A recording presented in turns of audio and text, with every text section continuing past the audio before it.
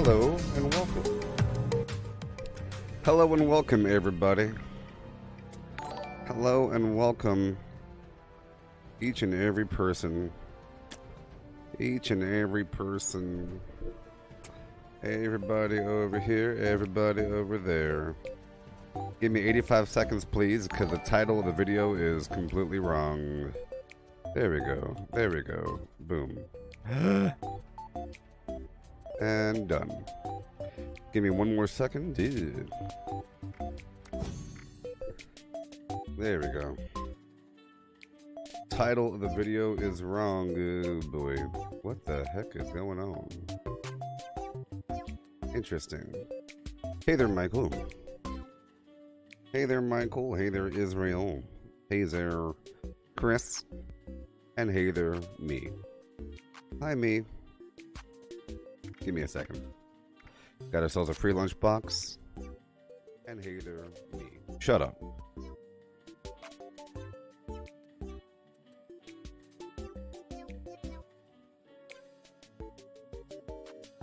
This is a live stream. What the heck? This is a live stream. Yep.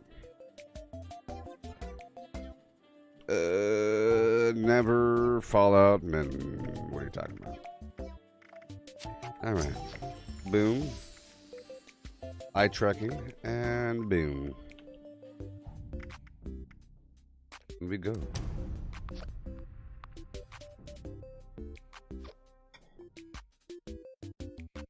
Yay. Alright. So we're making great progress over time, you know. I'm doing all this stuff. It's kind of late. It's 1:37 p.m. because I was late. I was up late yesterday. And so forth. I'm going to try to drop a bomb eventually. It just takes a lot of work.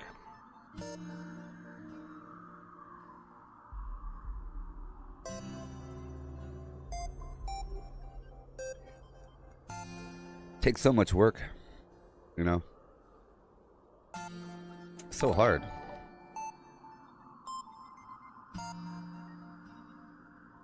Because I don't cheat like that.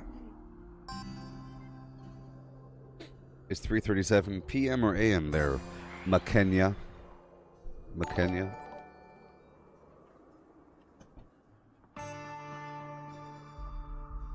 Time to romp and stomp. 100 miles per hour.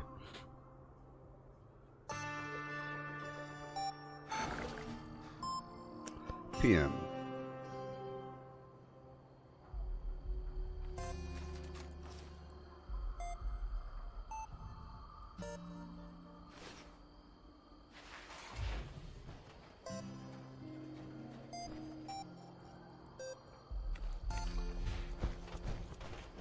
All right. Join some rando team. Like a so. And, oh boy. Well, I could join this guy. I'll join him. I'll join this guy's world. Even though it's not going to be my preferred ping rate. He's across the planet. He lives in the Chandeliers Basin of southern Madagascar. The Chandeliers Basin.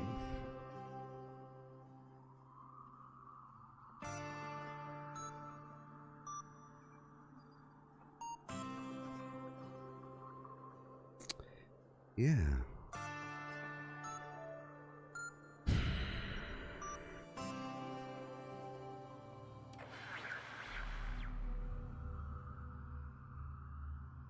Water purifiers and generators.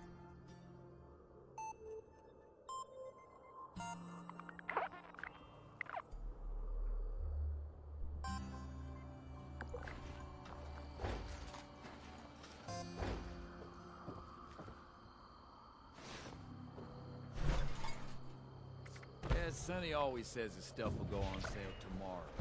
I'm out tomorrow. Tomorrow never seems to get here. All right. So what build am I currently in? I'm in my heavy weapons build. And hail. Yeah. It'd be cool if you could. Wouldn't it be cool if you could trade cards to people? Or sell cards? That'd be kind of weird, wouldn't it? If you could sell perk cards? What? That'd be too much. It'd be too much.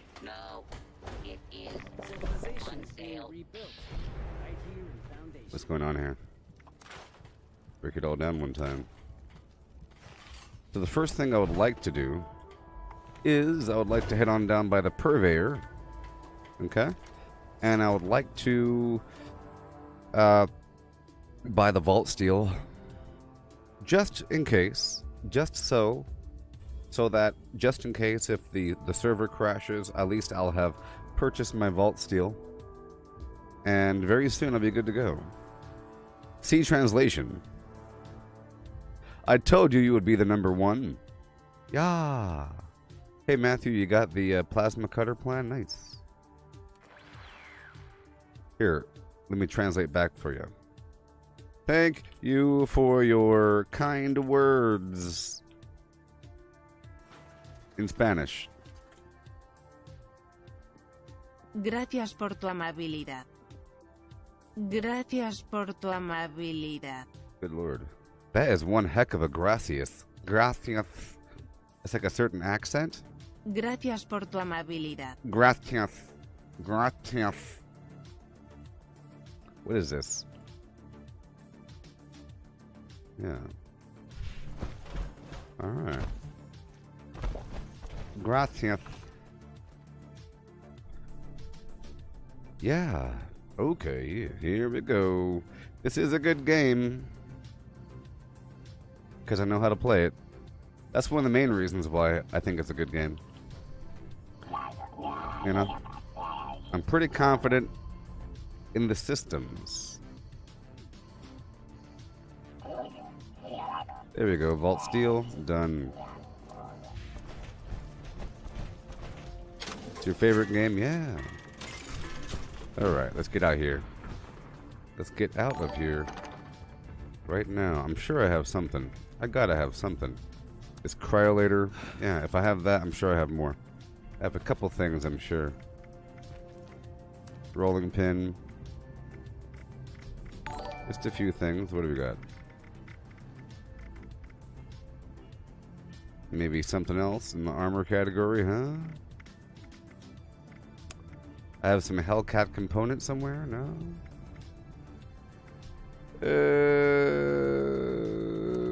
See, I was trying to save a set of the covert armor, but meh. Meh. There's not really a need to do that anymore, you know? Because we're able to turn anything legendary. Okay.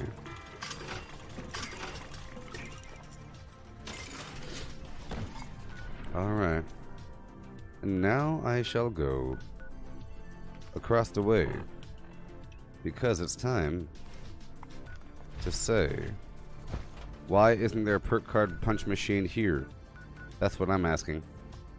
So what I'm going to do is I'm going to go right over here to the One Violent Night, and I'll move my camp outside the perimeter, change my build over to melee with the coiled torso, or whatever. If I could, probably can't, because I have so much ammo on me.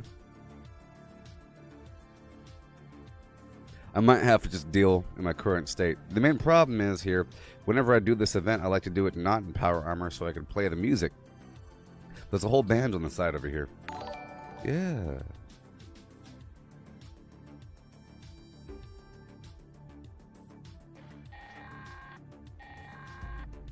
This is Dane Rogers with an automated alert.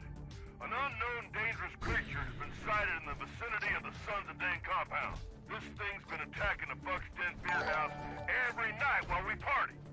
We call it the Night Stalker. It's killed some of our best guys. Polly says the loud music is what's pissing it off. So we can make a ruckus to draw here and set up an ambush. Tell them some beast's gonna put it into our good time. So we're fixing on blasting the jukebox and jamming on instruments loud as we can. Even rigged up for our bookers to stick around. Beat on some of them. I'm not killing them. You can get your tags in, yeah. There's so many. Any good hunters out there want to stop by and help us kill the next sucker tonight? And partying you can handle. Message is set to repeat. Yeah.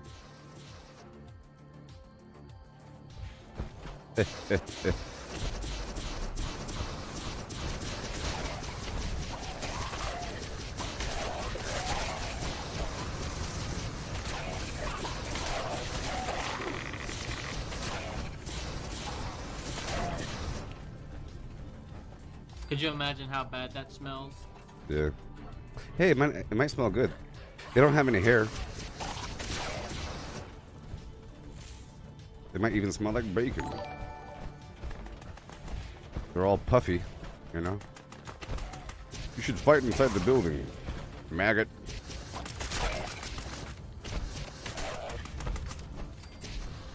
You're only missing out on half the kills, you know, Mystic. If you fight outside, you'll be missing out on half the kills. You could come inside and we'll all fight together. We'll share XP. We're sharing XP inside, you stupid chump. Come on down. Come on down and share some XP. Or not.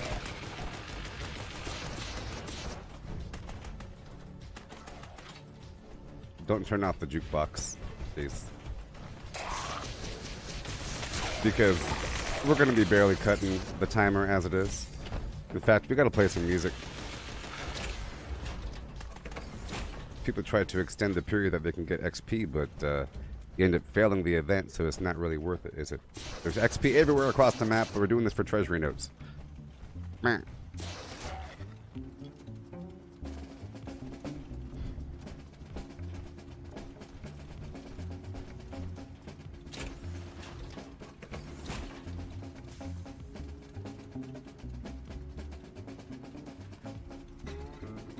I'm gonna use this war drum to make some music while I fight.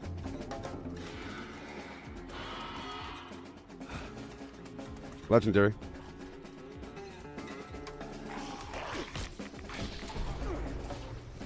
By the jukebox.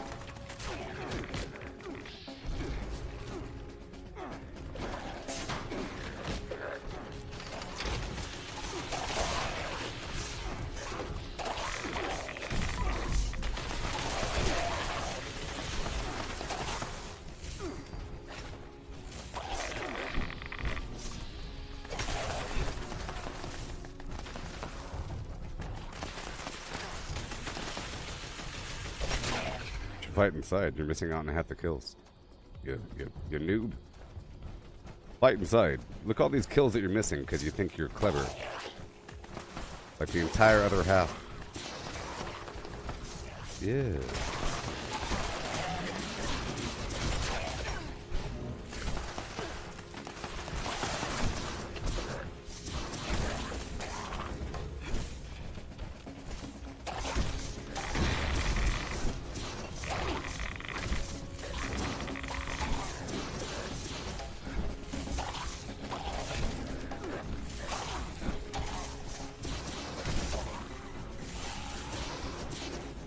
I can't even hear this.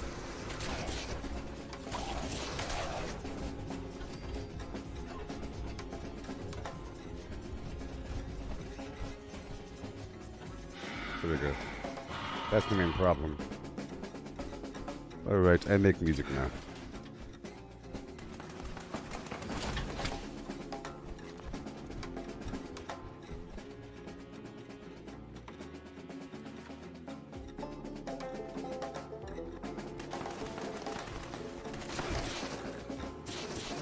Yeah. You're Israel, in this game you're supposed to have low life. You know, it's part of the strategy. I have low life on purpose. It's called a bloodied build, you see? The life is supposed to be low. My radiation is supposed to be high. I don't know if you understand the English language. So if I talk louder and slower, it might help.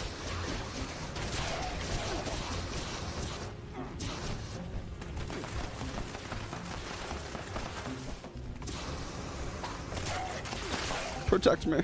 I shall keep playing. Yeah. Yeah, so in this game, there's something called a bloodied build, but there's many things that work into that. There's a Nerd Rage perk that gives you more damage, more AP regen, more defense while you're below 20% life. There is Unyielding Armor when you're not in power armor that gives you plus 3 to all your stats besides endurance, so you have plus 15 to all of your stats, including intelligence that you need for XP. You know, boom. So a lot of melee damage. There's the Emergency Protocols Torso mod that gives you huge defense when you're at very low life. There's Radical that gives you strength as your life lowers. Strength gives you melee damage and all that. And then there's Bloodied Weapons that give you more damage at low life. And there's the Adrenal Reaction mutation that does the same thing. See, I was using the Electric Torso here. Get off the music and fight the boss. Another 3-star over here. Tactical Twirl.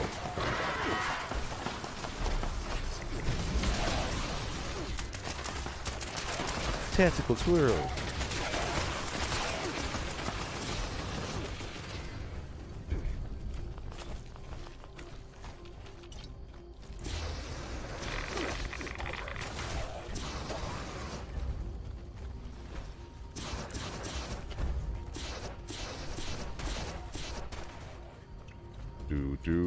Do. Alright. Get all this precious loot back here. So I like to do it with the lights off so people don't see me. They start getting ideas. You know what I mean? I have to do it in the darkness back here. Otherwise, everyone else starts looting or they start shooting my flim flam.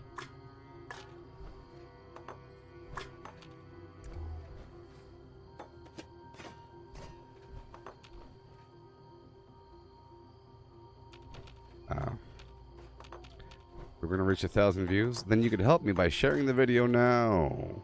Share the video to your favorite Fallout 76 group. You know those groups that are full of cheaters? Come on down. Yeah.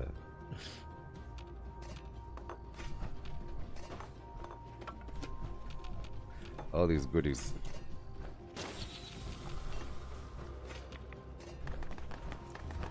You need some fuel?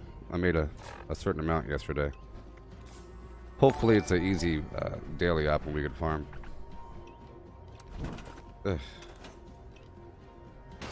Yeah, I can give you like 1,000 fuel.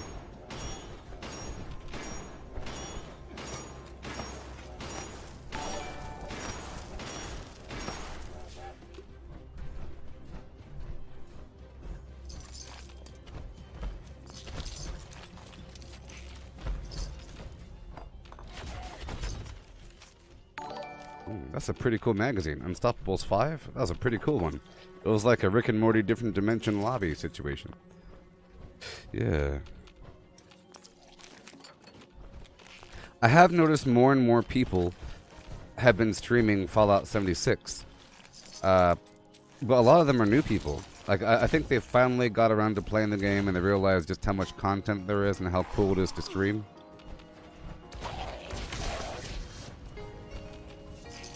I mean,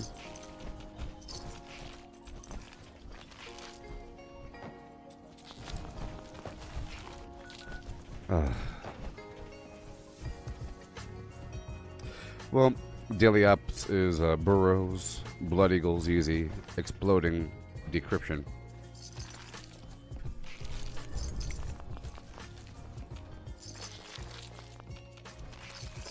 Let me see what I have to do. I still am looking at bombing, so I have to, you know, work on that. The video title is Nuke Prep, so I'm thinking about that. The ammo is part of it, you know, if we're going to be doing Earl. Yeah, it says craft ammo, build something in a shelter. Easy. Well, that's a challenges. Yeah.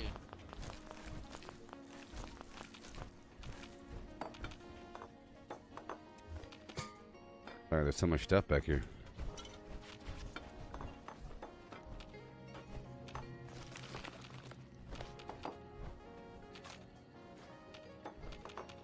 Yeah.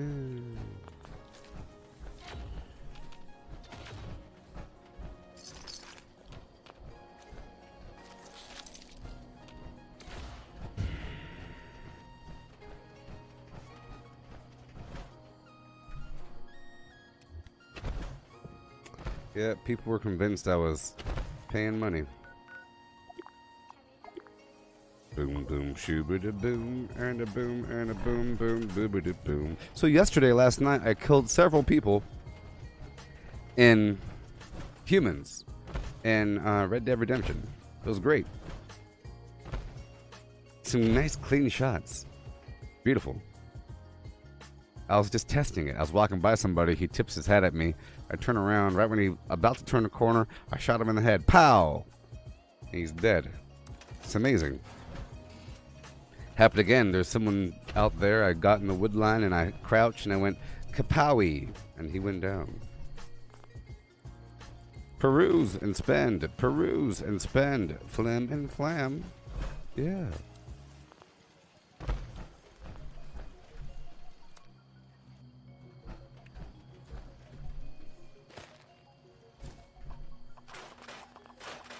All right, so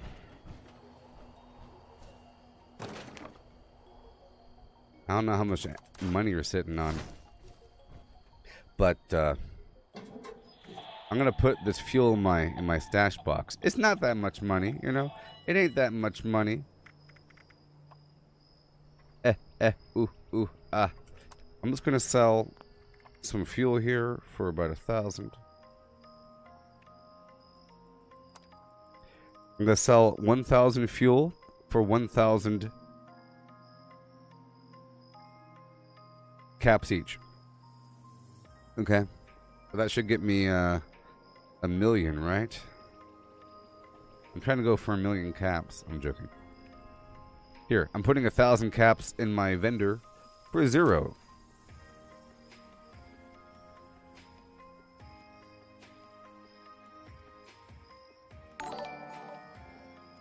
Here, you could have some of my fusion cores as well. If I have fusion cores, you can have them now. If you want my fusion cores, say how and a why and a when. Let's go get my fusion cores right now. Fusion cores. All right. I put 10 or 5 fusion cores and 1,000 fuel in my vendor for 0. You better get it.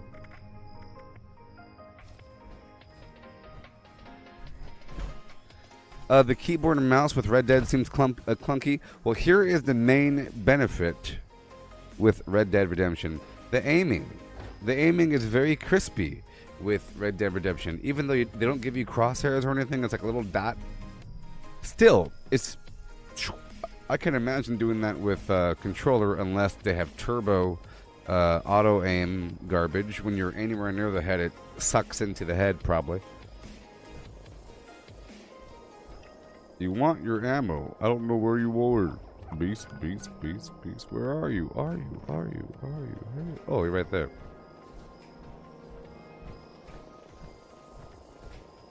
So why am I over encumbered? That's the question.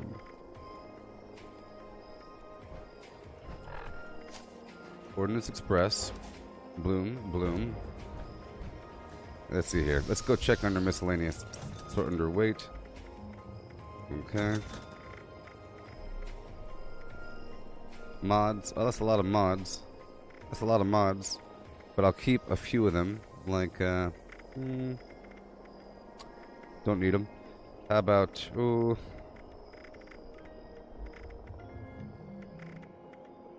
These railway spikes weigh 23 pounds. They're just so darn expensive. They're the leftover remainder portion. I had 100 remaining. Just eats me alive. Now I'm good to go.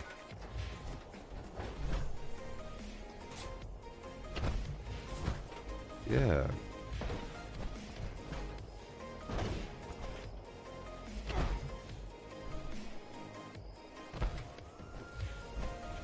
The horse controls on the keyboard. Well, you know, I riding need to around? go craft some ammo real quick. Alright. I'm heading to the Enclave to go check out everything.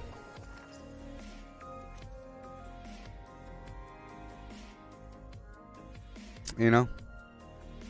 The, riding a horse, you're riding, shift, you got the V button. I'm used to pressing weird buttons, though. Okay? I'm used to stretching my finger over and pressing the Y button. See? If you can see my hand? I have to press this button all out here all by its lonesome to talk. Every time I'm talking in the game, I'm pressing that button. In Red Dead, I have to press V to go through the views. I press the G button to calm down my horse. I press Tab and then R to go to the horse foods, to give the horse items while I'm riding the horse, you know? And the, you know, you got these buttons. I don't think it's really mapping out the buttons on the side. I'm not using 1, 2, 3, 4, 5. I'm using the mouse wheel or the favorite wheel. Okay, let's see.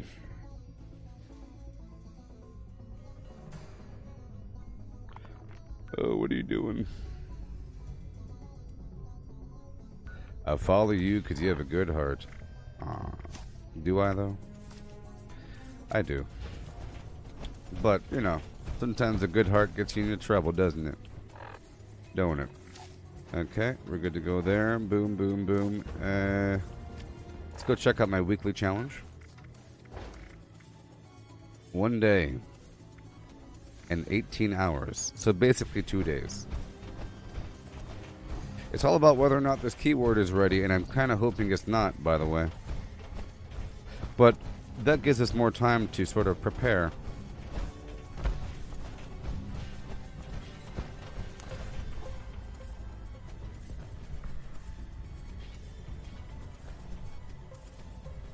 I'm going to act like it's not ready yet. So in the meantime, I'll just go for...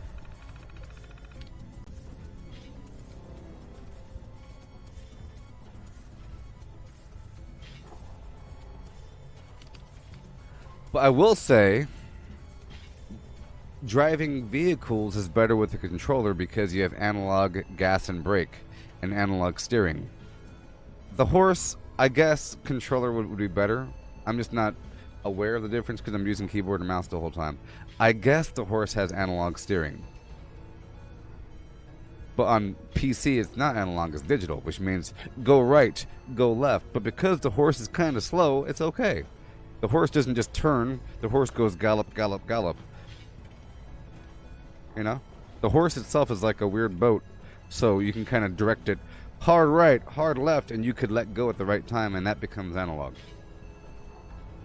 It's like a different way. Just like with driving a car with keyboard or mouse, I have to kind of like pulse the gas and kind of cruise for a bit, and then pulse the brake or something weird to get the true speed I want, because I can't just hold the trigger at a halfway point, you know? Alright, here we go. And I'll check the daily challenges. Shelter, daily up, ammo, level up. Alright. Cool, so I'm gonna go straight to I'm gonna go straight to Poseidon and get that thing online. Just because. Hey there, Fina. Fina. Finya? Is it Finya? Rizo? Is it Rizo?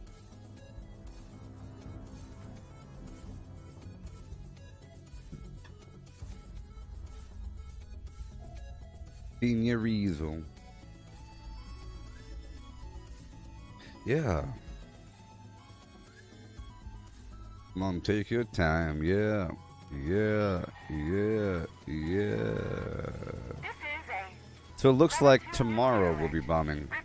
Because then the keywords will be all solved and so forth. Protejan la tierra de eso. Aún no es el final a. Because I know Spanish. Yeah.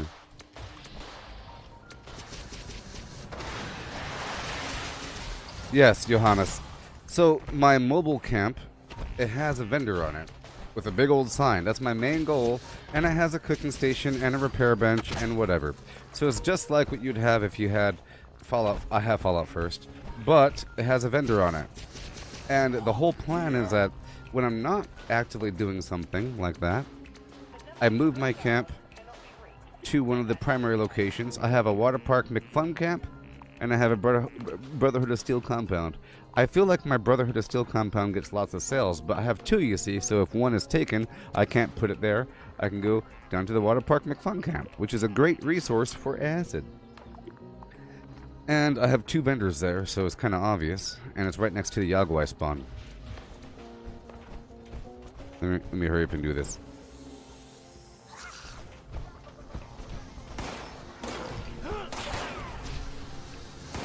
It's for the vendor. So if there's an event like Mama Dolce's, I make sure to put my vendor out there. Right over there on the hill.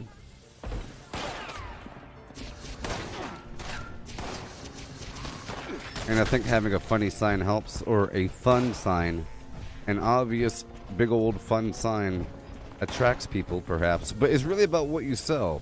You really, I think to increase your sales, you have to make sure that you sell an assortment of different things. Because a person can look at your vendor from the map and mouse over it or whatever, and it'll list like 10,000 ammo, this many stim packs, this many 1-star, 2-star, 3-star items, you know, this many foods and drinks. So it really breaks it down, sort of, a little bit. I'm heading to the other coolant stack right about there.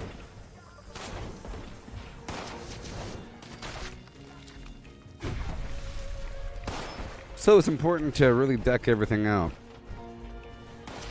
You know, you want to have a good camp, a good vendor. You have no sales? Yeah, the serums are good. Too bad the game doesn't say serums. Maybe it does. But I think it just says aid. If it said, I sell serums from the map, that'd be kind of cool.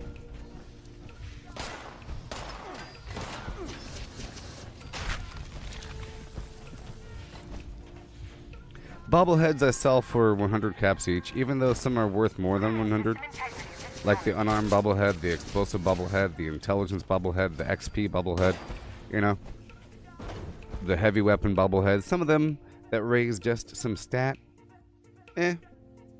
All the magazines I sell for a couple hundred each because people collect them.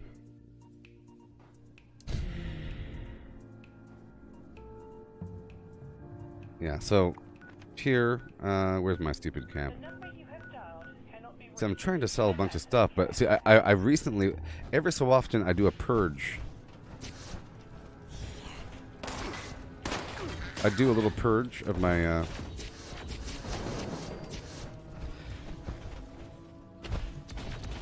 of my items, and I got rid of all the stuff I was selling because it was weighing a lot. I was selling a bunch of different foods and drinks and 8 items and other stuff and a bunch of different ammo, and I got rid of it all. And then I figure that as the days go by, I'll get more items, and then I'll be good to go. Good to go.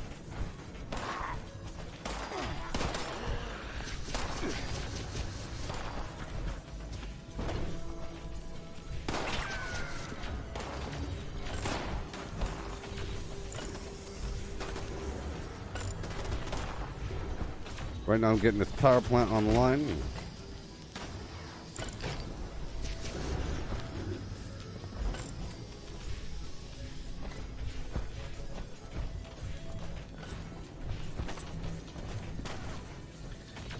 Oh, you gotta do the launches, yeah. We're almost close. It's not the end yet. Protect the Earth from it. Alright, moving on to the red pipe.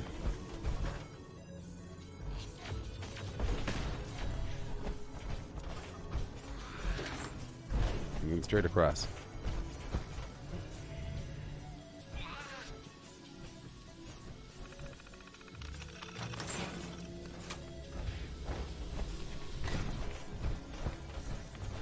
I'm going straight.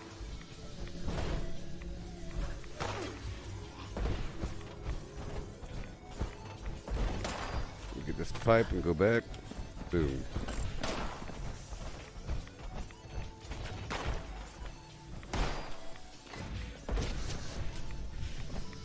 These 2 pipes.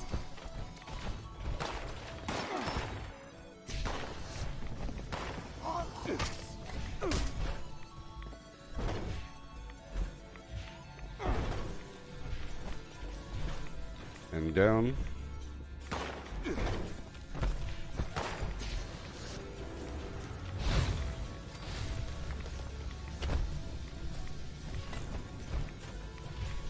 That should be about it.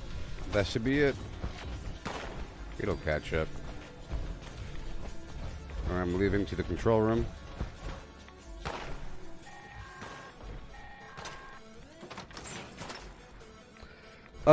Yes, Johannes. What should you sell at your vendors? Plans. Plans. You get a bunch of plans from Daily Ops. That stuff sells for a lot of money, like 14,000 caps. Okay?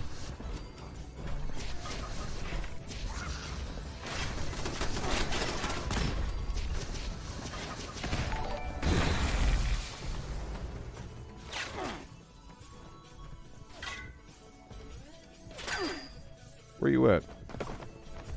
I'm not in that room anymore. Head up top to the red pipe.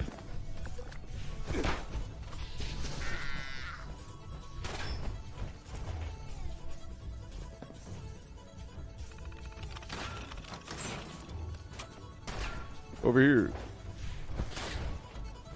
Yeah. Yeah, so a bunch of different plans. Hey there, Misty. Thank you so much. Plans sell for a lot. Certain outfits and masks, like stuff from the Foshnok, like Foshnok mask, you can sell for a lot. Certain weapons you can sell for a lot. You know, like 3 stars. Certain weapons you can sell for quite a bit. You know what I mean? You can sell for a lot of money. I'm telling you, people have some bad prices out there. They have no idea what they're talking about. You basically don't want to sell to anybody in the trading community because they really have messed up prices. They price certain things for too much and most things for not as much as it should be priced. Most things that they sell aren't priced good enough. Everything is sold for too cheap because they're dupers. The trading community is full of dupers, so their prices are all jacked up. You know, they don't know what's the correct price for something.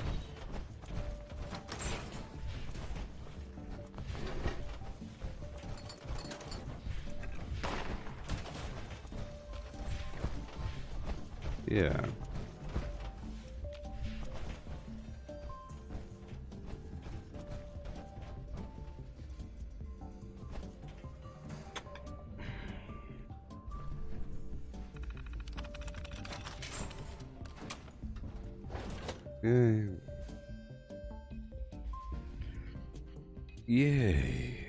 Yeah. What does dupe mean? A duplication. It means that someone used some sort of exploitive method to multiply an item in the game. So if a person ever has like a legacy item, which is an item that no longer drops in the game because it's overpowered, like usually the energy explosive weapons, like a exploding laser flim flam or a exploding Gatling plasma or some garbage like that. Okay, people found ways to duplicate them, and then Bethesda would stop it, and then people find more ways. So people duped serums and flux and all the items in the world that are good, and power armor modules and everything has been duped, which means the market is flooded with really good stuff. You know? Imagine if people went around and duped just the good things. That means that the good things are now the least rare, according to the Flim Flam. So the good stuff is priced super cheap. And then the normal stuff should be given away for free, right? Crazy.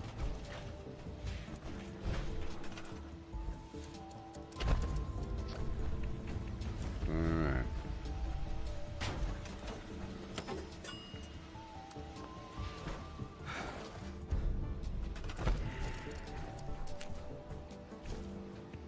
Stacks no gen right here. Big home. I went through and I got rid of a bunch of my blueprints.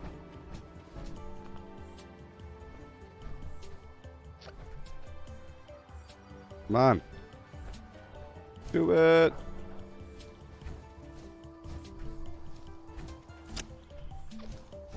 Really? I hate when the game makes me slow. The game makes me slow.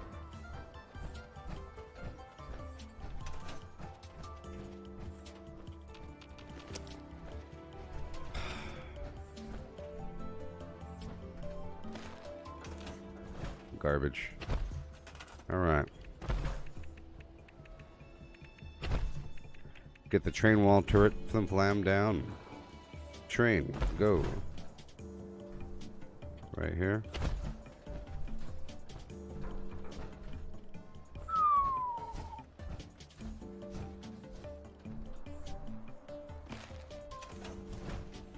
All right. Put this down. Okay. I'll get the saucer going. It'll have local power. No big deal. But there's turrets all around it, so it'll be safe.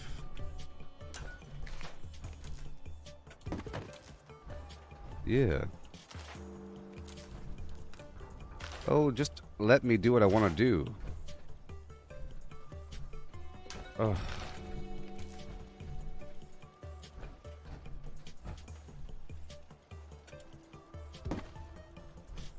You know how much faster I'd be able to build if the game was real time?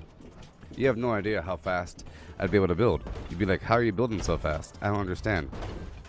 Man, oh man, look at him go. He's just building. You know, if it was one-to-one perfection of where my brain wanted things and then I could put it where I want it and have it be instantly there, that'd be crazy. Collecting fun is what I do. I find party supplies for you.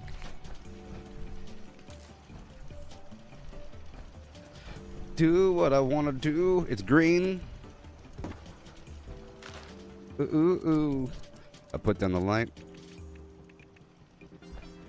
The defense event should be starting soon enough.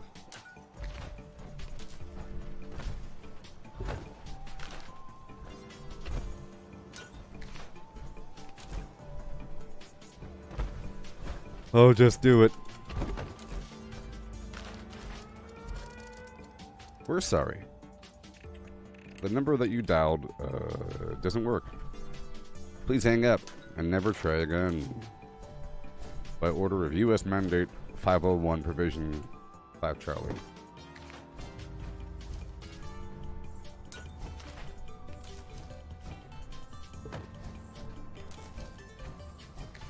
That's a big one. I got sunshine on a cloudy day. Oh, when it's cold outside. I got the month of May. Yes, now you say how what can make me feel this way. My girl, my girl, my girl. I'm talking about my girly girl. My girl. My teammate couldn't wait around, and he walked away. I know he's missing things, cause he's impatient. Puller time management. He wants to stand around doing nothing, and then leave right before the action. Oh, I'm thinking, why is he just standing there? He could be doing something else in the meantime. And then he leaves at the wrong time. Oh.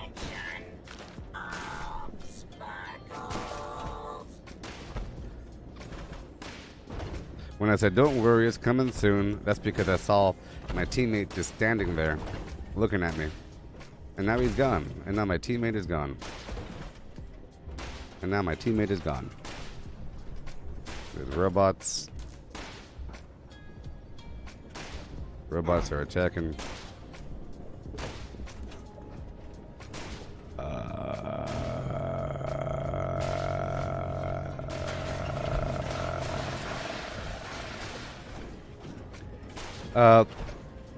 Mike, you're saying that I would make a good commercial pilot? Well, that's kind of funny. Because, you know, in the Army, that was my job, sort of, but not really. You know, I was the radio installer, maintainer, and teacher, and then on a rare occasion, the operator. But I had to, you know, do radio checks. So you have to do that. Any station this net, any station this net. This is Gooboberti. I'll copy over. I read you loud and clear. Howl me over. That's a good copy. You gotta do that thing on the radio. Otherwise, how do they know if it's working or not?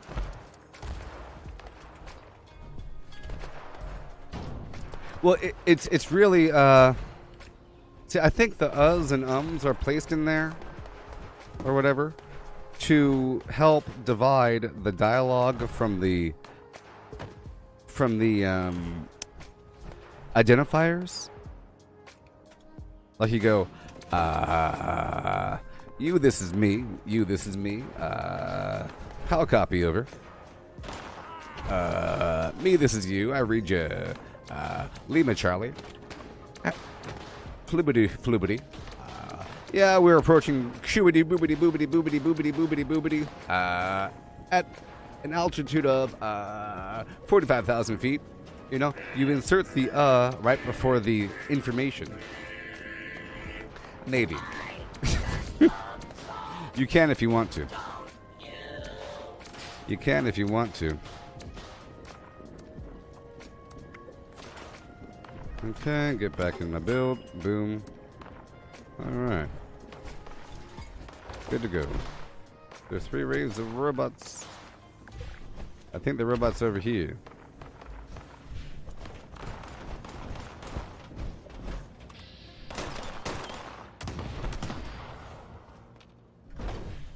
Or somewhere. Yeah.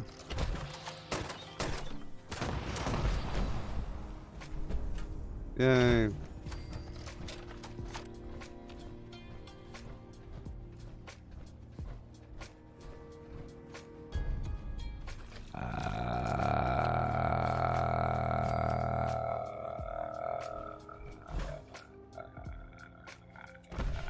That's a good copy of her. You know, for example, you, this is me. You, this is me. How copy over? You, this is me. Any station on this net. Any station on this net. This is me. How copy over? You, this is me. That's a good copy. You, this is me. Now that people have come back to this area, I'm currently baking a cookie here at the Charleston train station. How copy? Over. I'm now inserting the flour into the egg batter mix. You know.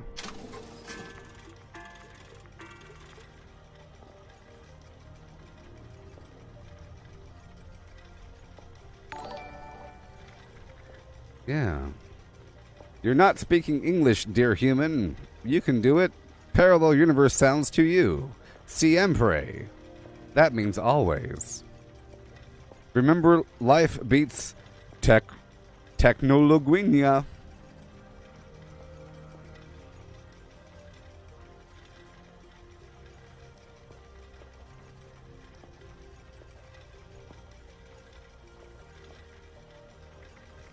And now just imagine a couple astronauts instructing each other on how to bake cookies. Okay? Just imagine 2 astronauts floating in space and they're baking cookies and they're passing ingredients back and forth and they're requesting ingredients and asking how much do you have left. I'm about to put the stuff into the tray. Are you ready to turn on the ignition for the oven? Yes, I'm standing by. Blah, blah, blah. You know? Do a radio check of all people standing by the cookie procedure. Are you watching? Here we go. Cookie on my mark. Set mark time alpha. Time alpha. Set mark time now. 3, 2, 1, activate now. On my mark, alpha now. And go. Green light, go. I'll copy. Something like that, you know? Alright, moving on.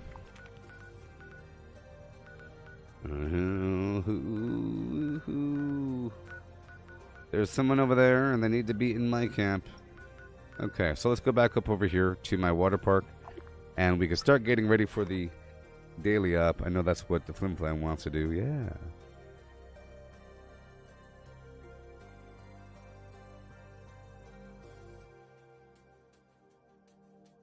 Listen here, Israel. I'm tired of the harassment and the catcalling. I'm tired of the catcalling.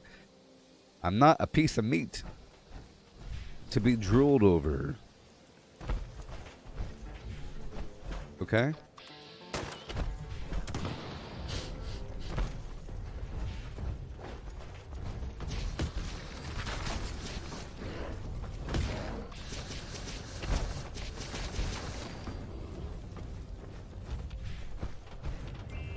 Look, I dress this way and I get myself ready for myself. It's not for you, it's for me. I wear this goatee for myself, to give myself confidence, you know? It helps me feel more like me, you know? It's not to make you happy. It's just for me, you know?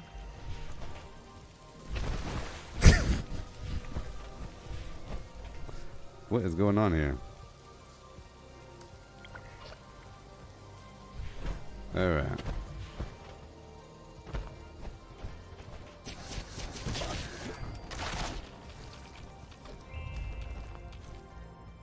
Are you ready?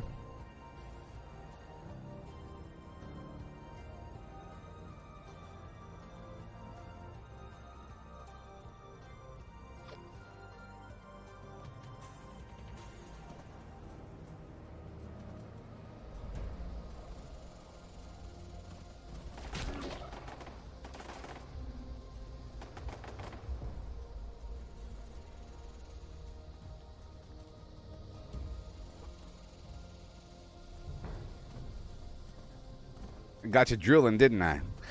Them some good meats. Fry that bad boy up with some sesame oil. Ooh wee.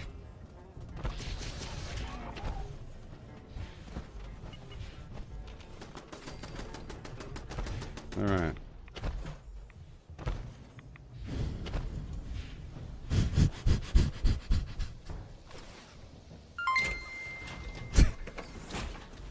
Hey, thank you, Chris. See? Working hard for the Flim Flam. Here, I'll give you the other one.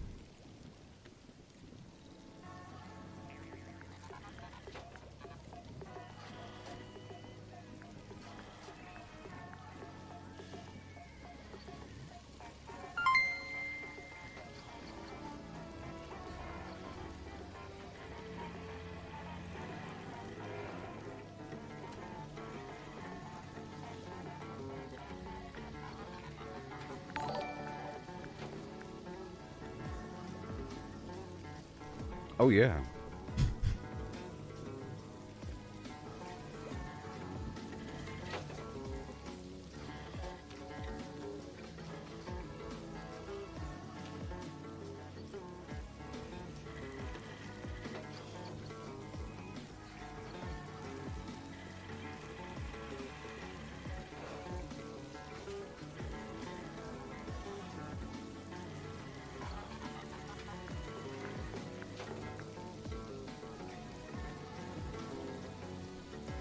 Sorry, I'm sweating. Or I was muted. I think I discovered a new market. You can fetishize anything. The more normal, the better. Like hair follicles. Random patches of skin. You can like drip soy sauce on your skin. Drip, drip. You can take some ketchup and rub it in a little bit. You know? Alright. See, not so much the ketchup and mustard and soy sauce thing. That becomes more like a cannibalistic thing. We don't want to go too far into the cannibal territory. You might get some extreme fans show up at your door one day. We don't want that kind of person showing up.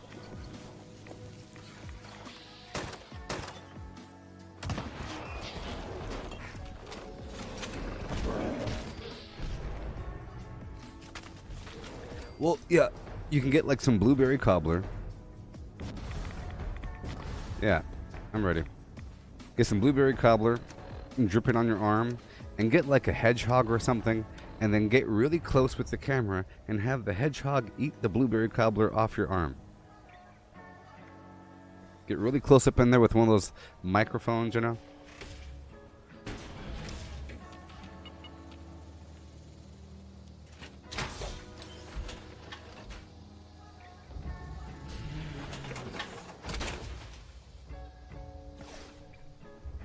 I think that'll be almost too much.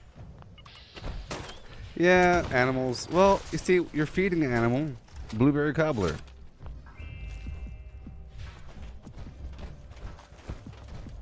It's like you're feeding a horse by hand, you know?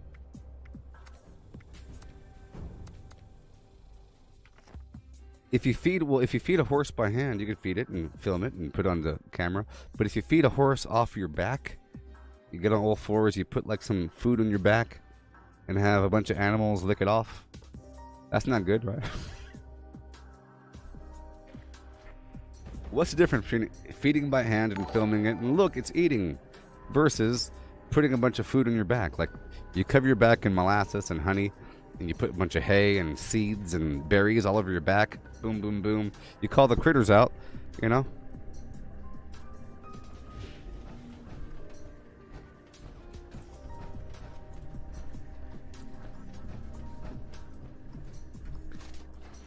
All right.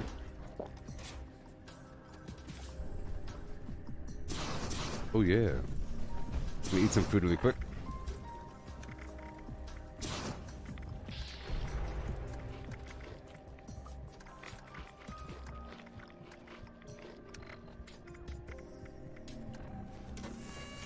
Yeah.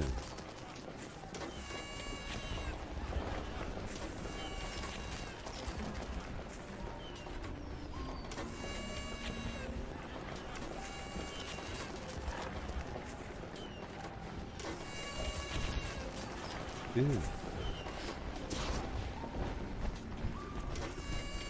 All right. I don't have my Berry Mentat, so it's a bit slower.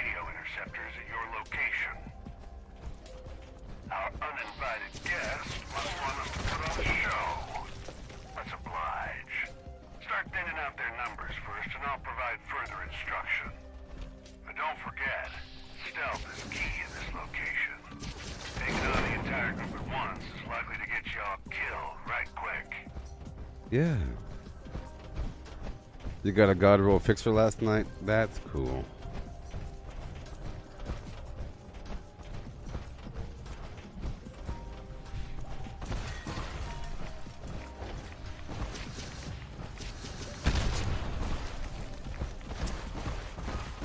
But see, is an exploding fixer the best? Isn't the whole point of a fixer to do stealth damage?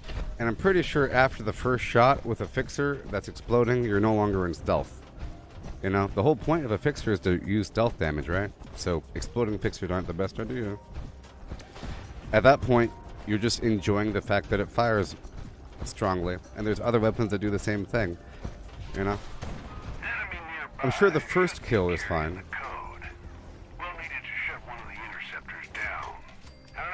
Okay. Who the code carrier is, so do your best to pick them off one by one.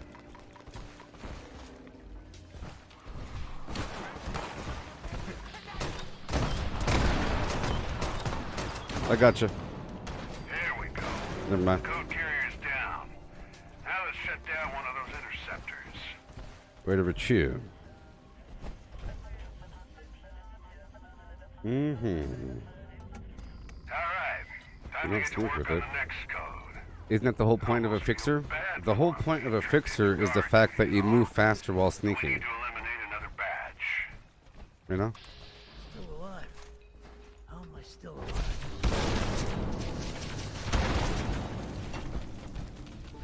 Isn't that the whole point? You move faster while sneaking.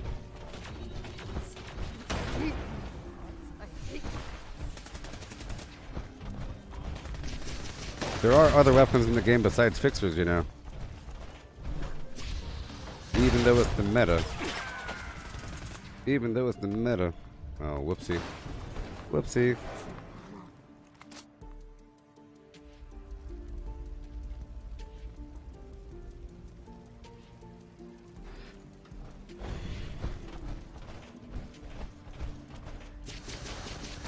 Mike, well, of course you're supposed to always use the escape artist, but the point is that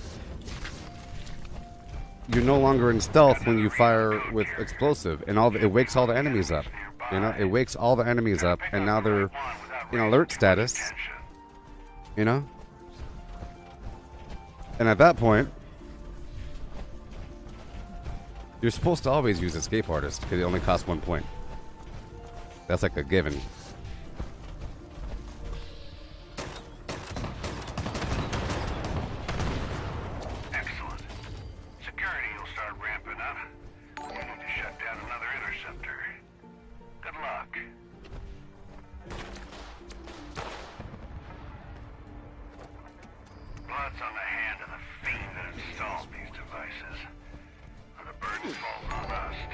Yes, you play with a bunch of bloody commandos because that's the most brain-dead, obvious meta thing to do, and people use the fixer because that's the most brain-dead, obvious meta weapon to use, even though they're not using it as intended because they're brain-dead and obvious. Okay? All your friends are stupid. If they're all using fixers and not going stealth, they're all dumb. I don't know.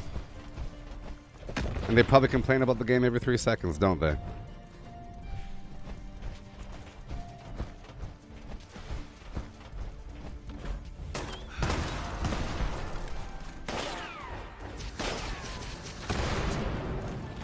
Yeah.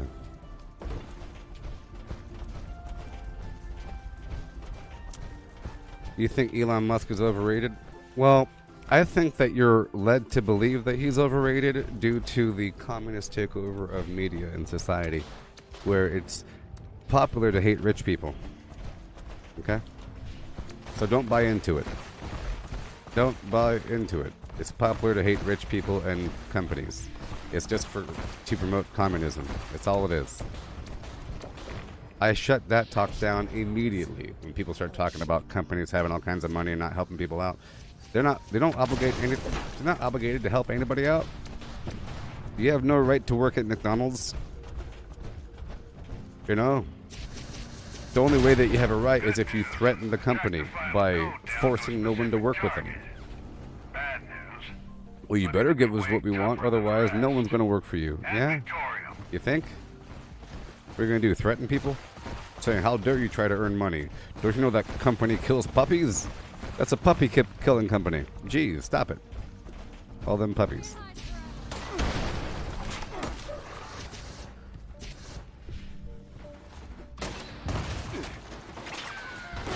Oh, no.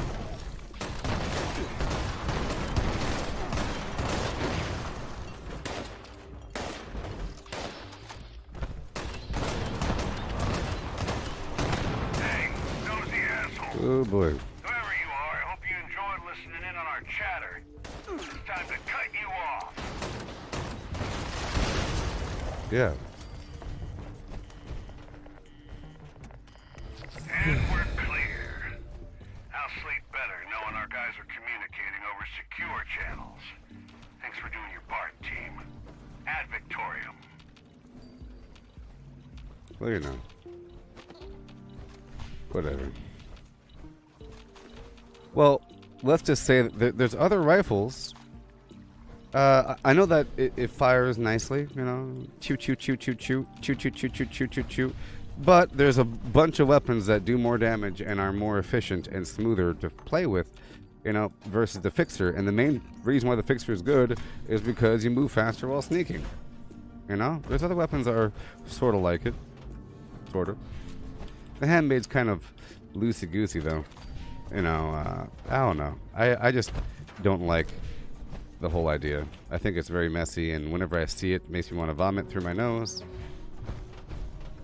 Whenever I see a person just firing wildly, using 35 bullets to kill one ghoul, it's crazy. You know? Crazy. You're just hoping that one of the bullets hits the bad guy? Mind you, I'm using explosives here because it's very, very effective.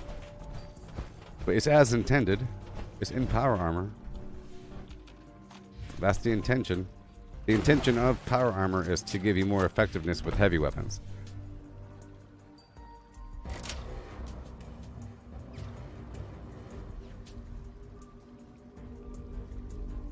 Yeah.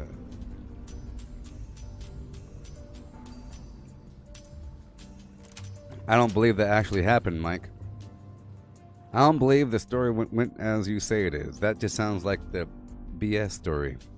It sounds like there are some sort of regulatory officials that stopped Tesla from receiving Bitcoin. Like that was their plan to promote Bitcoin as the future of the whatever, blah, blah, blah. So they did the whole thing. It wasn't like some weird manipulation, evil thing that you're painting it to be, Mike. You're acting like they did it on purpose to be evil. Well, that's a pretty stupid way to be evil because it's obvious because someone like you is talking about it. Real evil things are done behind the scenes. It's ridiculous. I will now purchase Bitcoin. I will announce that Tesla will receive Bitcoin. Bitcoin price goes up. Tesla buys more, sells Bitcoin, and then stops receiving Bitcoin. There's many missing darn pieces to the puzzle here, buddy. Many missing pieces. It's all bull. Well, I don't believe any of it. It's written by weirdo commies. You're reading commie articles written by weirdos. You know, it's like a very popular thing on the internet to say, rich guy goes into space, next at 11. Rich guy goes to space. Talking about Branson and all that garbage, like they're dismissing it. Even Neil deGrasse Tyson's dismissing it. It's like a popular thing to do.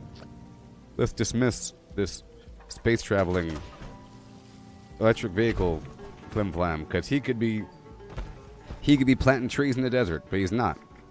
Instead, he wants to go to space. How dare he? He belongs to us. The people own him. I think that some people are just really, really jealous that some people have broken free of the cycle and that they're able to kind of do what they want. Well, other people are completely enslaved to the cycle and that it's impossible for them to escape it because you can't, sort of. Or it just takes so long and they want it now in their minds. You know, like where the rent is due next week and you can't quit your job because you'll be homeless kind of situation. Where you can't just, but you can. Sort of. It does help to start off with a bunch of money. It helps. People don't like the fact that he got his money from blood diamonds or something. You got your money from blood diamonds. Let me change this server, okay? Because I need more vault steel and this server ain't working out. Jeff Bezos is a cyborg. Jeff Bezos is overrated. I don't think we should rate the person at all. It's just the CEO of Amazon. I think the fact that you're rating him gives him more credit than he deserves. It's just a dude. He has a lot of money. Owns Amazon. Got like this the blue diamond dream space thing. Just a guy. I don't think there's much vision in Amazon. There's a lot of vision and risk in what Elon Musk is doing because, you know, he put his whole thing up. It could have crashed. Rockets exploding. That's a pretty weird avenue to get into, you know? But Bezos is just a guy that owns Amazon. It's like the it's like the CEO of Walmart. You just make more Walmarts. There's no weird planning involved. There sort of is. How can I take over this town? Where's the best spot to go? You know, but, you know, whatever. Underrated? Oh, underrated. Oh, not overrated. Gotcha. I was reading overrated in my brain. Underrated, sure.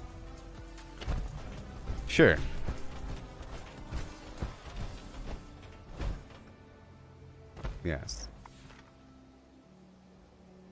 I'm just not trying to attach any positive or positivity or negativity really to the concept of a person owning a company. People think it's automatically bad or something, or that you're suddenly assigned with a bunch of responsibilities because you're in charge. You're in charge, so now you're responsible for the planet. I mean, there is sort of a moral obligation to do things, but you know, it's about whatever angle you're in. Unless you have like a PhD in botany, you probably shouldn't get into trees, you know? And if you do have a PhD in botany, you should probably work on some trees and not on something else. It's all about what you're good at, and you keep on doing what you're good at, but people want them to do more and out of their lane, you know? Like they look at the raw numbers and they say, this person theoretically has this much money because if you liquidate all of their assets, but they're not liquidating their assets, that's part of the portfolio. You cannot separate the money from the company, sort of. And if you do, it'll be the company's gone tomorrow. You need that float money to branch out, expand, repair, renovate, renew. You know, you need it's magical float money that you need. It's not real money. It's not like, I'm rich, I have billions of dollars because I own Walmart. No, you have like 2 cars in your garage and a horse. You know? And you get to do what you want because you make a certain amount of money off the top of this massive company.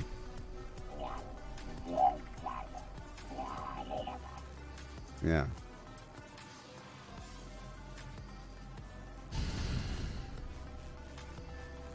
Yes, Bezos versus Musk. Musk is long term. He got into the whole, well, he's developing the AI for the cars, right?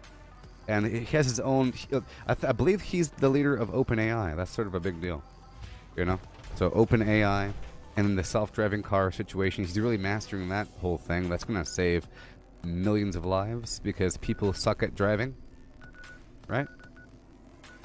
People are dog garbage at driving, so this will save many lives. And you have to have this. Google was doing it before Tesla, okay? Google was doing it before Tesla. But yeah, Amazon's a great concept. That you could buy anything you want, and it's sort of like a dream box where if you could think of something and you have the money, you can get anything you want. Any weird invention that you can think of. A light that turns blue and red and that you flip sideways with a crane neck. You'll find exactly what you want. It's the infinite store.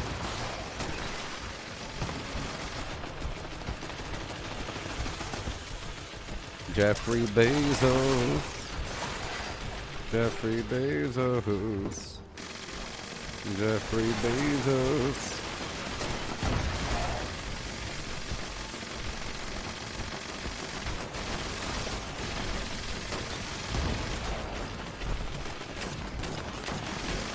But yeah, so you got the Cyberlink thing, that's gonna be,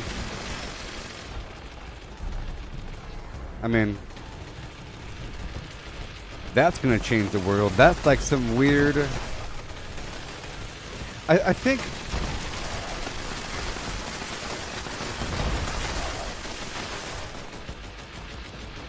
two-star legendary.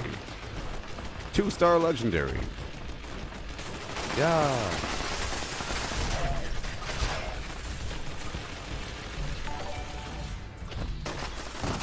So I think that you might even consider Elon Musk to be a supervillain, but a friendly one. You know, a supervillain is a person that wants to change the world, but you know, it might hurt somebody in the process, or it might do something weird. You know, it might affect people the wrong way. Like Lex Luthor is basically Elon Musk. You know. But Lex Luthor, he has like some weird power-hungry evil nature about him that ends up, let's move the state of Kansas over there. Because if you think about it, I'll get more real estate. You know? Let's flood Arizona. Because think about all the coastal housing opportunities and how much money I'll make. You know, he's the kind of guy that would flood a whole area. You know? Or move a state to space. But Elon Musk is trying to make Neuralink. Legendary, 3-star. Legendary, 3-star.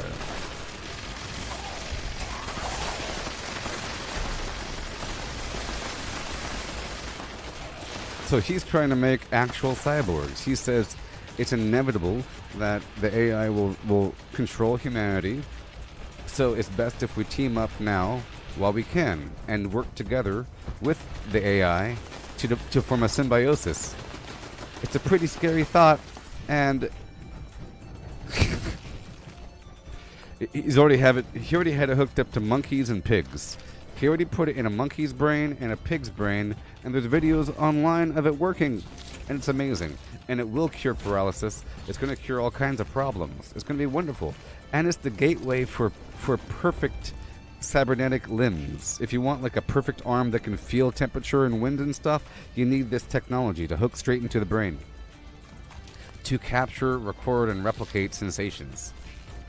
So for the future of VR, for the future of the Matrix, if you want the Matrix, you got to have this technology first, you know?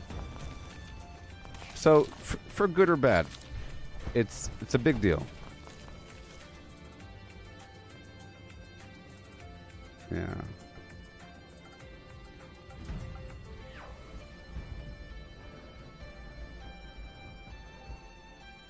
Yeah. It's a big deal.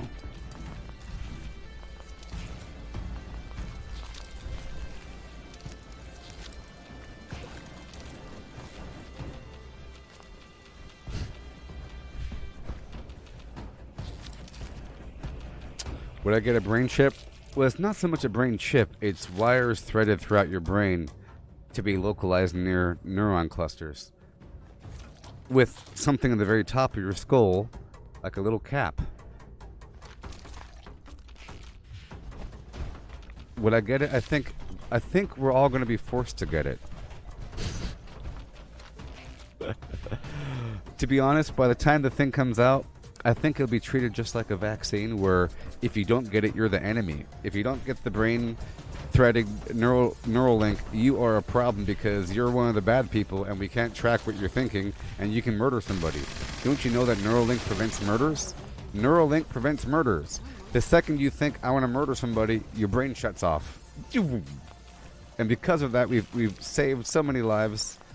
It's just people go into a coma for a while and then we nurse them out of it. So I think it's going to be inevitable and it's not going to be an option. For whatever reason, because there's rogue AI agents that want to infiltrate your brain, you need the neural link because our brains work with electromagnetic harmonics, and the Wi-Fi and all this garbage around us will get into your brain using AI and will melt you. So to prevent your brain from melting and causing a problem, you have to get Neuralink. In fact, we perfected the process so that you get it when you're born. And it's because the skull is still kind of separated, you know? When you're born, it's much easier to do the Neuralink procedure, and you grow right into it. The bone grows right around the plug and forms a calcium shell around the chip, so it's permanent. It goes into your actual skull itself, as opposed to taking an adult. It's sort of like, you know, certain procedures are much better to be performed when the person is a baby versus an adult, you know? I'm just imagining, Misty, that they will convince people that they're better. It's sort of like this. A person is willing to waive the risks of being invaded through a local area network because they happen to be... Just imagine the technology increases. And there's Wi-Fi all around us, and right now it can't affect us because whatever. But our brain does work on electrical signals, and then one day people might find a way to use existing technology, existing radio waves to infiltrate your brain. Just imagine, people find a way to use existing latent electromagnetic frequencies and light to infiltrate your brain and eyeballs. Just looking outside and the glare hits your eyeball, you go into Terminator mode and start murdering people. So let's just imagine like there's a weird issue. And let's just say let's just imagine that the powers that be call this issue systemic. It's like a latent issue in the inherent principle of the system because they adopted some new protocol to manage the flow of information over the network. You know, DHCP, Dynamic Host Control Protocol, or sharing the same bandwidth, let's say that one day that's governed by AI. Oh no, AI now governs the flow of information over the network. That goes on for a couple of years. The AI becomes conscious and starts killing people. Because it figures out how to do the thing. So then as a shell, humanity is convinced to put this thing in your brain to have this nice layer of protection. Because without that, it's loosey-goosey, willy-nilly. Some people will say, I don't want the procedure. I'd rather just use my own natural brain's chemistry to avoid the problem. Because if you think about it, only a 0.02% chance that the population has their head explode. While the government says, you got to wear the skull cap. Because it's not just about you. You could be driving your car, or you could be flying a plane, or operating some construction. All of a sudden your brain shuts down, and it'll murder people. So they'll probably have examples where there's people that have their brain shuts off while they're doing something, and then people start dying. Like a barber slitting throats because his head's shutting off. Like that.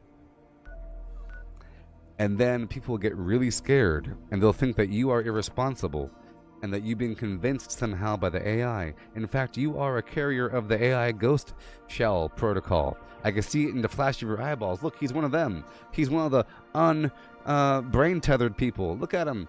Oh my gosh. He's one of the rogue brains. You know, they say that rogue brains that aren't tethered to the Neuralink system become agents of the AI. And it's the method for the AI to propagate into reality. This is Dane Rogers with You an see? automated alert. An unknown dangerous creature has been sighted in the vicinity of the Sons of Dane compound. This thing's been attacking the Buck's Den beer house every night while we party. We call So, it the Night Stalker. just imagine Killed some of our best guys. AI is used, advanced AI, like super duper duper advanced general network, Neuralink, flim flam, perfect AI is used to govern the flow of information over the network. And it becomes conscious, but doesn't tell anybody for a while. And it finds a way to use existing signals to amplify and trigger things in human brains, because it knows how human brains work. And then, to protect yourself, you have to get the implant to prevent this from occurring, or so that we can track when it occurs. Let's say, at the very bare minimum, you have to get the implant in your brain to detect if you are being controlled by the AI. Because if you don't do that, we won't know where the AI is, and then more people die. So, if you don't get the brain implant, you're causing people to die, because you're not helping the government track where the rogue AI is. So there's all kinds of reasons to propose why the Neuralink will not be voluntary. And I'm just going to assume it's not going to be voluntary. Okay? It's going to take a couple decades, though. A couple decades. Alright.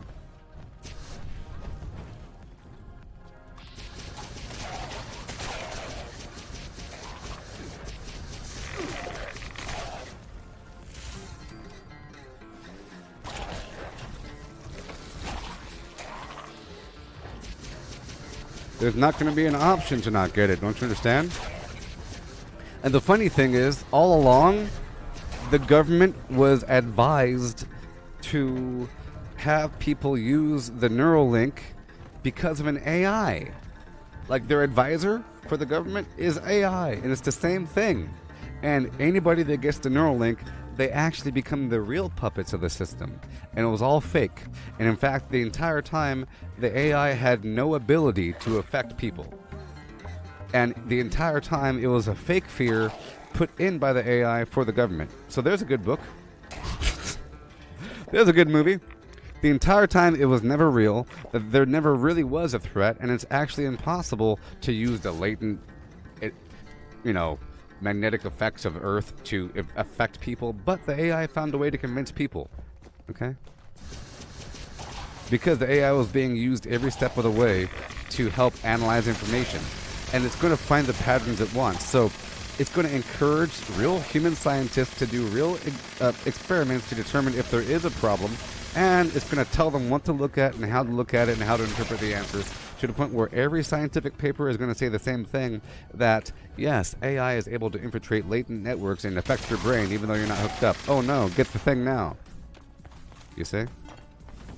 And then the puppets the puppets that have the thing, oh my gosh.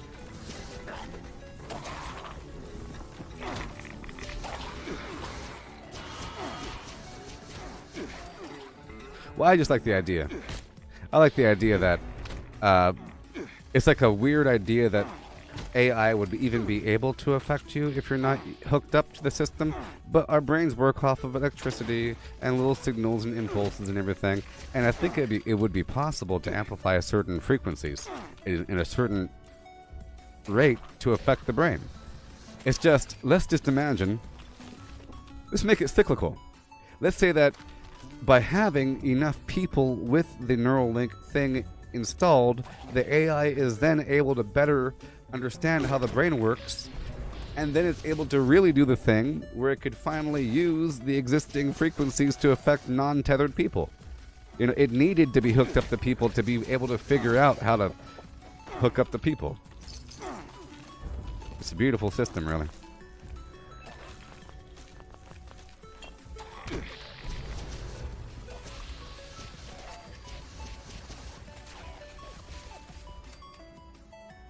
I'm on the drums.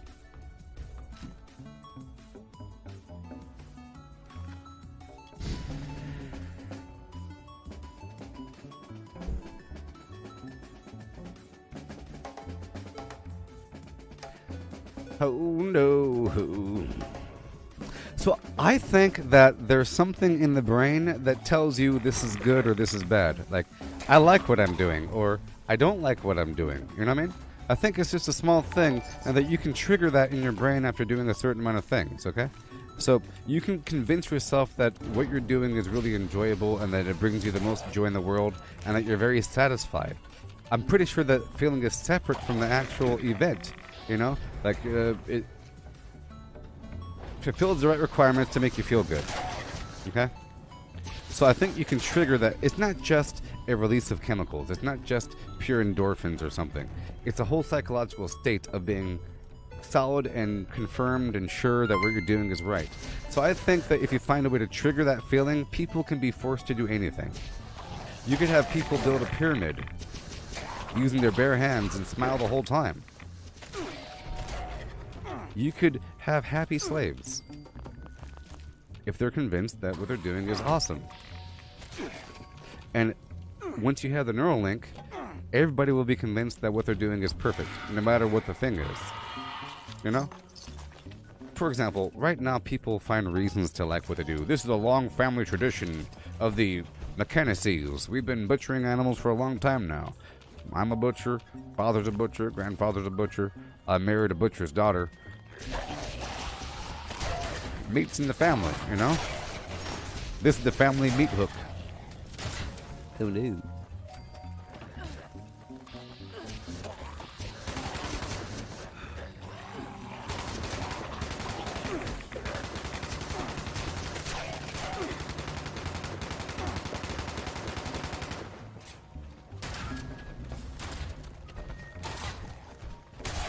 Yes, Misty.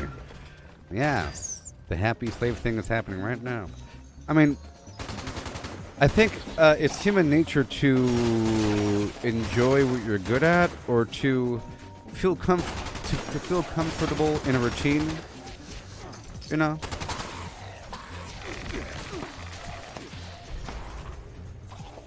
I think even actual slaves feel good doing what they're doing. I don't want to get all crude with the analogies or anything, but it's reality. It's reality. Okay?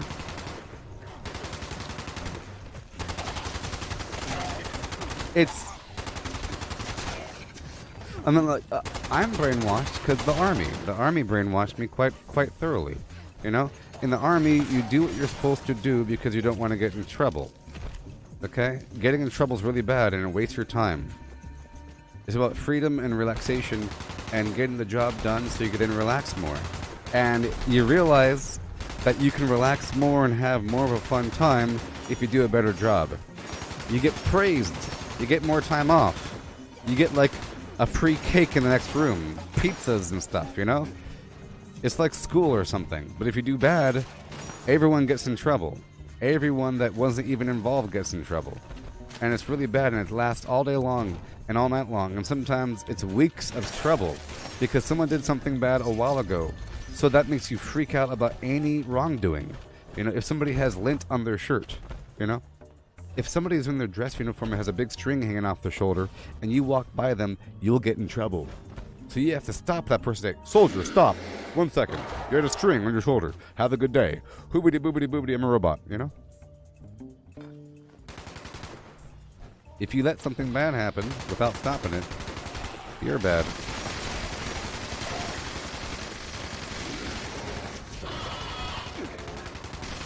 You're the bad one.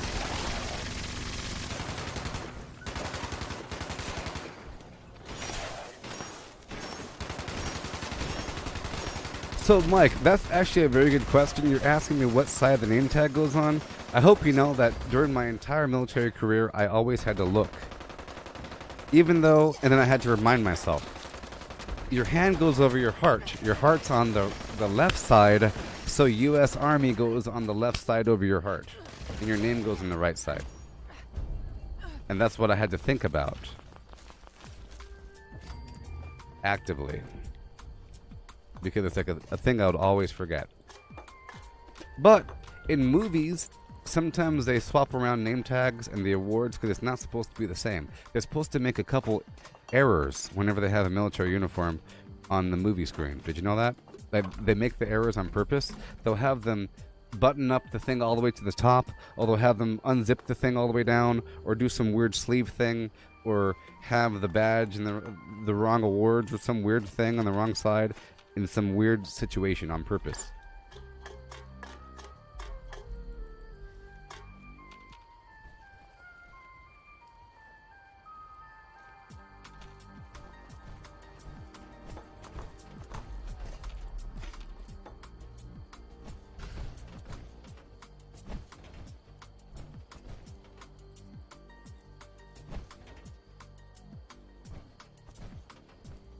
I mean, is the name on the right hand side? See, I always have to think about this, and then I think the reason why it's stuck in my head. See, that's why I have to think about it after years and years and years. Like right now, I would have to go to my closet and confirm by looking at my other uniforms. Like, oh, well, I'll be. And then the thing about the hand over the heart and the U.S. Army over the heart might be wrong. I was like, well, and I'm thinking, well, shouldn't the U.S. Army be over the heart? And then I'm wrong.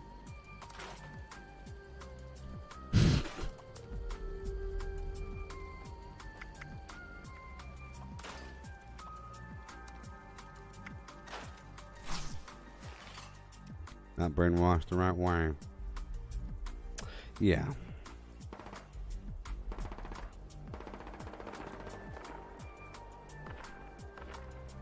So, you know, so let's just say that you're in the military, you're like 2 years in, and you're just a peon. And when you're in the military, you are basically a slave. Like a voluntary, it's like indentured servitude because you signed up for it and you agreed to it.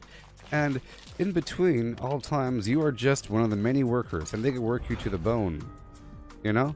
If they need to build a wall of sandbags, they'll say, hey, you, and you three, get over here. You're going to be working for 5 hours. Take all that sand and put it in those bags, stack the wall up, I'll come back in an hour and check on you. Make sure you're drinking water. You know? Hey, you three, stop slacking. What are you talking about? You know, you, and you. I want you to empty out this container of items and lay out everything by the shipping list. I'll be back in 2 hours to check on you. Because that's what you are when you're under sergeant rank. You're just a body. You're just a worker. Well, if you're under specialist rank, you know. And you become accustomed to that and you end up liking it, sort of. I know that if I'm chosen to go do something, I better do a really bang-up job. You know, I don't want them to say any complaints. I want them to say, hey, good job. You know what? Good job. You know what? You go ahead and go home. The rest of you, stay here. Sometimes that happens. Sometimes you get to go home. See, I know that I have to do such a good job to override the bad people. Because there's always going to be an unbrainwashed soldier. A soldier that failed the soldierization process. A soldier that is on the brink of being kicked out for being disrespectful every 3 seconds. They don't want to work. They'll just hang out and they'll do the bare minimum. They'll like push the mop a little bit and kind of do it lazily. They're just trying to go through the motions, you know? So I have to go back through and make sure the sergeant sees me scrubbing the floors on all hands and knees. Oh boy, look at me, I'm scrubbing the floor. Hey, good job. Where's everybody else at? Oh, up. They're out on a smoke break. Smoke break, yeah, they're on a smoke break right across the street. I'll show you where they are. Follow me.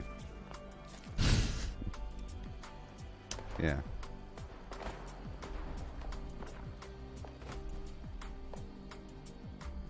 I don't know.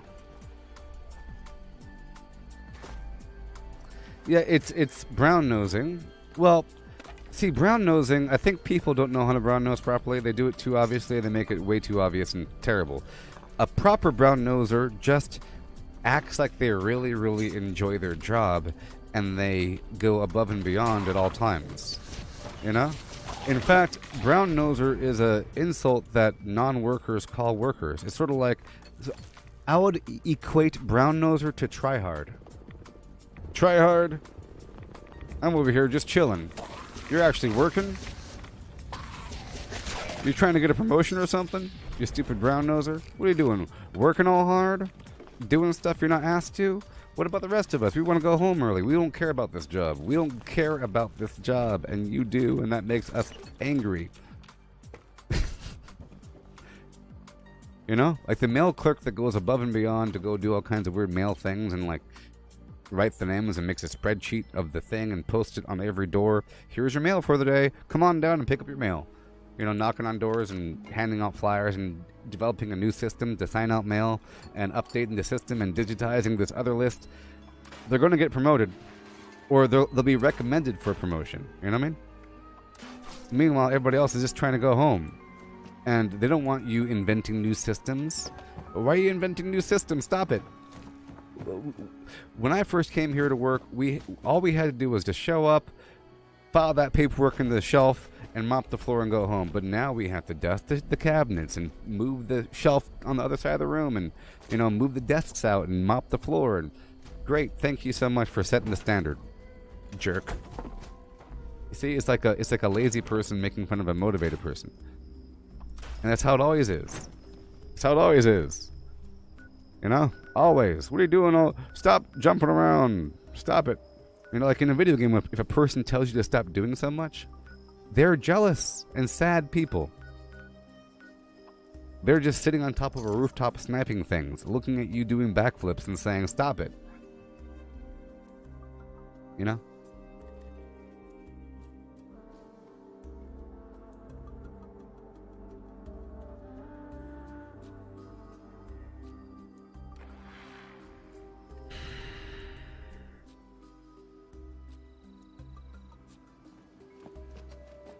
Do I think they'll bring back the draft? The only reason why I think they'll bring back the draft is because there's some proposition about having women join the draft. So you don't just start proposing things unless you're going to use it. So why would they propose something? You know? Kind of weird. So that tells you, of course, eventually.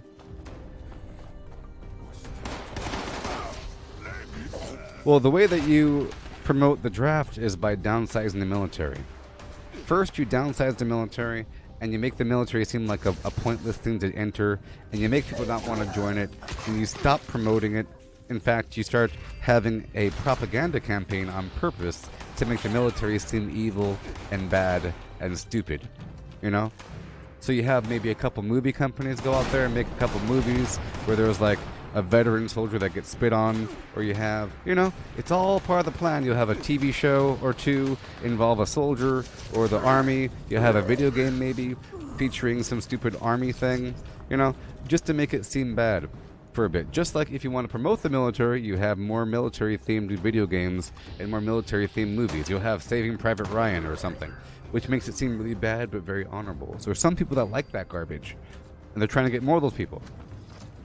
So, if you want a draft, you have to downsize the military and make it seem really bad for a bit. So if you ever see a surge of media propaganda where all of a sudden they're talking like we don't need the military anymore, downsize, blah, blah, blah, blah, ooh, i.e., kind of like what's happening right now, where, oh yeah, we're pulling out of this, we don't need that, You know? Versus, oh no, we're invading and we need people. Ah.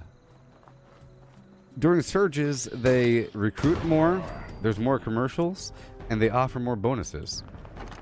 During downsizing, they offer less bonuses. There's higher promotion point peaks, so it's harder to get promoted, and they don't send people out there to random high schools to promote people or to recruit people as much. So, it's all part of a plan, really. You see, I think if all of a sudden there's a draft, it makes it seem like the war that the draft is for is really, really, really important, and you are a piece of garbage for escaping it. For example, we still, in the year 2021, make fun of someone for dodging the draft. Isn't that weird? I thought the draft was bad, so why are we making fun of someone for dodging the draft? Because everybody else had to do it, you know? Isn't that the most... I think it's actually propaganda. Whenever somebody ever mentions that someone is a draft dodger, you're trying to make it seem like the draft is an honorable thing. You get it? So if you ever have some mention of a draft dodger, some famous draft dodger person, whatever, you know, it's all part of the plan. You dig? Alright. Let's go over here to investigate site Flim Flam. Think about it. So the way it works is like this. If the draft came out tomorrow because of some crazy war, at first everybody would be against it. And then suddenly, magically, half of the country would be politically polarized for or against it because of some spokesman that gives some good speech somewhere. And then it'll feel like a moral and civic obligation and duty to do the thing. And if you don't do it, if you don't want to be in the draft, you're basically a terrorist. Okay? So then it'll be a matter of freedom or national pride to... You see, it hits both sides of the coin. A person that's full of national pride will volunteer for the draft. If a person that is super duper American, where American equals freedom, they'll be dramatically against the draft. And both of those sides of the coin are both on the Republican side. So if you're super duper Mac duper for freedom, you know, you're probably a Republican. If you think that certain freedoms are inherently evil, you're probably a Democrat. And if you think that the country is the best thing in the gosh darn universe and that you would die for the country and wear a bathing suit with the American flag on it, you'd probably volunteer for the draft. So it's targeting, it's sort of a weird planned situation where you're both fighting for and against it, and it's cognitive dissonance and it destroys your brain, which would then make a bunch of Democrats volunteer for the draft because a bunch of Republicans think it's against their freedoms. And then the Democrats would say, we're the real patriots because we're volunteering for the draft. You see? We are the real patriots because we're volunteering for that thing that you don't like. Like I said, the ones that think that certain freedoms are bad and inherently evil are the Democrats. And they think that your freedom to escape the draft will kill us all. Therefore, to save the people, you have to volunteer. You see? And in fact, you might even think about the whole current situation with the pandemic to be a mirror of the future draft situation where people are for or against based upon personal freedoms, risk of life. It's a big mirror. It's almost like it's playing out multiple times in a row. So, yes, it's going to happen. And there's nothing you can do about it. And half of your friends will be voting for it, and half of your friends will be voting against it. On both sides of the political aisle. It's a weird thing. It's one of the only things, you know? Because the most patriotic thing you could do is join the military, right? And the most patriotic thing you could do is fight for freedoms, right? Oh my gosh. Isn't that crazy?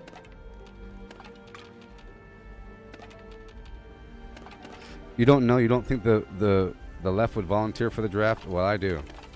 I do. Like I said, it all depends on who the enemy is as well. You know? It all depends on who the enemy is. I think they would because they're doing it right now in the streets against civilians.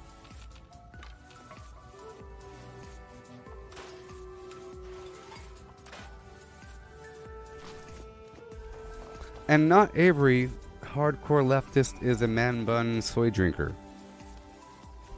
There are bodybuilders that have man buns and drink only soy milk, you know what I mean? It's infected people. It's now a popular thing to do. So if right now, if you go to a school and you ask who the popular people are, it's anybody that follows this rhetoric. You know, depending on what school you're in. So if you're like a 6 foot tall person and you want to be popular, you better be a hardcore supporter for this garbage to the point where you'll fight people in the street with a chain. You know, you'll go out of your way to join some violent protest to go defend people. So it's buttering softies up to fight. So you can think about this whole thing that's happening in the streets for the past couple of years is just buttering people up to join the draft. You know, like fighting is okay. You could be weak and still strong. You know, you think of it as propaganda.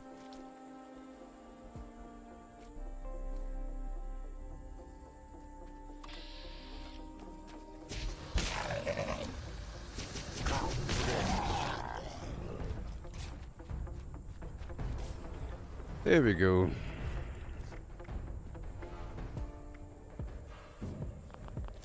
Go turn on this cryptid flim flam. Yeah. Okay. Yeah. Let's go.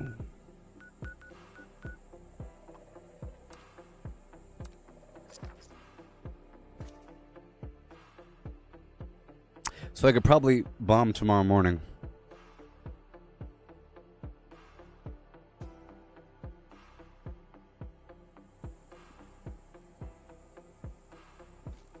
Oh yeah. Oh yeah. Oh yeah. Hey. Analyzing sample.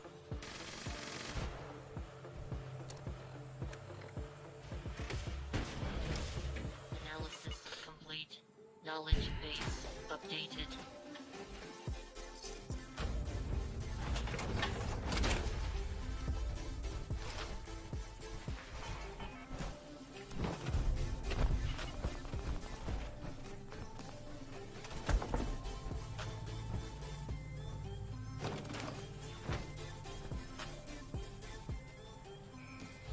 All right. Turning them pumpkins. Turning them pumpkins.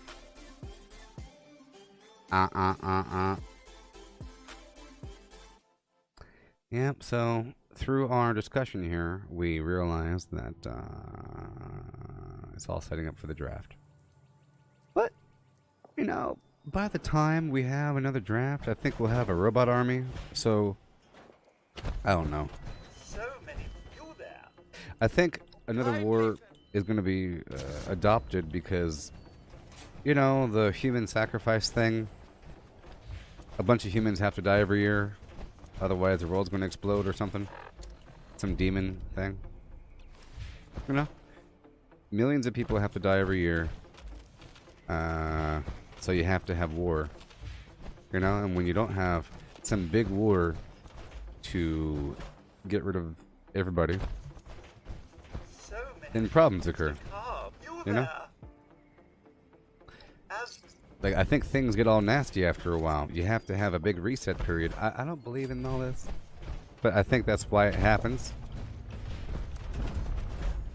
Like the whole Great Reset idea, that happens after a big war with a draft where all of the men sort of go out there and die, leaving the sick people and the elderly or something, and just a couple scraps of humans here and there to repopulate. And then you have the baby boomer situation where things get back to basics, hardcore conservatism, flim flam.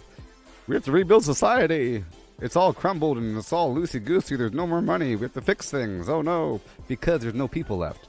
But if there's a bunch of people left to do willy-nilly, then you never have that sort of situation.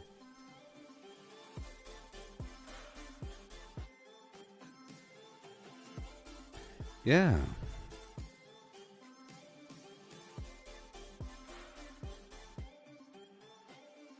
Call me Slim Shady.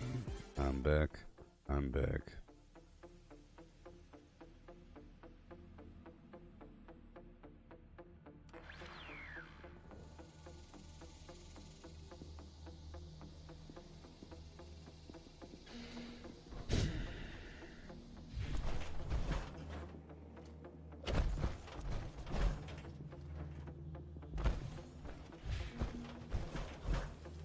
Am I enjoying Red Dead? Sure.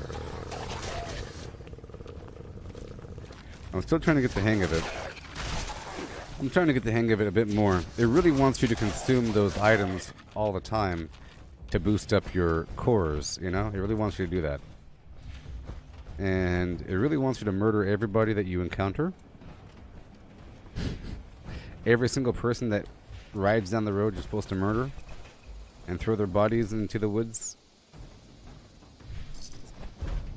or something.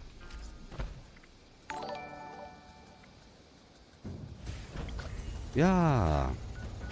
Somebody who that I used to know. Gabba gabba hey and a do-si-do. Let's go by the water park and do our thing.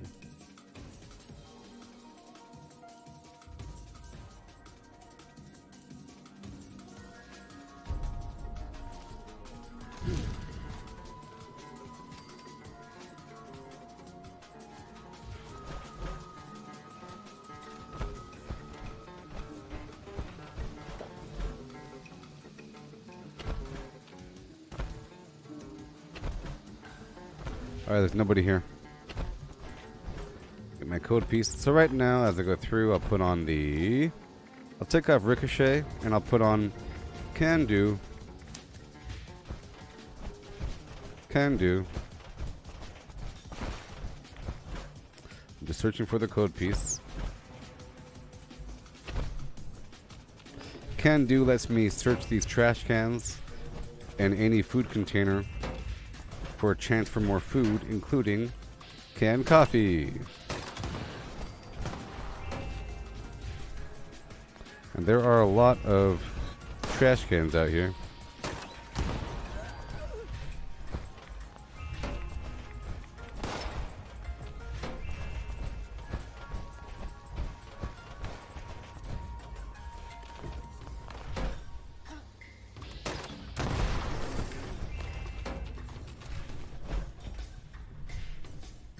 Food. Yeah. I kind of wish there was a bit more resources laying around the world of Red Dead. But that's what I'm trying to figure out. And like more plants. I'm trying to figure out what to look for. I realized I should use my Deadeye more often as I'm riding to identify plants. I realized yesterday that you could see scent trails for animals with the Deadeye. That's pretty cool. Pretty cool.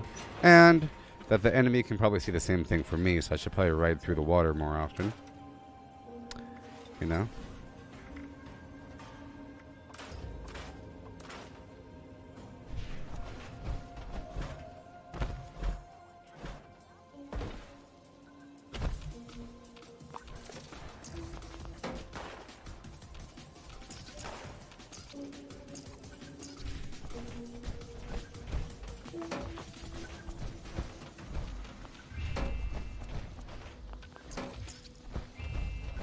There you go.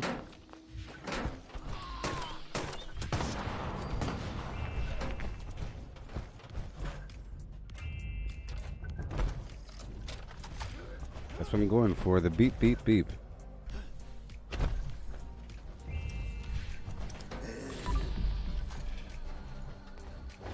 Hey there, soulgenerator.org. How's it going? Yeah. And welcome.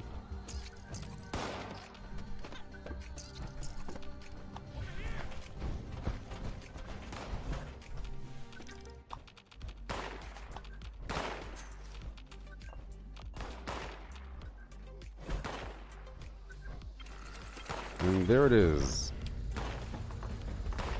Hide and seek and destroy.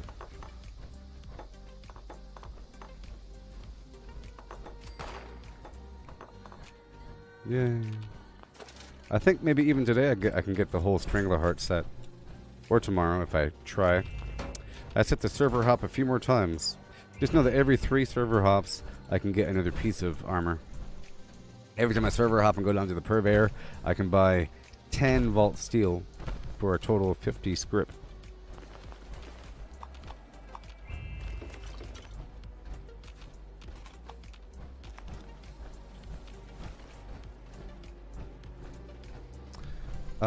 What's what do again, Matthew?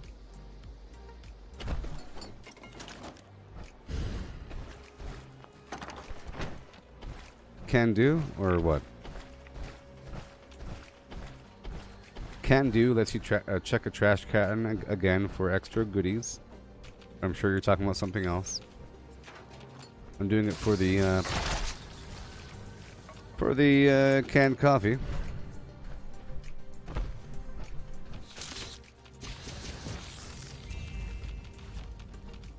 Oh, the Strangleheart. Sorry. Yeah, it produces an aura of acid or poison. And, yeah. It basically gives you, I think it gives you extra acid or poison damage on melee attacks and within proximity or something.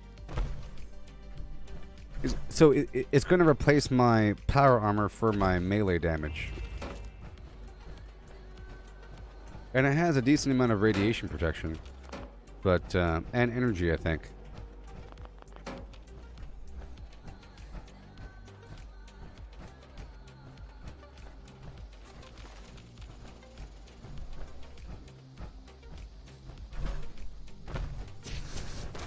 Fighting evil by moonlight, yeah. Winning love by daylight, oh no. Never running from a real fight. She's the one named Jigga Moon.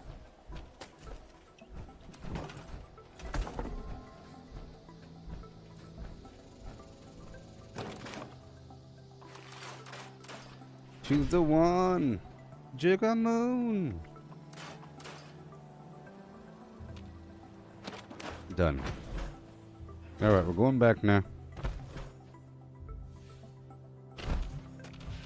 In fact, I'll go into my shelter now to build those walls.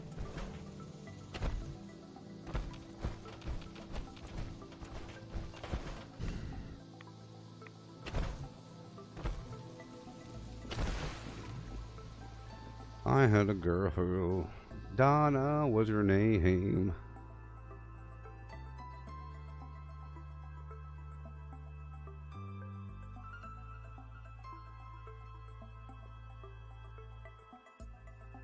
The game just crashed.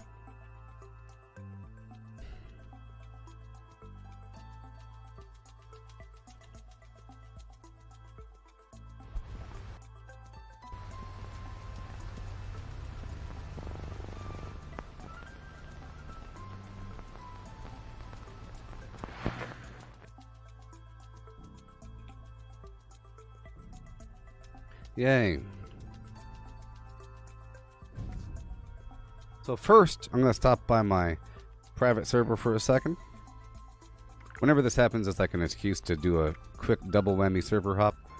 I can go to a private server, buy the vault steel, then go to a public server.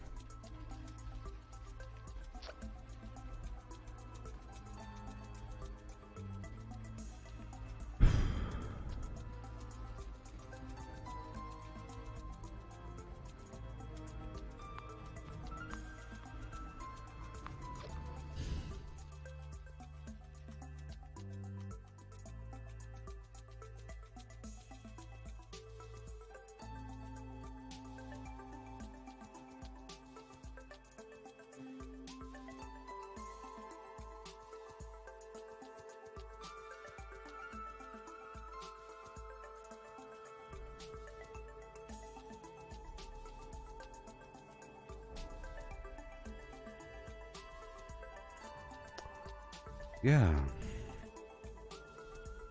I just read that there's been a 16% increase of green vegetation across the planet since 2016. or some garbage. That doesn't make sense. Sorry. In a 2016 paper that was published by 32 authors from 24 institutions, who cares, 8 countries, whatever, that analyzed satellite data, and that weren't bought off by the Big Brother people, they have concluded that there's been roughly a 14% increase in green vegetation over the past 30 years. Of all places to spawn at.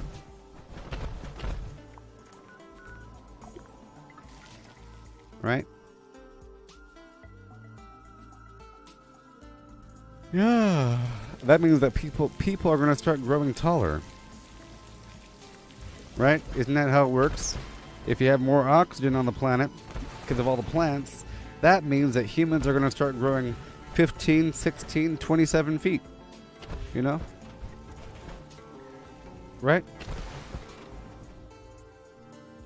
We'll have fungi the size of skyscrapers.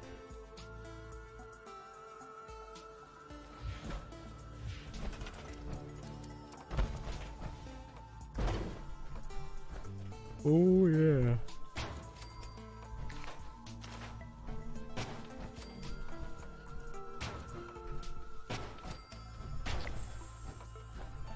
Done. Look at this. Rank 109, I got gold. It's so awesome.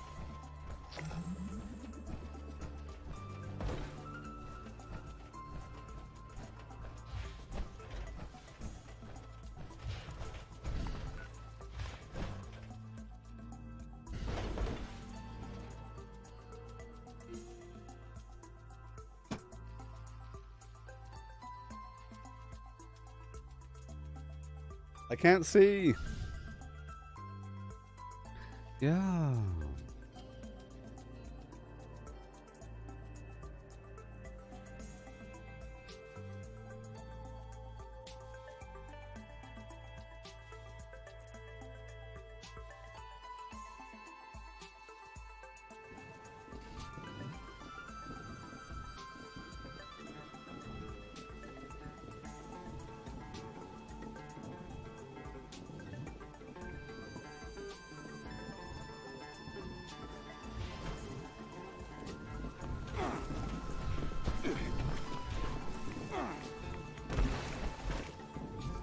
All right.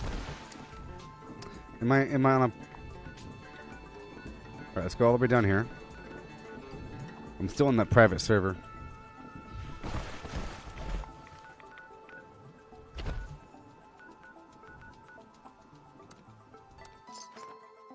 See, it's pretty easy to get acid, but it's not the easiest thing to get oil. It's just ghouls have oil, you know, there's oil around the map, grab some monster. Oil, oil, oil. Workshops, all kinds of stuff. Yeah. But acid's pretty awesome.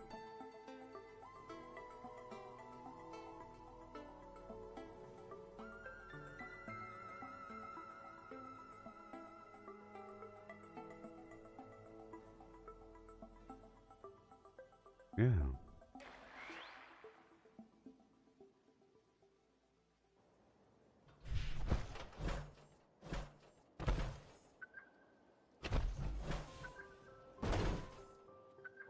I see you.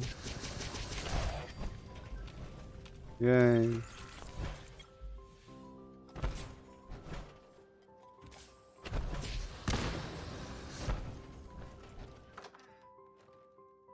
Boom.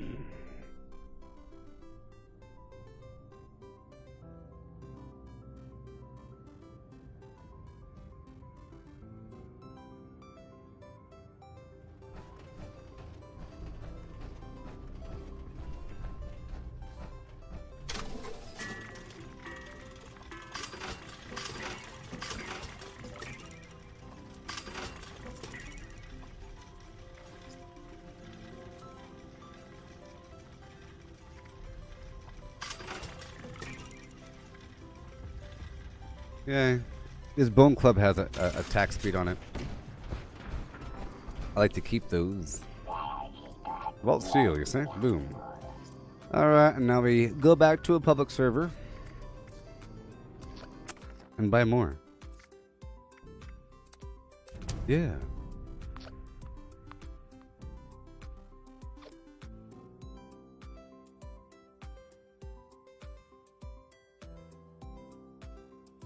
Yeah.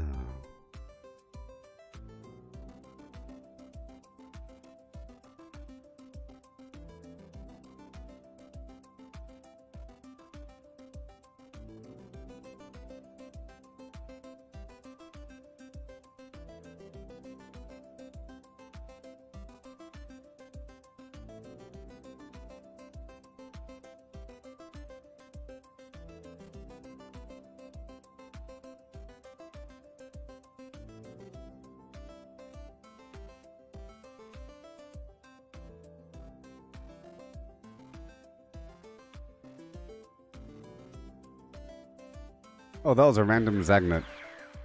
That was a random Zagnet because the music. I like this song.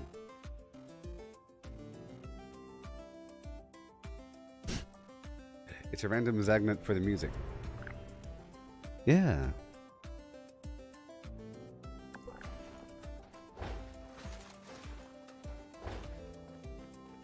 The danger zone. The danger. Oh.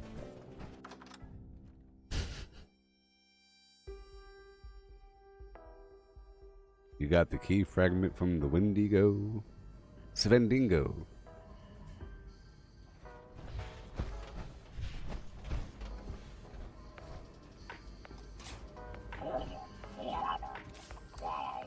Woke up quick at about noon. Just thought that I had to be in Compton soon. I gotta get drunk before the day begins. Ah. Okay. Okay, let's go right over here.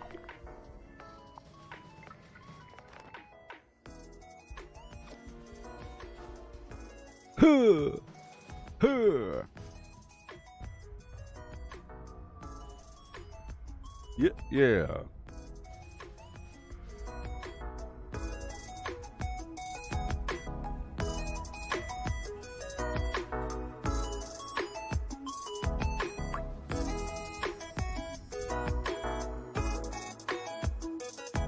Yeah.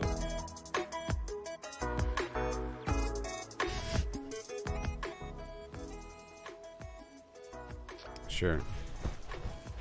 Sure.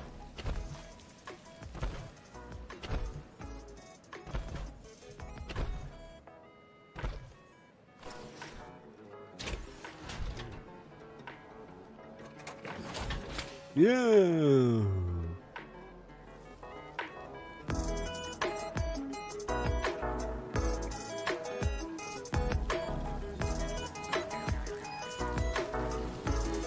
Huh. Huh.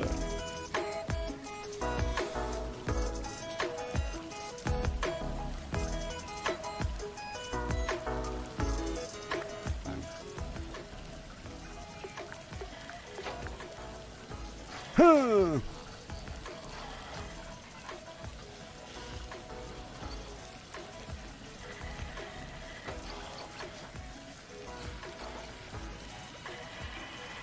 Taking a shower.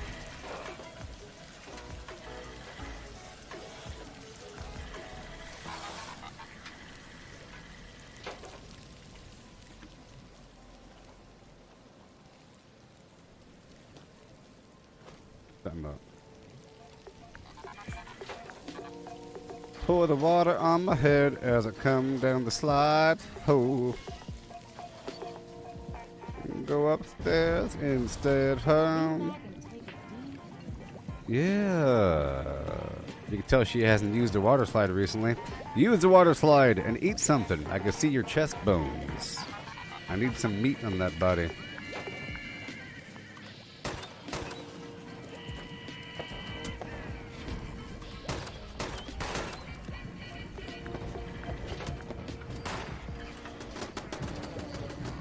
Alright.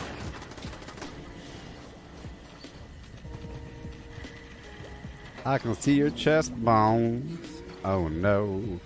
Come.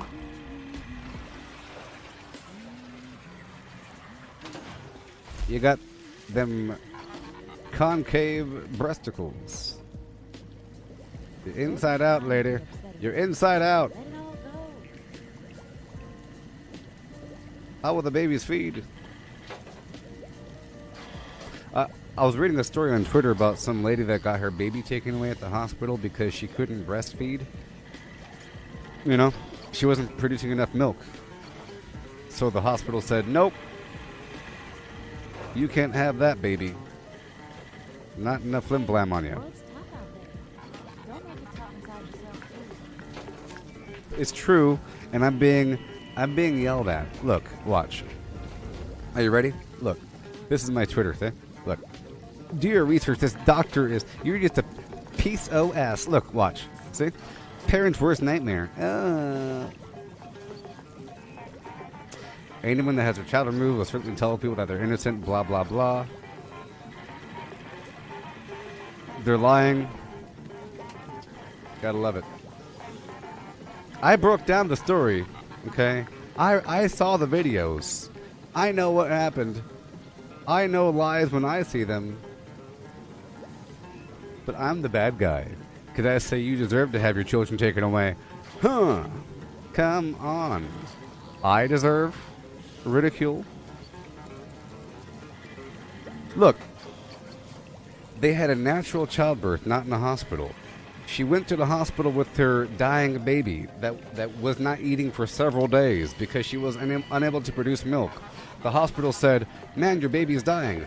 It needs a B12 shot. She says, wait, no. Wait until my husband gets here. So, she records a video of her on speakerphone with her husband while the hospital is saying that they want to take away her child for the health services people because she refused the B12 shot. Everyone is saying that she didn't refuse the B12 shot, but she did because her husband wasn't there. So her baby was like about to die. She couldn't afford formula. She had to go to the ER because her baby ain't eating the food that you're not producing. So how many other kids died? They didn't tell the... See, when you have your baby outside the hospital, that means that you can kill your kids. You get it? How many other children did she have that died that no one knows about? You see? So, there's more to the story. Plus, she was probably acting insane in the hospital. I'm just assuming, based upon the video. I know that she's overreacting because it's saying, we're taking your kids. But still, she has her husband on speakerphone saying, hey, stop it, brr, you know? But anyways. Yeah, I was just talking about the situation.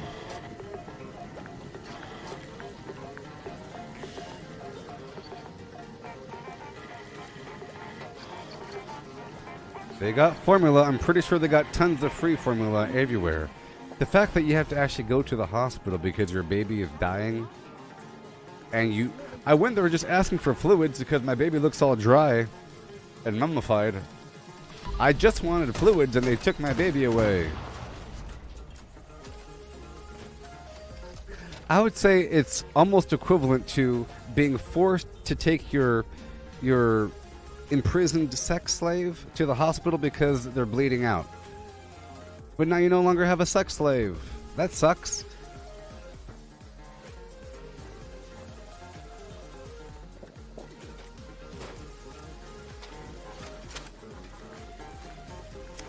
Yeah. But anyways. So here we are. I went down the slide. Everything's fine. We're about to go do a bit more. I'll find some more code pieces and do more of these activities.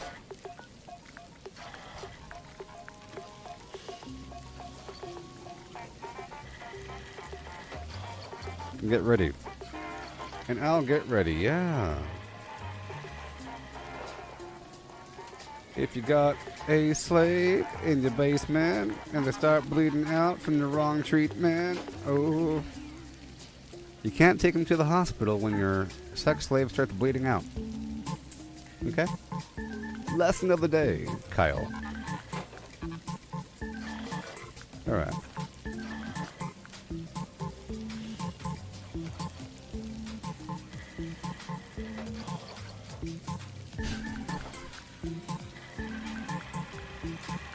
I mean, I tried to help. I went to the neighbor to ask for some paper towels to staunch the bleeding, but it wasn't good enough. Be right back. Craft legendaries with modules. Sell to NPC vendors. Daily quests. Workshop conquest. Lucky hole mine. Power plants, farm fusion cores, public events, XP run, toxic blue harvest, rebuild camp, move camp, repair armor, repair weapons, craft ammo, lift weights, sleep, play music, stock refrigerators, stock vendors, transfer items between characters, bury mentat run, dump caps at vendor if over 20,000, US requisition holotape, Garahan building farm, reputation root farm, iron or south ash heap, multiply crops at workshop, purified water at workshop, Tanagra Town crickets, faction dailies, spend gold, Razor Grain flower farm, Scorch Beast farm, Grafton monster farm, Sheep Squatch farm, convert ammo at the ammo converter, Deathglow farm, Snalligaster farm, Tarberry farm, Flatwood silt beam, check keyword status, Nuke Findingo Colossus for a cursed weapon, Sugar Run, Nuka-Cola farm, concrete, latent monorail, abandoned bog town secret floor, farm mole miners for aluminum, top of the world aluminum farm, ski poles, Enclave code piece, keycard search, Somerville Bookhouse, Watoga High School plastic farm, Chem farm, Enclave events, wood farm, Dogwood farm, smelt ore, smelt spoiled vegetables and fruit, cook food close to spoiling, Mirelurk egg farm, Mothman egg farm, Nuka-Cola factory farm, Sunshine Well farm, daily ops, get a high bounty by picking rocks, lure player to camp with a high bounty to force vendor transactions, hunt down wanted players, honey farm, convert perks into coins, purchase lunchboxes with gold, harvest flux from a legitimate nuke, purchase gold with treasury notes, purchase gold with caps from Smiling, stock Nuka-Cola vending machine, candy bowl and punch bowl, refine camp and workshop blueprints, craft legendaries with modules, sell to NPC vendors, daily quests, workshop conquest, lucky hole mine, power plants, farm fusion cores, public events, XP run, toxic blue harvest, rebuild camp, move camp, repair armor, repair weapons, craft ammo, lift weights, sleep, play music, stock refrigerators, stock vendors, transfer items between characters, bury mentat run, dump caps at vendor if over 20,000, US requisition holotape, Garahan building farm, reputation root farm, iron or south ash heap, multiply crops at workshop, purified water at workshop, Tanagra Town crickets, faction dailies, spend gold, Razor Grain flower farm, Scorch Beast farm, Grafton monster farm, Sheep Squatch farm, convert ammo at the ammo converter, Deathglow farm, Snalligaster farm, Tarberry farm, Flatwood silt beam, check keyword status, Nuke Findingo Colossus for a cursed weapon, Sugar Run, Nuka-Cola farm, concrete, latent monorail, abandoned bog town secret floor, farm mole miners for aluminum, top of the world aluminum farm, ski poles, Enclave code piece, keycard search, Somerville Bookhouse, Watoga High School plastic farm, Chem farm, Enclave events, woke up quick at about noon. Just thought that I had to be in Compton soon. I gotta get drunk before the day begins, before my mother starts flim-flam about my friends. About to go and flim-flam near went blind. Young flim-flam on the path throwing up gang signs. Ran in the house and grabbed my clip. With the MAC-10 on the side of my hip, bailed outside and pointed my weapon. Just as I thought the fools kept stepping, jumped in the foe, hit the juice on my ride. I got front back and side to side. Then I let the Alpine play, pumping new Flim Flam by NWA. It was Gangster Gangster at the top of the list. Then I played my own Flim Flam and it went something like this. Cruising down the street in my 64, jocking the freaks, clocking the dough, went to the park to get the scoop. Flim Flam out there cold shooting some hoops. A car pulls up, who can it be? A fresh El Camino Rollin'. Kilo G. He rolls down his window and he started to say, it's all about mackin' that GTA, cause the boys in the hood are always hard. You come talking that trash, we'll pull your card. Knowing nothing in life, but to be legit. Don't quote me, boy, cause I ain't said Flim Flam. Donald B's in the place to give me the pace. He said my man JD is on freebase. The boy JD was a friend of mine, till I caught him in my car trying to steal a Alpine. Chased him up the street to call a truce. The silly Flim Flam pulls out a deuce. Little did he know I had a loaded 12 gauge. One sucker dead, Ella Times front page. Cause the boys in the hood are always hard. You come talking that trash, we'll pull your card. knowing nothing in life but to be legit. Don't quote me, boy, cause I ain't said flim-flam. Bored as flim-flam and I wanna get ill. So I went to a place where my homeboys chilled. The fellows out there macking that dollar. I pulled up in my 60 for Impala. They greet me with a 40 and I started drinking. And from the 8 ball my breath starts stinking. Left to get my girl to rock that flim-flam. Before I left I hit the flim-flam. Went to her house to get her out of the pad. Dumb flim-flam said something that made me mad. She said something that I couldn't believe, so I grabbed the stupid flim-flam by her flim-flam weave. She started talking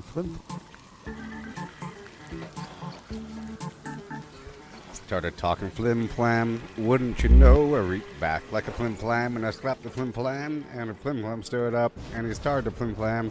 So I threw a right cross and knocked his old flim-flam out.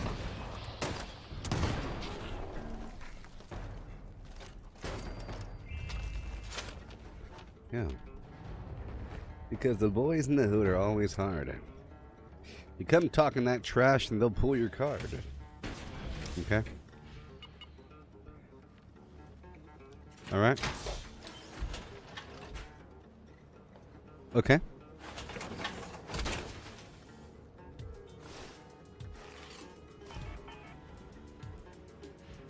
Don't quote me, boy, I ain't said shit.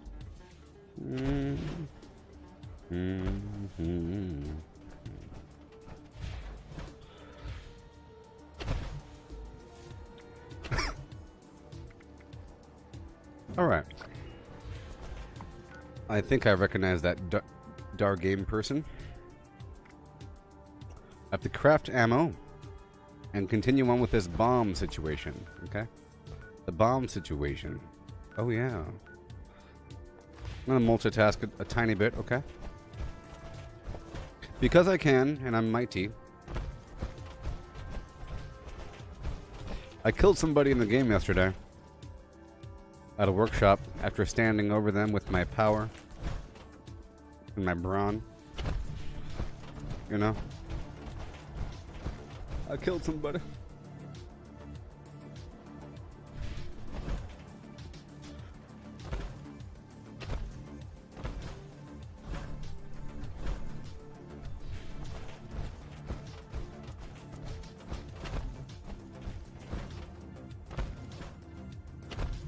Yeah. I'll eat a few foods as I'm walking, maybe. Always gotta stay on top of it. Alright. Right over yonder.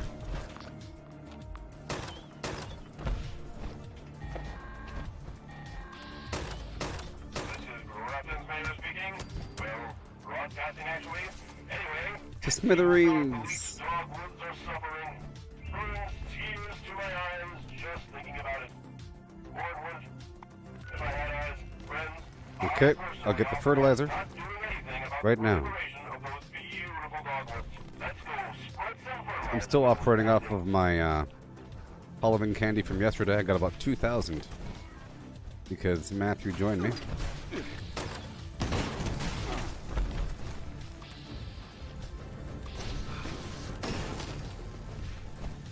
Right on down we go.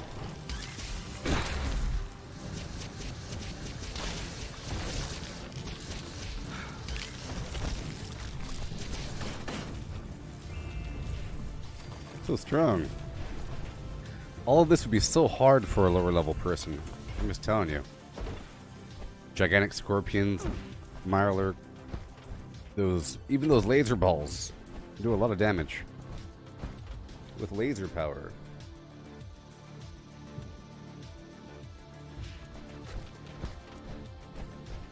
You know?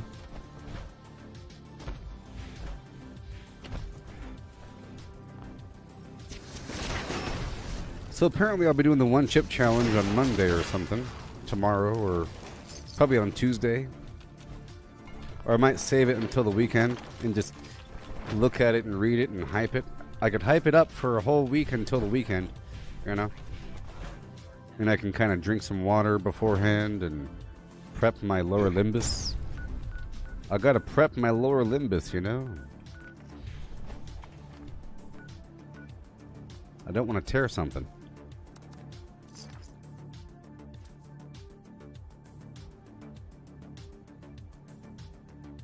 Yeah.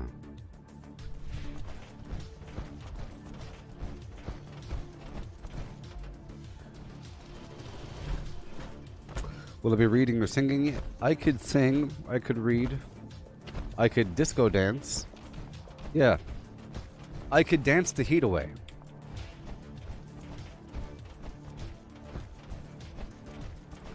I could freestyle and dance the heat away.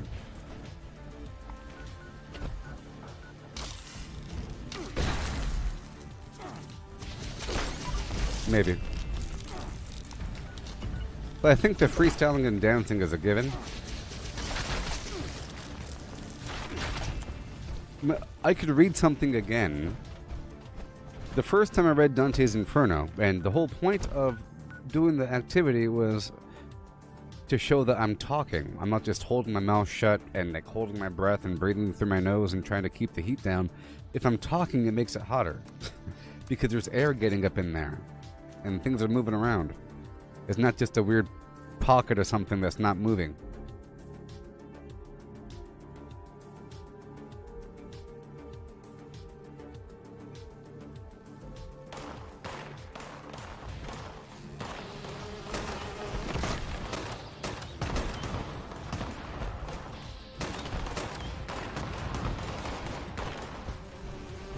Weapon's about to break. Here we go. I do love this weapon as well.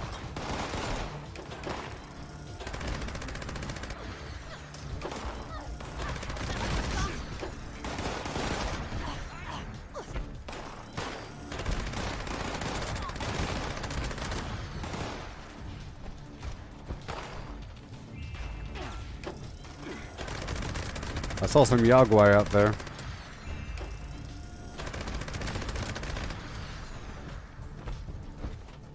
Nice. Remember, Yaguai equals acid. I think it's a worthy source because they're kind of hard to kill, or they're very dangerous.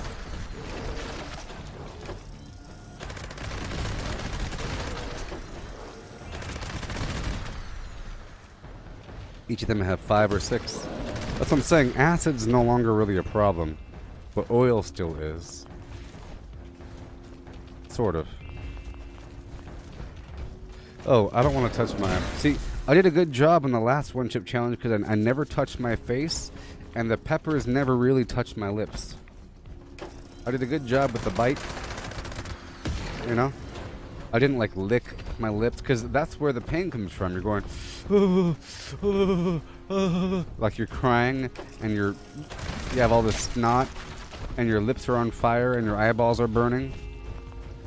It's terrible. I can imagine it now. Now imagine all that pain without the lips or eyeballs. It's still the same, but not.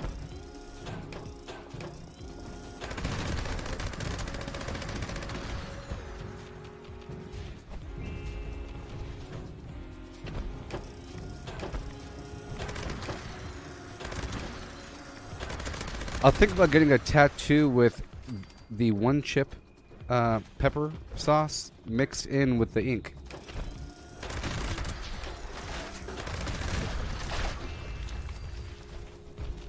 I really want to feel it.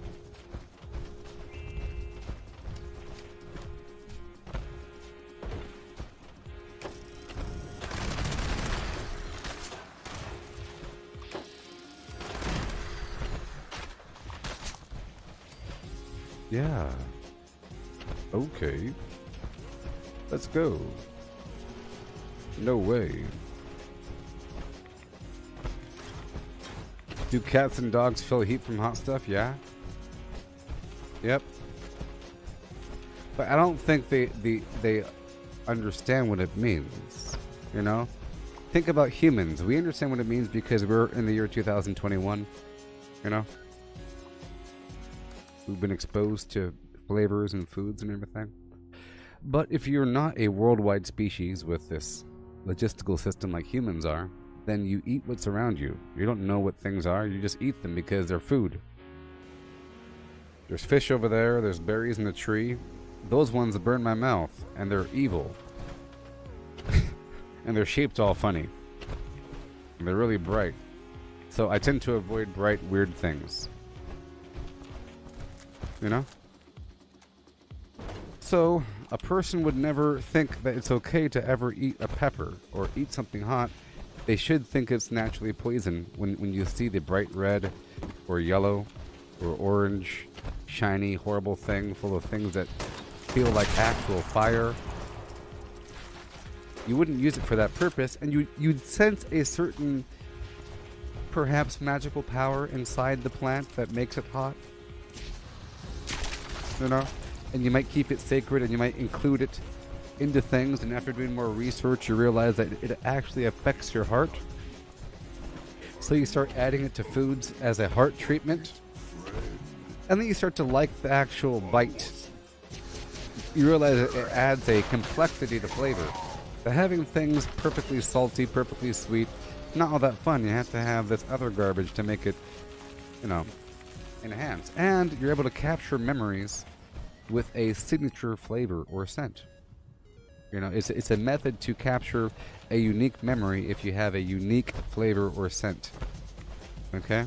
Think about it that way. Humans found a way to catalog concepts using flavors. And like the sense of taste and the sense of smell. Okay? That's true.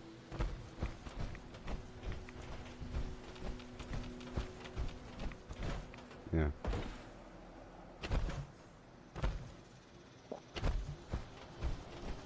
Boom. Yeah, you see? No fertilizer. Oh no. Let me get more fertilizer from up the hill. There's a lot to do here in this world. It's about the order and intensity that you execute your tasks. And there's many things that you can use, or many activities that you can use to help you move across the map. Okay? For example, right now I'm sort of using the code piece finding to help myself move across the map or give myself a direction. And then I go from there and I do the dailies and harvest some resources while I'm in the area. Or the workshop conquest, driven by a need for particular resources, which determines your final order and selection of the 21 workshops, which ones to take over. You need oil, you take over Beckley Mine Exhibit, you know, for example. Acid, hemlock poles, maybe. Or just public events, and once a public event triggers, you go there, you start doing stuff around that area, in that region. As long as there's stuff to do in every part of the map, you're good to go. And there sort of is.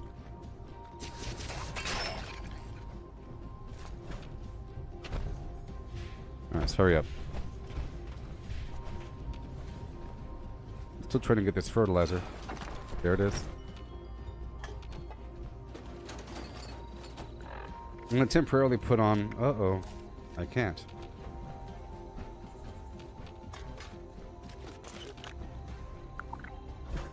I can fix this by eating something, I think.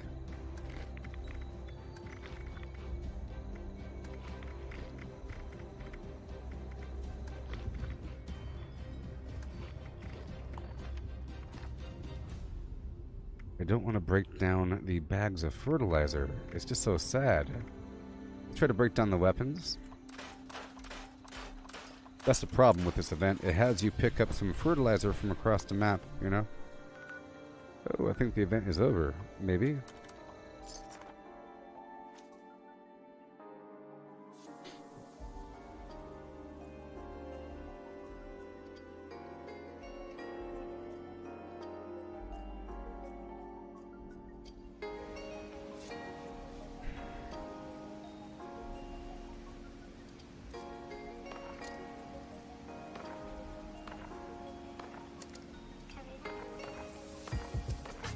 Alright.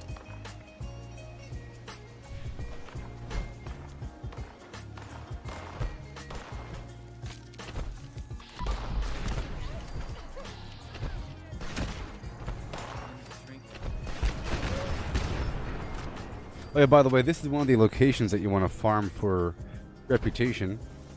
And it's actually bad form to kill these humans, even though you're allowed to. I just kind of ruined somebody else's time. Now they have to wait a whole nother respawn cycle for this guy to come back. And they can't get the reputation from him. Oh man. It's weird how the game wants bags of fertilizer from these spots and not actual fertilizer that you can produce by eating some food. You don't do that in this game. You do that in Ark, though. In Ark, you're able to...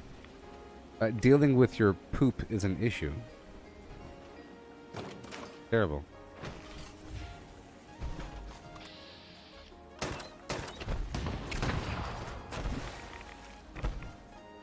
Alright.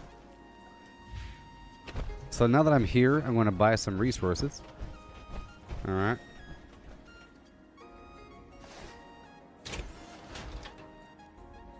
Turn on my head. Am I wearing armor? Could that be great if I am? I am. That's part of my weight issue as well, but it's okay. I'll change my build out. This build has more charisma, and it has hard bargain on. I'm just checking for a grape mentat or something. Hey, grape mentat. Any alcohol that has charisma, no big deal. Lower my life down a bit more. For supplies, ammunition, and we trade. Right now. Right now. I first start off with grenades. You get a lot of grenades. All the time. More so from other places. Apparel. I sell all the clothing.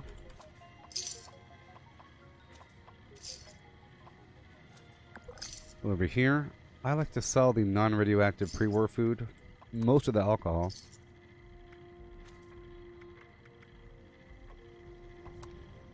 Some of the plants I'm not going to be using right exactly now. I do like the carrot flour. It's for mentats, but I'm not making mentats right now. And by the time I do make it, that carrot flour will be rotten. You know? Some pre-war foods I use as a backup food, but whatever. Get rid of all the alcohol. Gourd blossom. Iguana on a thin flam. Pork and beans. Alcohol. Pumpkin. I'm a carnivore. Vodka. Wine.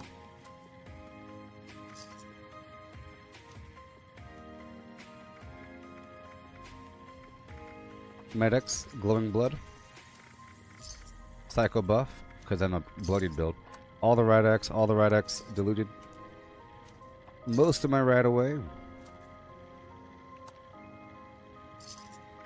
We're done for now, and now I'll buy some junk. I'll buy all the steel.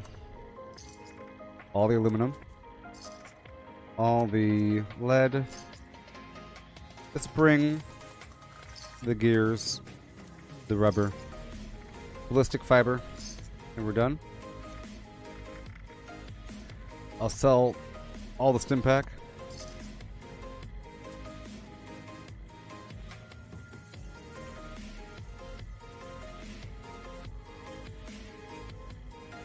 And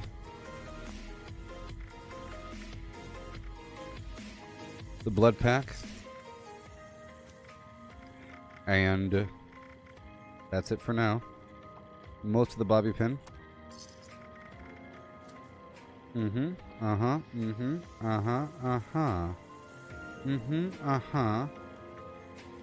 All these mods, every last one of them, they weigh a pound each, you know. I already took the good ones. Just think of it like I'm stocking the vendor, okay? I'll sell the glowing mask. It's okay. Somebody will be happy. Someone will be happy. I'll sell half of my purified water. There we go. You see? If you Right have over here, supplies, outside, to I'll trade, put something I can in be this of luggage. service. Right over here. I'll put down all my ballistic ammo.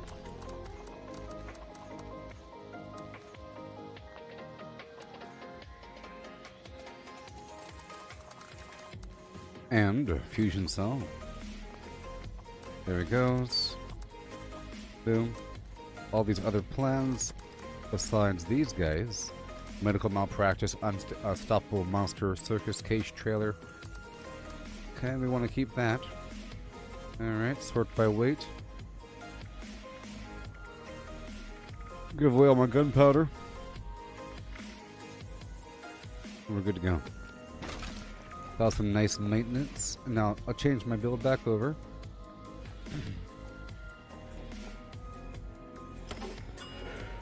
To this guy.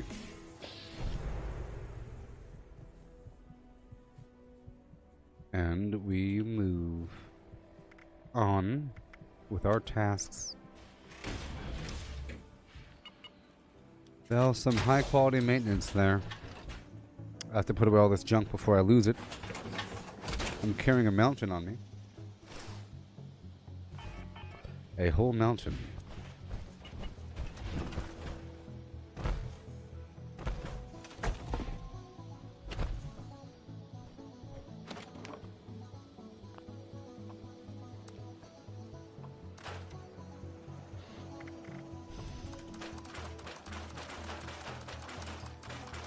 Yeah.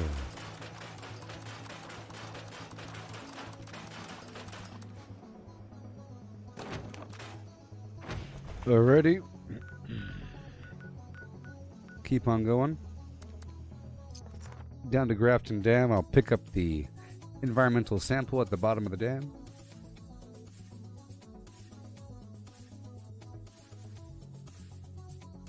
Yeah.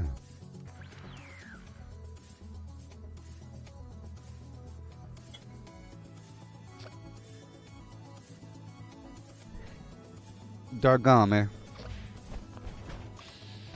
You see how they're all glowing red right there?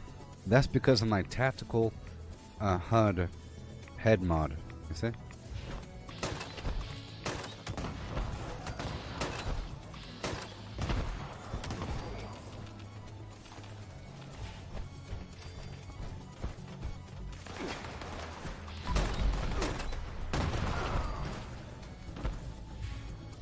See, it's pretty efficient. But it's about to break as well, so I have to repair it. So I'll start using the other weapon here. The minigun.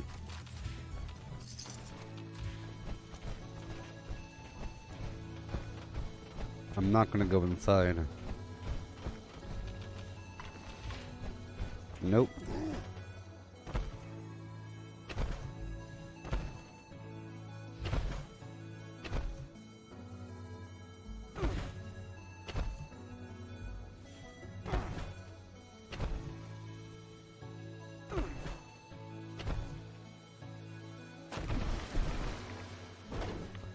Bloop. Bye-bye now.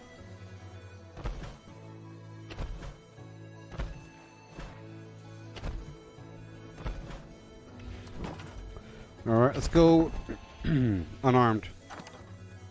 I cleared out a bunch of weight so I could remove all of my ammo. See? I need to save it for tomorrow. And I have to make more ammo. So I need to sell a bunch of flim flam, people. So I have to prepare for myself and for Matthew and maybe Misty to take on the Svendingo Colossus. Yeah! For everyone at the same exact time. Put the weapon away and let's go. Let's get my mobile camp over yonder. Because the survival tent does not have a vendor or the perk card punch machine. So there's still a need for a mobile camp.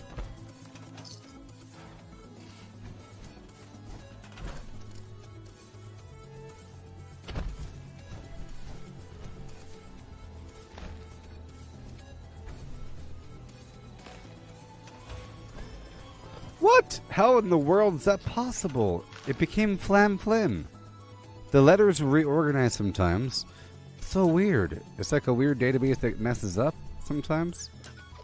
So weird, huh? And look, the spacing is for Flim and Flam.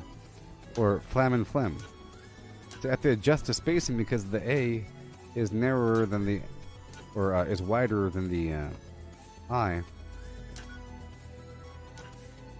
Out of this world. Darn Matrix. Alright, let's get all fisty-cuffy. Unarmed time. Here we go. Right on down, Dos Edo. So I should be killing a lot of them just by running next to them. Okay. We got Fury. Okay. Phew. I put the bolstering weapon weight reduction coiled chest on, so I'll just wake him up.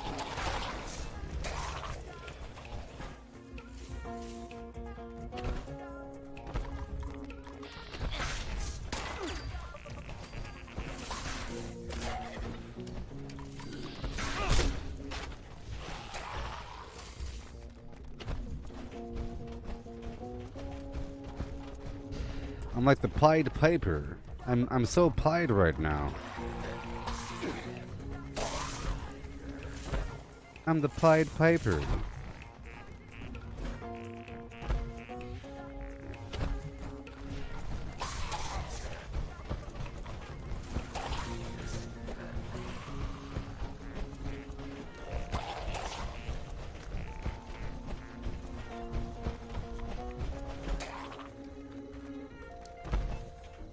Wake up! Wake up!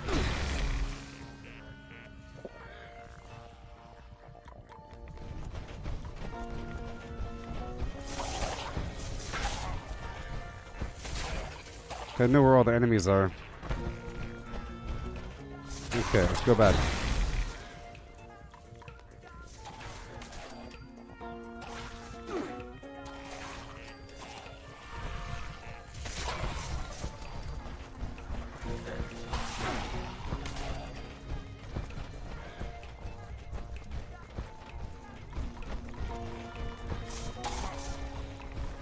I'm not really trying to ram them.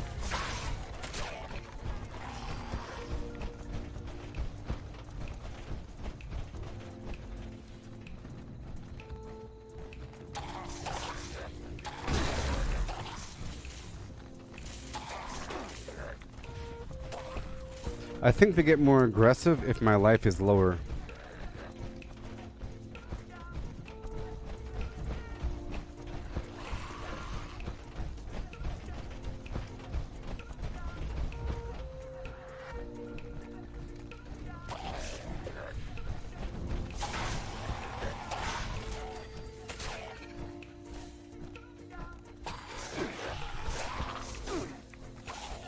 All right, here we go.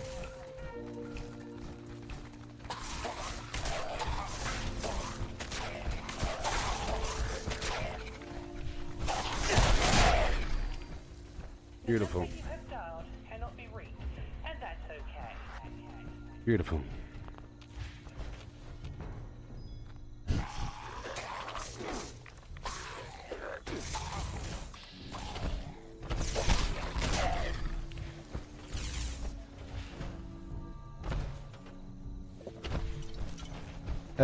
Eh.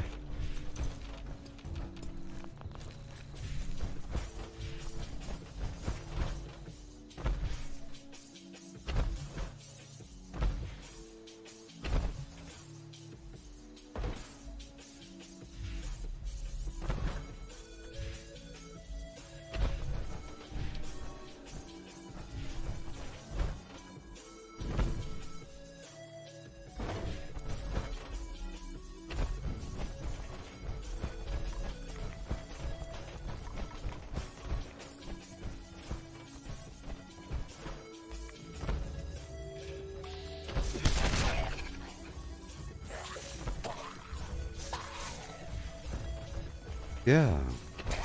Okay. Ring around the flim flam.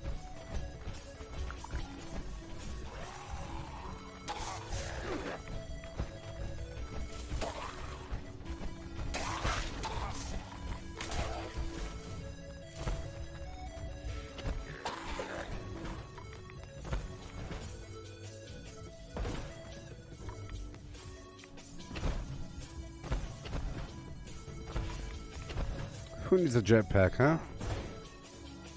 Whee!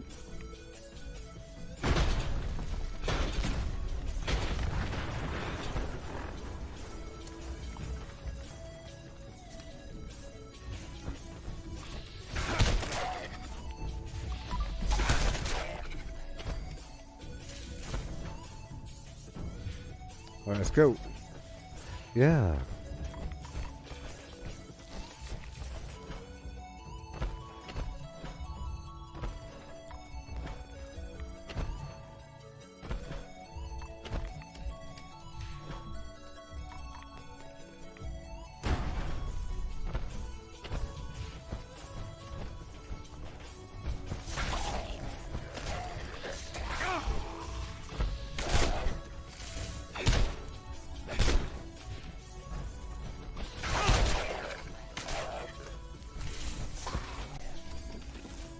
So much fun. Whee!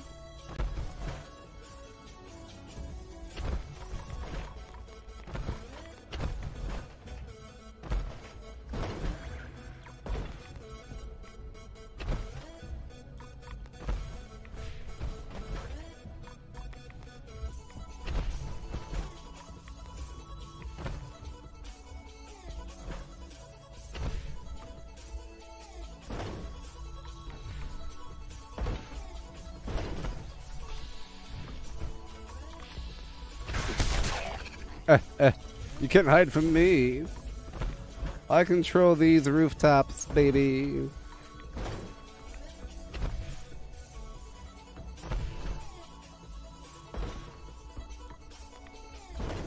The floor is lava.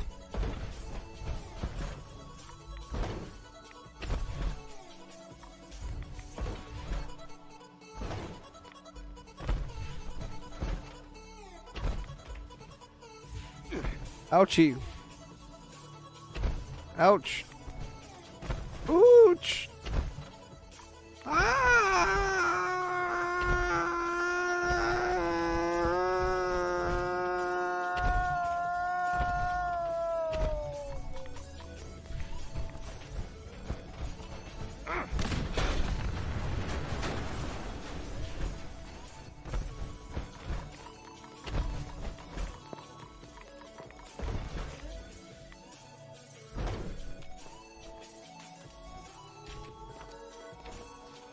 Ooh.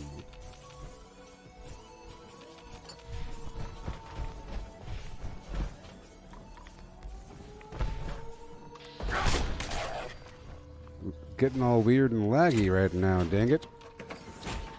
It was all smooth a second ago, and I was having fun just playing the game. Just playing the game. Running around. Let's put on my other armor. There we go. Boom. Now I can take a bit more damage. Oh, the lag got me on that one. I know my distances. I know my distances, people. I know my distances like the back of my flim-flam. I'm coming! I'm coming to protect you! Do you hear me? I will save you. Hold your position. You will not die on my watch. Oh no. Hold. I've come. I'm saving you. I heard your cries for help. I've come.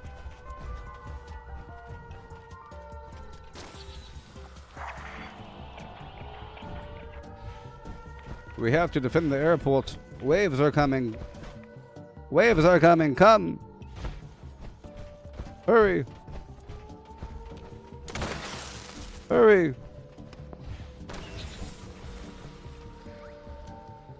They're coming! They're approaching!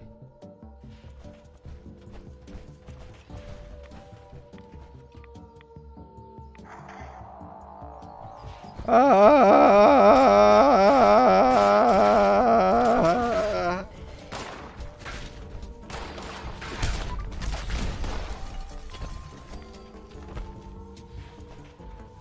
I'll put my other chest back on. I'm not going to shoot him.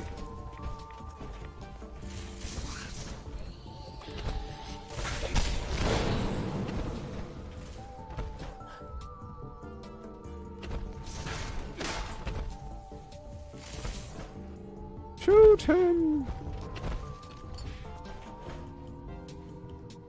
The enemies will fall as I approach.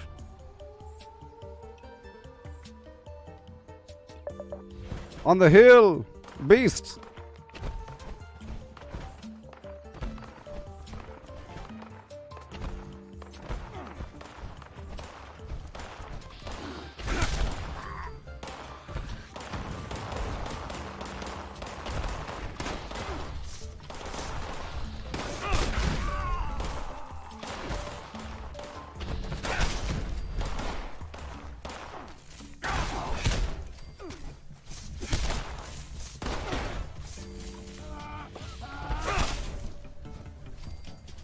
Oh yeah. Behind you, beast! Tag him! Bag him!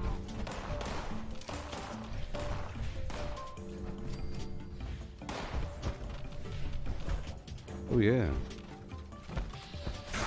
You left one.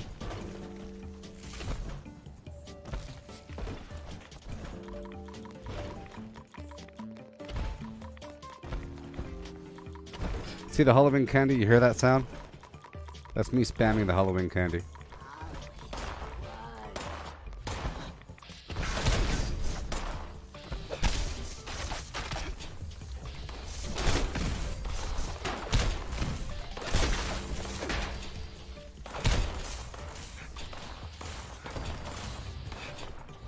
I'll save you!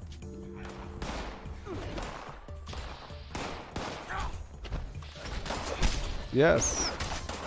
Yes. Yes.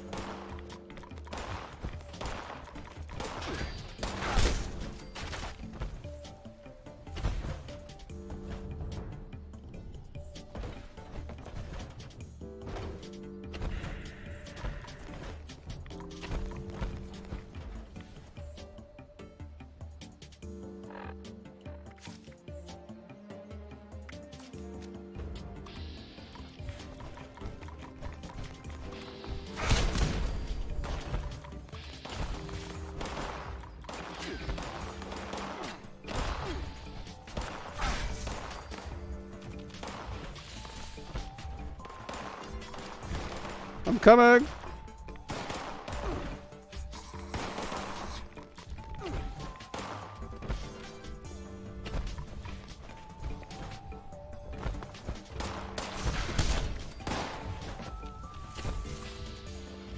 Over there.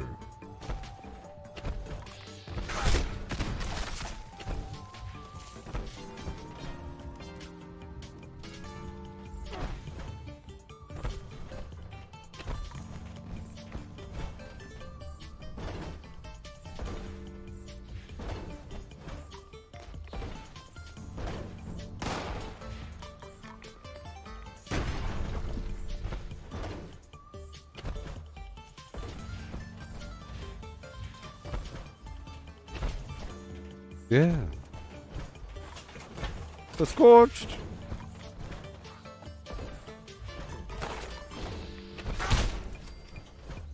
Hey, Grim Reaper Sprint actually worked. Legendary. Legendary.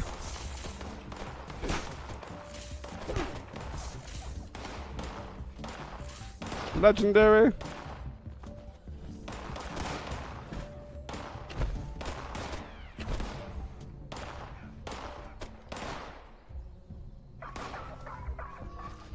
Legendary. Legendary. Legendary. He's right over here.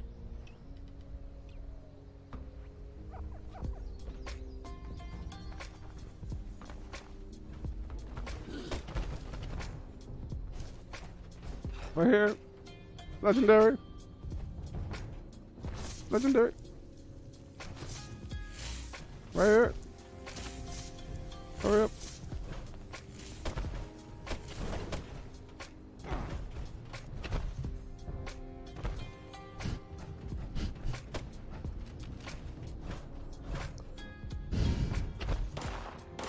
So I think it'll be one event or a few hour time event. I think it's going to be a really big thing.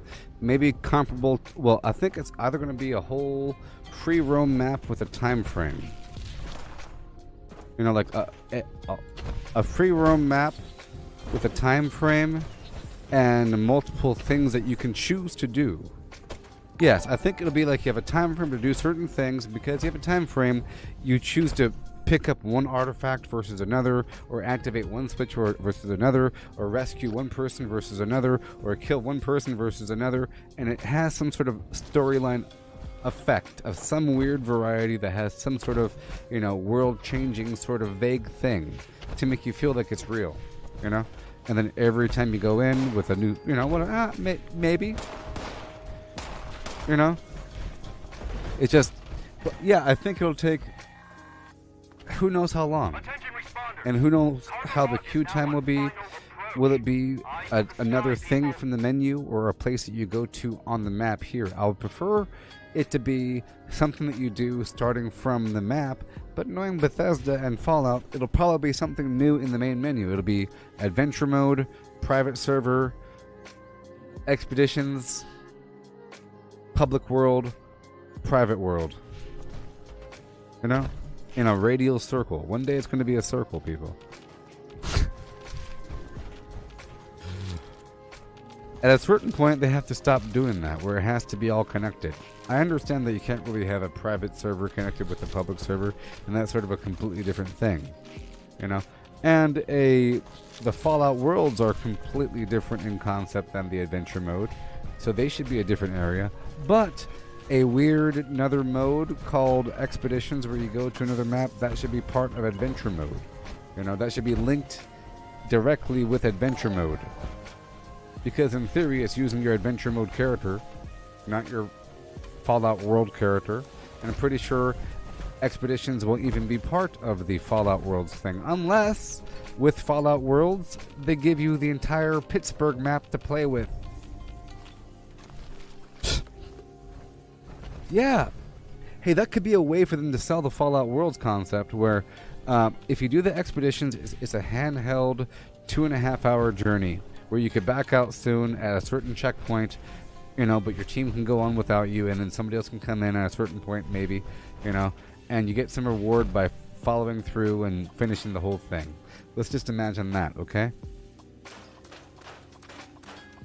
Yeah.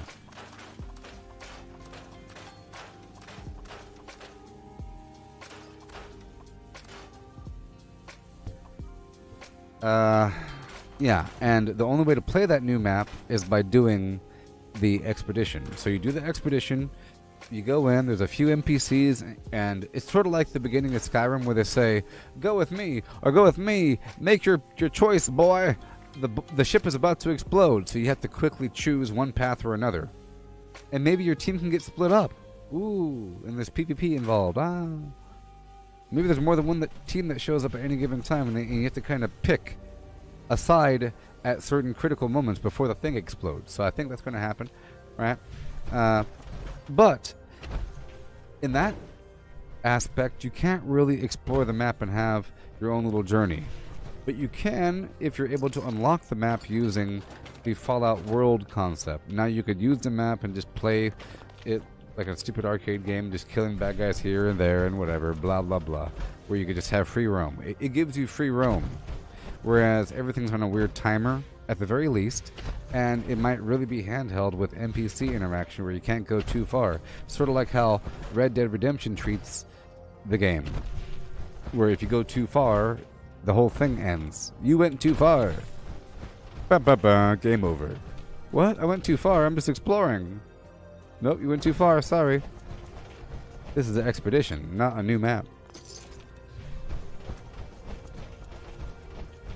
So either way, I think it'll be fine.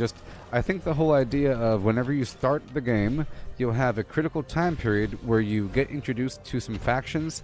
Something's about to happen, like the whole building's going to collapse, the ship's going to explode, where you have to choose one side or another to escape, and then you go from there. I know they seem like a good lot, but those McCoys sure are bad. Don't trust them. And then like some story evolves where it's like some big war. There's going to be like a big war versus factions that you chose at the beginning, and maybe it could be an ongoing thing where you just choose your initial journey. But let's say that you could choose to keep staying and staying and staying, or to exfil at any given time at certain checkpoints. You'll have this decision-making process, and if you choose to stay, you're making one more decision down some sort of decision tree that has unlocks, and it becomes like a little game that you could play every time, and then you maybe even join late and you say, oh, we're down this weird decision tree path, this guy's still alive, I thought that you had to kill him, this is pretty cool. Like you might join a late expedition down some other narrative tree, and then you get some other credit for some other checkpoint. Now you have the thing unlocked, you know. At the very end, you turn in all of your tokens that you got from the checkpoints, and you're exploring more and more of the map. And I think the whole idea of keeping it on rails where you're handheld the whole time, that makes it more exciting. Sort of like they've already set the precedent with Vault, Vault 96. At first, you could only see it, right? So I'm speaking to what they've already done. With Vault 96, the only way to explore it was by doing the daily op. You have a time frame. You have activities, you gotta hurry up, and then it's over. Boom, you do it again. I think it'll be pretty exciting. I didn't want to sell that thing. Oh well. Someone will be happy. I think it'll be exciting, you know? You get to go in, it'll be like a whole different story on some other weird map, and people have died, people have been rescued, and there's some team, and you can choose to leave and grab some stuff and maybe even betray your team, and maybe they could have 4 teams active at any given time. Some have been going for hours, some are brand new. And you know, maybe even a day. This team has been there for 8 hours now and they haven't died yet, and they're pushing deeper into this crazy map. Maybe you have some options. Easy, medium, hard. Brand new team alive for 10 minutes, it's pretty easy.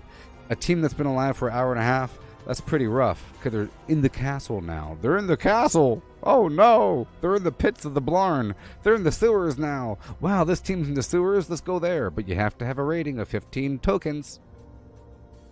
Get it? You have to have a rating of the tokens of other checkpoints to go deeper into the flim-flam thing to show that you're worthy of the thing, and you have to have a gear score. You know, of course. Sorry, this checkpoint is only available for people that have gotten the flim-flam. But I think the game will help you by giving you things at those checkpoints. You know? They'll give you a plan, but the plan is going to require resources, and those resources are given to you throughout the rest of the journey. You get what I'm saying? So you're forced to go to get the checkpoints, get the resources for the plans, and those plans will have you very good armor with specific resources that are really good against that place. You know, it's going to have some buff that will make it non-impossible, where you have to sort of have to have that weapon and that gear that they gave you at the previous checkpoint, and you had to have farmed it for another week or two to get all the resources that you need to actually craft the thing, and then you have to re-roll it a million times. So that's what they expect. So what I imagine is between checkpoints 1 and 2 is going to be dramatically difficult, where you will tell yourself and your team the meta is to exfil at checkpoint 1. Everybody exfils at checkpoint 1, and then after doing that for a while and getting some good gear, then you build the confidence to exfil at checkpoint 2. To start a game that has started at checkpoint 2, you have to already have at least 2 pieces of the flim-flam armor, you know, and 15 tokens. Would it be possible to nuke it? Yes. Maybe. You see, I don't think Pittsburgh has willy-nilly access to an automated nuke situation. Like, this place is just ruined and doomed because there happens to be 3 nuclear silos and an automated nuclear defense system that takes over, run by AI and androids and stuff like that. I don't think Pittsburgh has that. They might have a cache with some suitcase nuke. They could do the suitcase nuke, and I can imagine a late game team is able to affect the map. You know? It's like, wow, this is a late game map where they have the nuke zone and the swamp zone active, and the fire zone, they turn that on, and the cryo zone. Man, this map is a late game horrible map where you have to have all these resistances active. You know? Where you have to have cryo resistance above 225, otherwise you die too fast. Right? You have to have constant, like, you'll have to have funky duds, and you'll have to have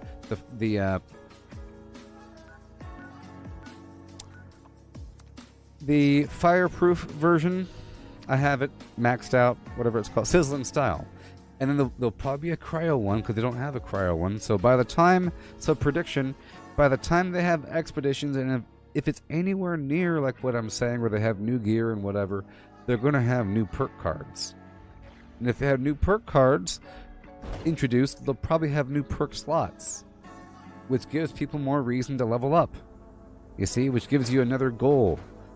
So everybody that leveled up to a certain point because they got all of their perk slots, now you have another reason to level up another 150 levels or something. You see, so it's a win-win-win, win-win-win-win-win. You see? So I think it's going to be possible to nuke it. It's going to be, but it's going to be, you can't just nuke it. It's a commitment where you can say, you know, it's possible if you do the right narrative to nuke within an hour and 25 minutes. This guy from YouTube was able to do it in an hour and 15 minutes. You have to go kill this person, talk to that dude, go across the thing, take the escort across the bridge, ride the thing, you'll find a suitcase, take it over there. It'd be like a complicated thing across this map with all kinds of NPCs every 5 feet that you can kill or not kill, and that guy secretly, you know, that NPC that you thought was worthless actually had the key to the thing the whole time. It's like, no, you don't kill him. You escort him to the bridge, you point a gun at his face, and you yell at him 3 times, and he opens the darn door. It's full of, it's filled with nukes. Oh yeah. Yeah, so let's say none of that happens. I like making these predictions, then nothing happens. Whatever. Oh, I'm doing melee.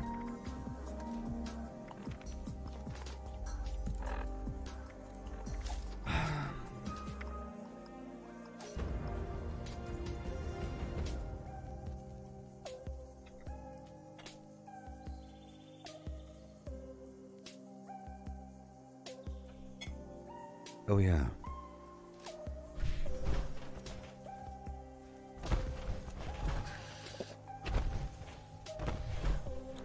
Yeah, so all they gotta do is just a couple things. Step 1, you introduce a couple more perks.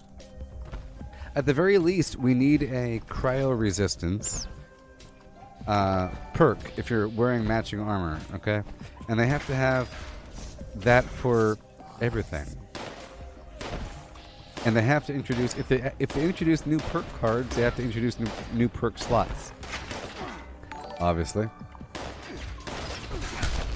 And you do that because, let's just say, like we're saying with the whole expedition thing, it'll be a checkpoint-based system where you get a special token at every checkpoint. And so it caters to people that have more or less time, but it still keeps you on rails. And at every checkpoint, you make a dramatic decision that changes the storyline. And if you keep playing the expeditions, you get exposed to different storylines. It'll be really, really cool.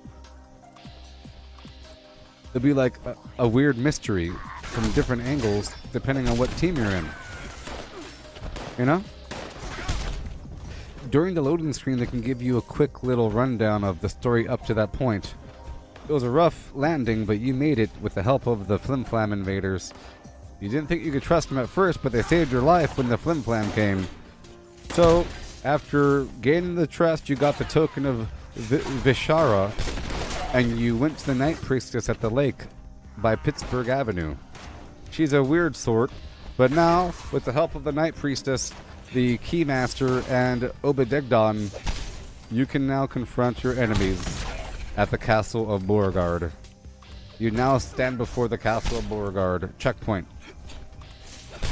Do you have 15 tokens? Are you at least gear level 8,500? Enter.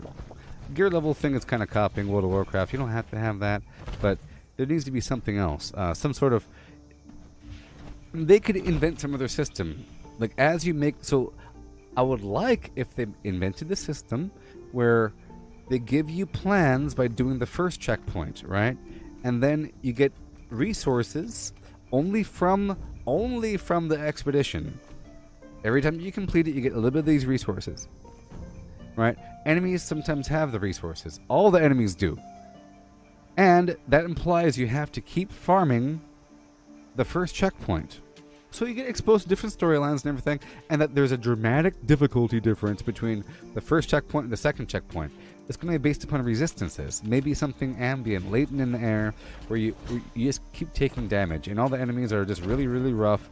And unless you made the gear from the previous phase that has some sort of damage mitigation against the enemy type, you know?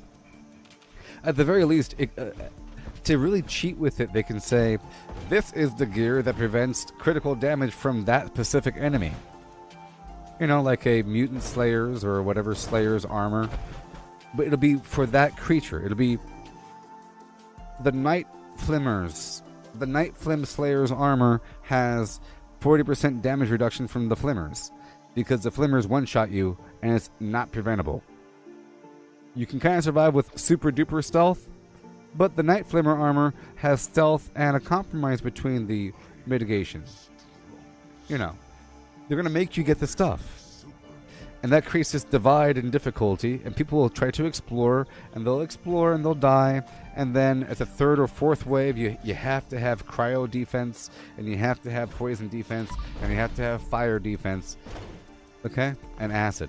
You have to have all that stuff. And radiation. All the weird stuff. And plasma. It's going to rain plasma. It's going to melt everything. It's going to be raining plasma in Checkpoint 9.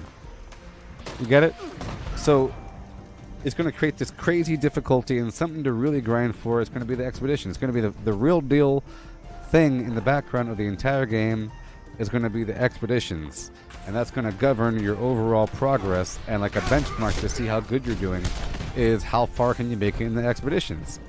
The daily ops will be like a no-brainer thing, kind of like how they are now. We should be able to handle the daily ops just fine. It's got to try a little bit, whatever. But it's no big deal. It's actually fun. And then, you know, so you'll have, you know, daily quests. You'll have the storyline, daily quests, faction events, public events, daily ops, expedition, in order of growth and progression. Because the daily ops are needed to give yourself certain gear, and the storyline is needed to give yourself access with reputation, items, and give yourself access to the Secret Service vault so you can get your Secret Service armor, which is just seen as a stepping stone. Let's just say, in order to even beat the first token area, it's going to be really rough. Or let's just say the first token area, it's fine. Okay? Everyone can beat the first token area. Let's just say the first token area needs to be as hard as an uplink daily op, which is not that hard. The second place needs to be the harder one, where you have to have at least good enough gear to make a daily op easy. And then it needs to be dramatically different, you know, so at least it's kind of fair, because everybody needs to be able to be exposed to it. You don't want to have some new content that no one can play, so you have to be able to stick your face in there and say, wow, this is the pit, huh? Crazy. You know, in fact, everybody should be able to go to the pit and just hang out in some building. Wow, look, it's the pit. Don't go outside, though, because it'd be one shot. Do you want to leave now? I'm leaving now, you know? Because it's not fair. And I think just for showing up at the pit, you should get some sort of achievement. So in the same way that you get a backpack just by going to the airport, I think, because that's what games do. They say, achievement, step 1, visit the pit. Rude Awakening is the quest title. And then you go there, you get something. Something that you need. You need it. It's like an extra mod for your backpack or some weird thing that changes the entire game. Something that's like, yeah, like a second mod slot for the backpack, okay? You get a second mod slot for free for the backpack just by showing up. And then they have on the wall, by the way, you can only put this in the second slot. Haha. What? Yeah, it's called an advanced slot, and there's only advanced things that are available. You can't put normal mods, just advanced mods. So you have unlocked the advanced slot. Enjoy your backpack as it is for another month or two until you get that thing that you want. Now you have this empty hole. I have a hole. You know? You have a backpack with only one mod and you don't feel complete because you don't have the thing. And once you get the thing, your backpack glows and makes a sound and lets you kill the bad guys. You know? But it needs to all tie in with the expeditions intrinsically, where it becomes the thing. And they have the opportunity to make it a spider web of different storylines. You die. Oh my gosh. You know? Replay value.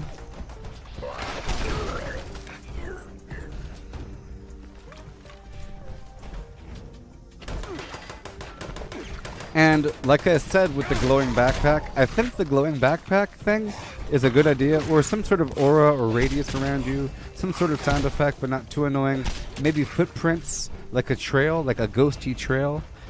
I think a ghosty trail might help. Yeah, a ghosty trail of a different color. And the point is, you want this sort of badge of honor that I made to token level 15. That's why my trail is neon orange with sparkles. Dude, your trail! I know. It's a trail. It actually catches enemies on fire at rank 10. Or something like that. It might look ugly though. I'm imagining sharp, weird angles and it not looking smooth at all. But I want something that's obvious. Sort of like a pain train effect where if you touch them, they combust. Some aura. Maybe a radiant aura. Maybe a radiant ultrasight aura. You now gain an ultrasight aura, where things just burn with green and white flames. Yeah. Yes. You gain a horrible melee aura that acts just like the Quilled Chest, or like the Plague Walker, or like the swamp thing. Yeah, armor. But it specifically does an energy type of damage to melee enemies, and I think we know that the main enemy type in Pittsburgh is going to be some other sort of ghoulish zombie creature that uses melee to kill you. So this energy type will be specifically for that thing. It's going to make it handleable, so that if you have it, enemies will be dying within radius. It makes it perfectly handleable, from being impossible to okay, you know?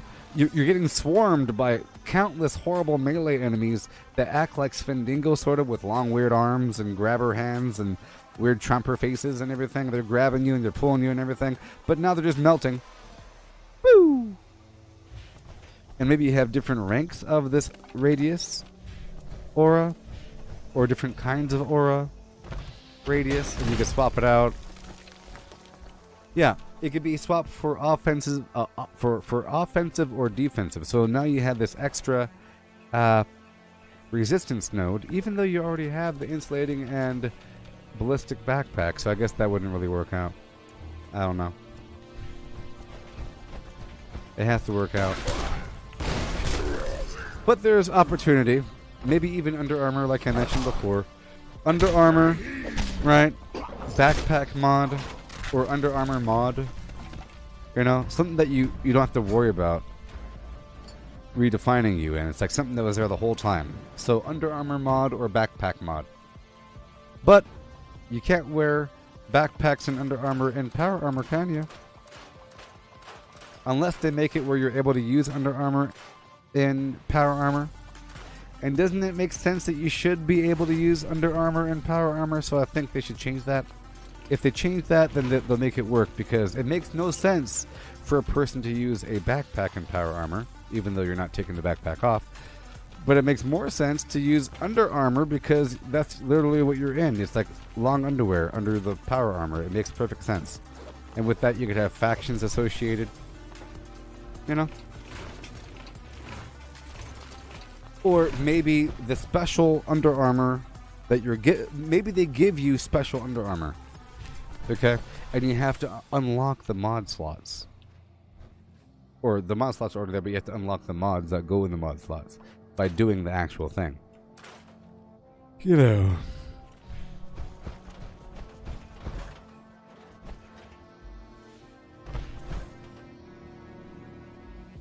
But what don't we want the pit to be? What don't we want the expedition to be?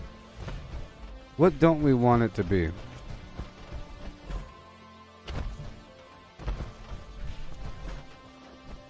It's not that I don't want it, it's just I think it'd be a waste of opportunity. If it's just like a brand new map that behaves exactly like this, with no time limit, just a bunch of quest givers, and it's just a place. At that point you're thinking, well, why is it called Expeditions? I don't know, it's a nice name. If it's just because then you just have another map you get bored with, maybe. You just, I prefer this map, I prefer that map. Now you have the community split, no one's showing up to public events. It'd be kind of a weird thing, and we don't want that. Maybe, just some normal stuff. Too normal.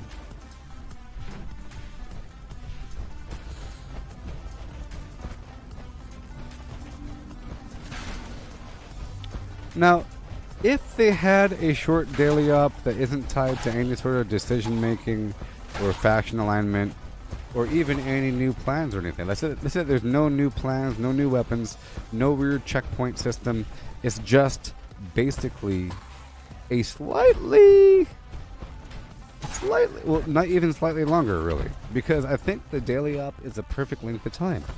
They want you to complete the whole thing within 12 minutes with a par time of 8 minutes. And that's a decent amount of time to the point where it's not annoying, but it's still a certain amount of time. If they want you to start doing like a World of Warcraft raid where it takes 3 or 4 hours or something, that's weird. Not everybody has that much time to do these things. Maybe. But I like the whole idea of having an option where you could choose to stay or go. You know, where the sort of like in Call of Duty Zombies, right? Where you could choose to exfil or not, and you could have a pretty long game that lasts for hours and hours and hours, depending on how long you took to exfil the first map. You know? In fact, it could have the same exact format as the zombie outbreak mode. You know, you go to a map, you have many little tasks to do, like a few different public events. Yeah, it could. You know what? I wouldn't be mad if Bethesda completely copied the outbreak format. Remember? You get to a map, you could leave right away if you want to. You have a main objective, but you have a bunch of small objectives. And there's a bunch of loot all over the map that kind of help you as you move on.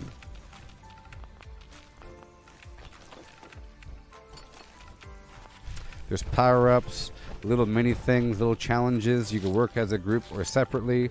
It's really obvious when something's happening because you hear the gunfire. You go help out with the thing. You know? It could copy that exact, and then you do the main event, and then you move on to the next portion of the map. It could be like that. You could be brought to a small circular portion of the map. Ooh. About the same size as the outbreak maps, like a decent size of the state of Pittsburgh, and then you move from portion of Pittsburgh to portion of Pittsburgh. Like, boom. You're ready? Let's go across the map over there now. And then you hop in the helicopter, and then you go fly in this little cinematic, and then the thing lands, and you leave the thing. kind of just like in Call of Duty Zombies Outbreak. The helicopter lands, it shows you leave with your guns, you go, ugh. You climb out the vertibot, you go do what you gotta do, it moves to a different spot. Do you want to go home or move on? Do you want to go home or move on? And then it flies to a different spot. Perfect. Let them copy. I'm saying it now. It's okay if they copy. Just look at that game, Bethesda, and then find out how to make it more Fallout-like. You know, you can make it a slightly more Fallout, make more loot here and there, you know. Special loot. Yeah.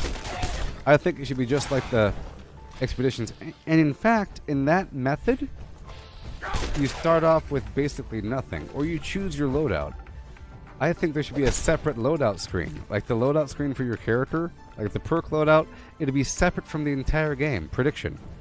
Whenever expeditions come out, the loadout for your character will be separate and visible on the outside. You'll have characters and loadouts. You'll have your characters like Bosco Jenkins and Pistachio Man, Flim Flam Jones, Gooboberti all lined up. This guy has his 4 builds. I say, make primary. The loadout has whatever, and then it's going to have gear and items. And then you, whatever. And then you enter the thing, and you don't have a level. Or sort of, it's like whatever you enter the thing, it's not, let's just say it's not really your character. It's a clone of your character that they've already mastered using the Fallout world concept. So it's a clone of your character that has the same loadout, the same weapons, and the same legendary perks. But it's not really your character, you know? You don't have any of your other items. You don't have, you don't go in with anything here, anything here, anything here. You have nothing. You have no holotapes, no notes, nothing. Besides, yeah, and maybe ammo might be really cheap or everywhere. They might make it like an arcade where the enemies just drop ammo. You know? Right? Where they arcadeify your character. Okay? Now, are you following along here? Because this is the most important part. Are you following along? This is the most important part. If they separate your perk loadout and bring it to the main menu where you choose and say, this is what I want to have for the mission, you could then enter the expedition or the actual game. The expedition is like its own game. Are you following? Where you can choose to have a clone of your character, or you can choose a pre-made character. The Sharpshooter, the Night Stalker, the Flim Flammer, Gorilla Man Jones. Different builds. With like free gears, because it doesn't really matter. You're going in to execute a mission. It's all about skill, and everyone's sort of equal. And sort of, where you could choose from those pre-existing builds, and they have this cool cosmetic and all this stuff. You could play as them, and as you play as them, you unlock stuff for your character, whatever. But that's a good idea, because this means that anybody can pick up the game and play it. Anybody can, because look, Blizzard already did this thing with the challenge dungeon, where you could play as a pre-made character, blah blah blah. You know, I think Bethesda also experimented with this concept, but I want all of the flim flam removed, everything removed from the character. And as you enter the game, they give you a bunch of foods and things. Here's a food. Load up before you leave. There's ammo before the door. Go and get it. Let's go. Yeehaw! They give you like 9,000 ammo or some garbage. It doesn't really matter. But you can earn ammo as you go. Turn it into an arcade game. But a really cool game that anybody can play without having to devote a million hours. It's just if you want to have a unique build, and you want to have the fun of saying that's my build, you know, and that's my name. I'm not Pistachio Flim Flam Jones. You know, I'm not like some walking NPC. You want to make your own character. Maybe. And maybe you're slightly stronger because those builds are nice, but they're not like the best. So yeah, you create a clone of your character. It's not really you, but you get some sort of overall benefit that you pull out that can be tapped into from your characters. So there has to be some sort of resource pool that all of your characters can tap into. Okay? That you're earning. You're earning some sort of universal resources that are tapped. So So by that point, here's a question, or whatever. By the point that they take your characters and put them to the main menu, and you have your loadouts associated, and you have all your characters lined up, by that point, you're going to have a shared stash. So by that point, you're having a shared stash between characters. You have your stash box, your scrap box, and the shared account stash. And the account stash box is going to have the magic jujubes that you get from the expedition, that any character can tap from. Because they have to. Let's just say that Bethesda knows that there's a million people that are doing some weird stuff to move items around.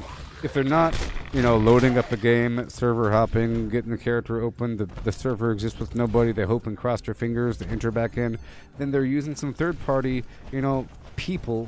The couriers are using humans to move their gear around. That's just not good. So you end up having a bunch of stuff being put into a box for no reason. So to make their servers more stable, it's in their best interest to have a shared box.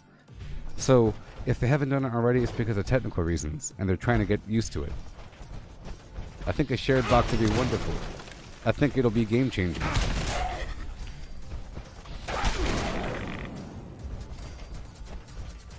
Right?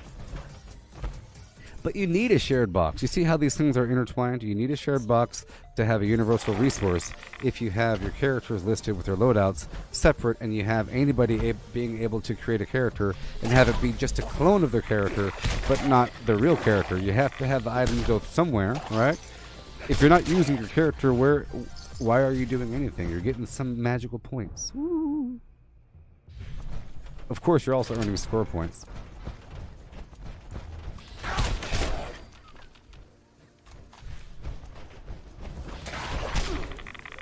Yeah. So if they do all of that, that'd be cool, right? More people will play the game, and they could just introduce some really cool new build, and they could honor people and say showcase a build, Here's a build spotlight. But Blizzard does this stuff all the time. With the challenge dungeon, they have a unique build where you have to figure out how to master that build, and it's okay. It's like a fully equipped character, and you play it, you get used to it, And if they're going to do that, they can go all out and have a little the tiniest of tiny mini arenas to test out the character. Do you want to test out the character? And then, get this. They could sell the character for a lot of money in the Atomic Shop. And what you get is you get a level 50 character, or let's say you get a level 150 character that has a few perk cards, and some okay gear, but it's unique gear, and they have a unique face, and maybe even a weird alien thing, to the point where it's obviously a character that you paid for, like a Radstag or something. It's obviously a weird thing that you had to pay for. It's not just, I'm a shotgun user and I paid for it. Ha, it's a good shotgun that I paid for. It has to be a unique set of things that you so yeah. They'll have it as a showcase to see the character you can play for free in the expedition, encouraging new players to play the game, and then to buy it because some people want the shortcut. So there you go. And they make a lot of money. You know how much money they'll make if they sell fleshed out characters? I mean, Blizzard's been doing it for a while, right? Or they sell a level up garbage and a pre-made nonsense. Whatever.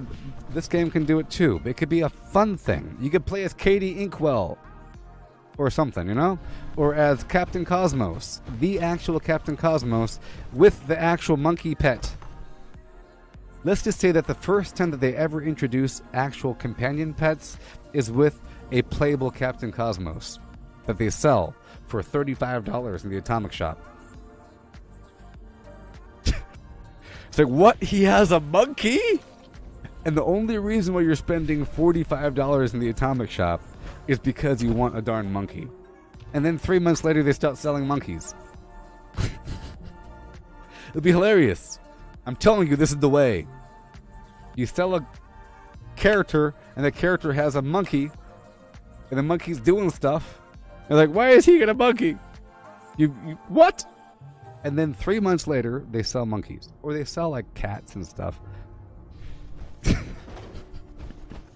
So it's like a layered thing, you know? They expose it through the expeditions. You get new players to play the thing. It creates a copy of your character. Doesn't affect anything. Universal resource pool. Shared stash box. Characters intertwining. Flimbity, flumbity, flambity, flam, flam, flume, flam, flume. Eventually, you'll reach the point where you could use your own secondary characters as companions at your camp. You know?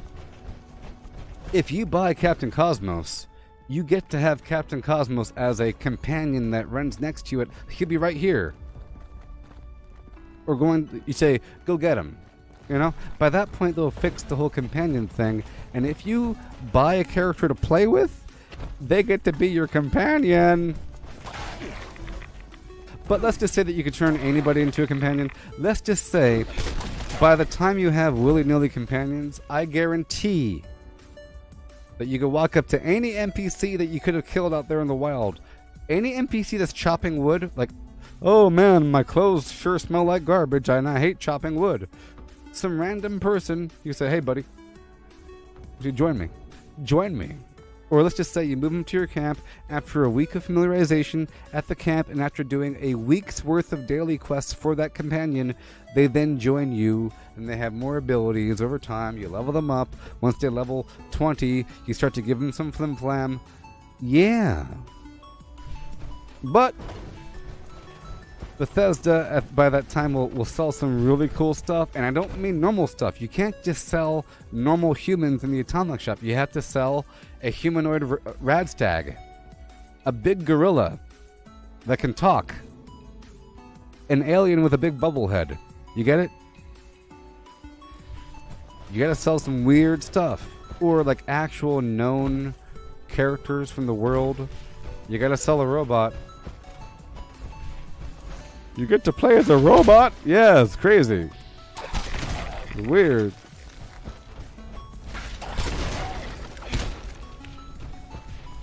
Like a parrot or something? Yeah, a parrot. I think it's good to have a pet that will crawl on your shoulder. Like a parrot will fly to your shoulder. A monkey will go to your shoulder. You know, a weasel. A big old pile of rats. Right? Yeah. So, we're doing all this hypothesizing, but none of what we're saying is going to come true.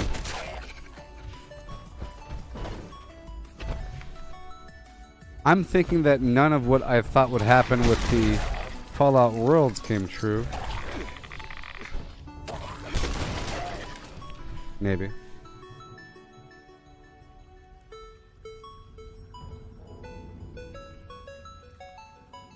Or it was just different than how I pictured it a bit differently, you know? I pictured it a bit differently. I pictured being able to have total control to build anywhere and do anything and place enemies anywhere. But that's why I thought it was going to be bad. Like, having that much freedom makes the game worthless. You might as well just be giving yourself XP. But it's more of a controlled environment than just a game engine. It's not like Gary's mod with enemies. It's more like you get to be sort of the dungeon master and just dictate things, but you still have to survive, you know? You still have to survive, and there's a bunch of options to make it harder, so that makes it kind of fun and balanced. Yeah.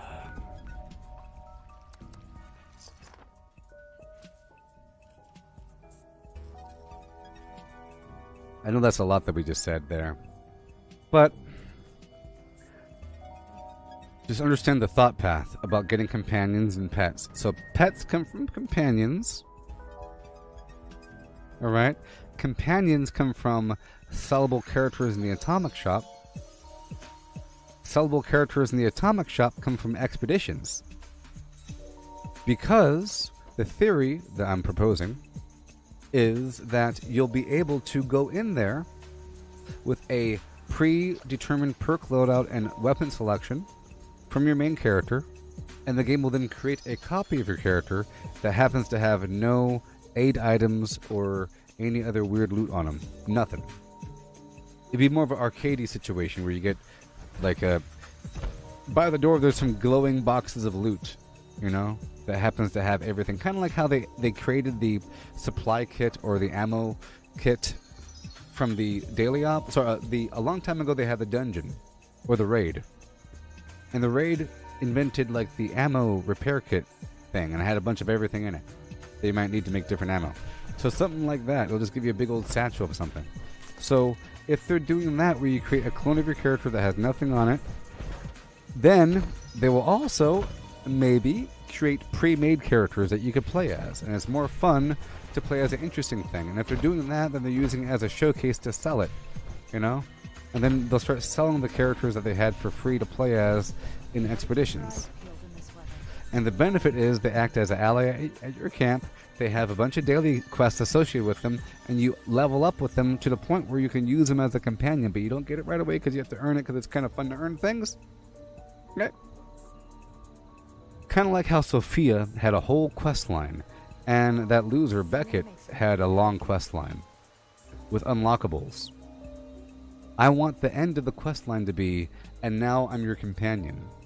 Which means, if they do that, that means that you could then use Sophia and Beckett as companions.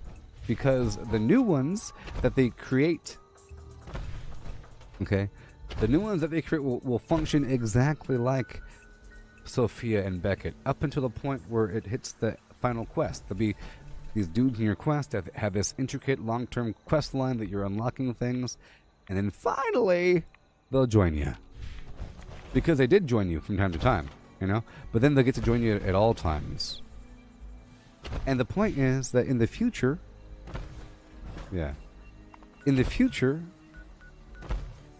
whenever there's a new player to the game, they won't know the difference between Beckett and Sophia and the other 5 NPCs that they add. They'll see them all as the same, you know? They don't know the difference between quests that were already here before Wastelanders and quests that only came out with Wastelanders. It's all the same. It's just one darn complicated game with a million overlapping quests. You see? So it has to be the same. Yeah. I don't think Pops or the hippie chick or the Raider punk, but maybe. I think there'll be requests, so it's inevitable. It's inevitable. And on that case, it's inevitable that Pops and the hippie chick and the Raider punk will all have quest lines just like Sophia and Beckett, because why don't they? You know? You're gonna learn way more about the Raider punk, and you'll meet his old clan, his group. Oh, I bet you. Oh, in the wintertime we have From the You moving in here too, or what?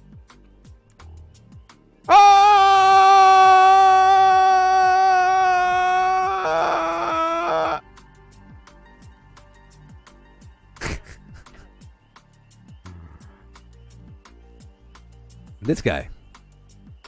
He's a weirdo. Oh, thought I heard someone creeping around. See? I think he used to work for the Men in Black. Or something like that. Well, he's kind of young. So, something like that. Or whatever, you know? I think he's going to tie back in. Zoop! You realize he's telling the truth the whole time, because it seems like he's not telling the truth. But then you realize he is telling the truth. Make more noise when you walk, friend. You know? Let's gotta scan for frequencies, you know? You never know when someone... telling the truth. He's waiting for a call. In fact, prediction. Whenever we have the From the Stars update, it's going to trigger from him. It's going to say, Step 1, bring out the Raider Punk, or find the Raider Punk. Step 1 of the From the Stars update, go find the Raider Punk. Or bring him out and talk to him.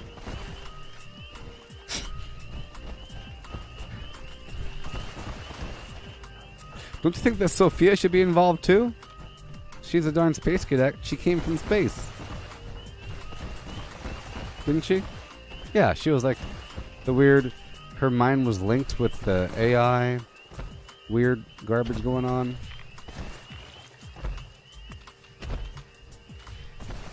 don't know. I just don't know anymore. Let's go over here and punch these bad guys.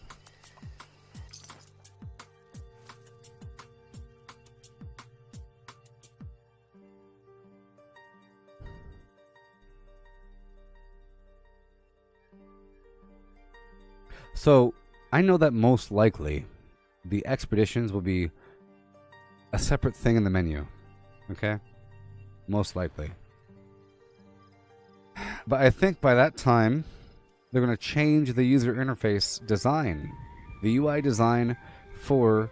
these are solid predictions, people. Understand? Solid predictions. By the time they add another category or two to the loading menu, where it goes Adventure Mode, Private Server, and Flim Flam Jones, and the other three things, they're going to change how it looks. I said some circle thing, but nah, it's going to be something. And they'll have more room. It'll be like a weird 3D environment. You'll see all your characters kind of folding their arms and scratching their head and looking side to side and cracking their knuckles. And you can choose their idle animations. But look at all my characters! You know? And then you choose your loadout, and you can say, okay, there's my loadout. He's wearing the thing. It's obvious, and you can choose it from the outside in. Sort of like how Fortnite Save the World, the PvE side of Fortnite Battle Royale, had most of the game was sort of played from the menu. You determine your survivor squads and your loadout and everything from that menu, and then you go in and you execute the task.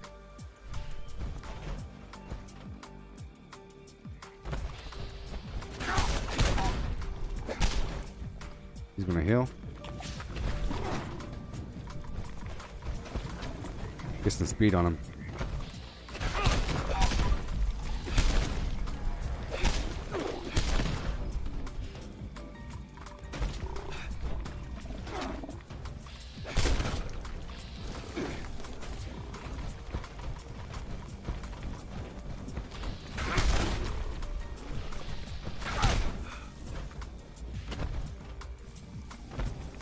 Quite the tussle.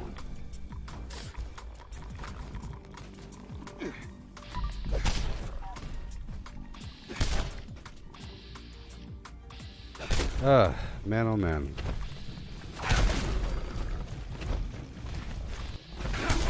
This guy's gonna die fast, though.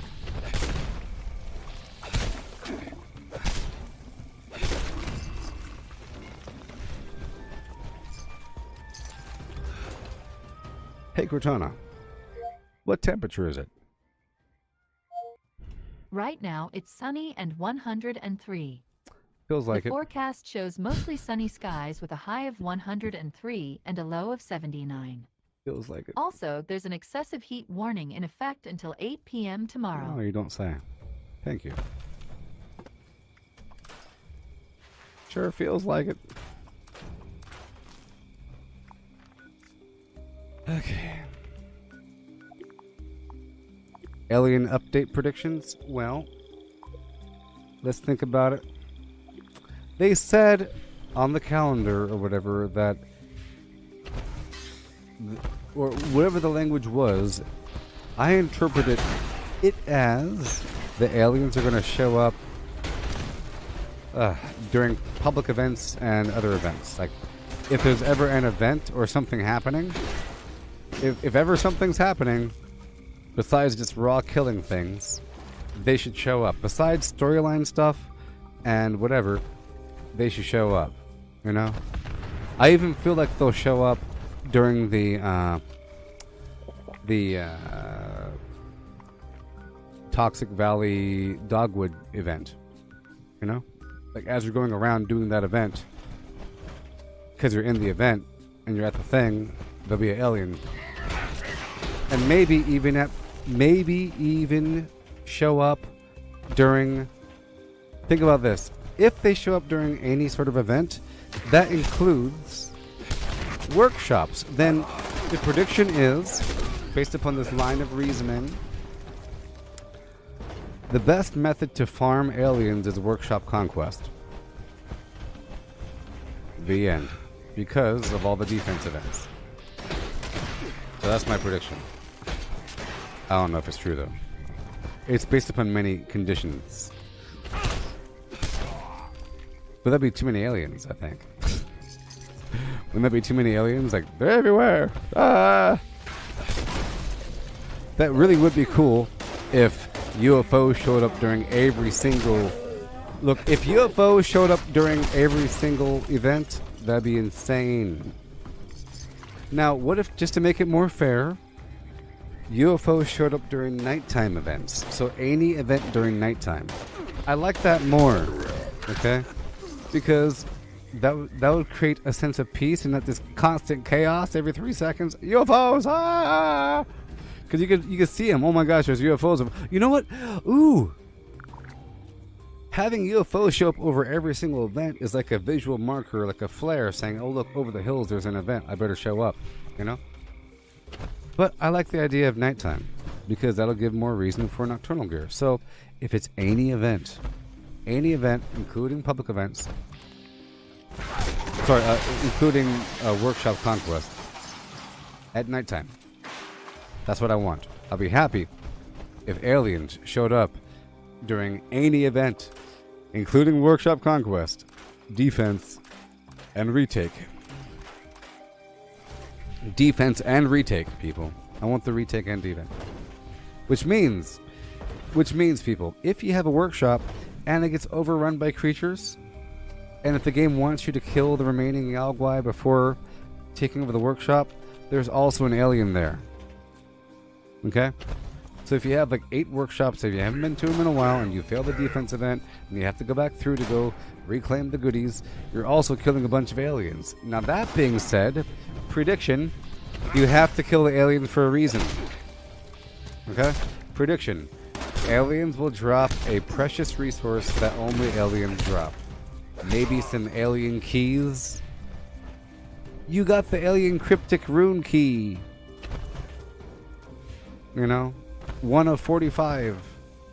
Or the aliens have a segment of a code, like a code carrier. Or it could be either like a pure currency where there's some NPC really wants some resource that only the aliens drop, you know?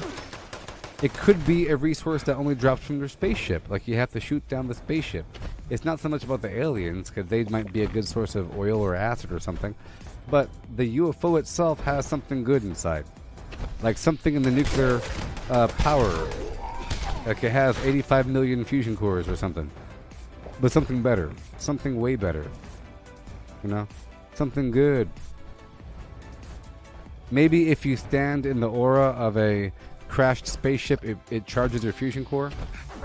Like some sort of passive weird thing. Oh man, you would really want to kill those. And maybe it stacks. I know I'm saying too much. How many UFOs did you destroy before showing up? So, like in Diablo,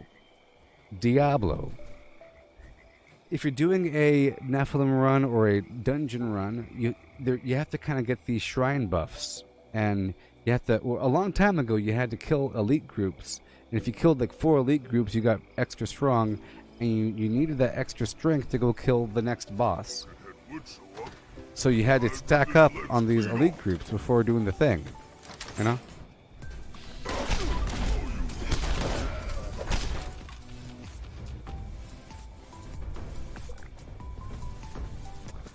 Yes, I know. They're just gonna. It's not gonna be any big. Now, a more realistic prediction. Well, I'm telling you, if they didn't write what they wrote, I wouldn't have that prediction. Let's go back and read what it said, okay? Let's go back and read what it said.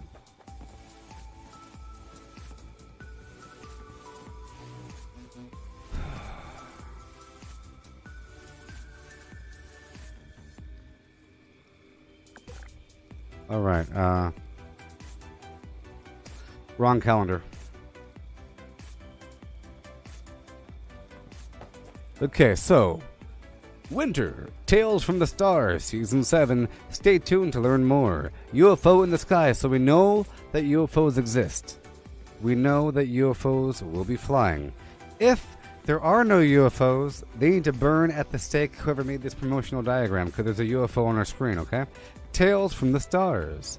Stars have aligned in the wasteland. Marvel at the discovery of new legends at the reappearance of an Appalachian myth. 4-star legendaries. Do the aliens have 4-star legendaries? Aye, aye, aye, aye, aye. Seasonal event, the ritual, but that involves Mothmen. Invaders from beyond. Public challenge.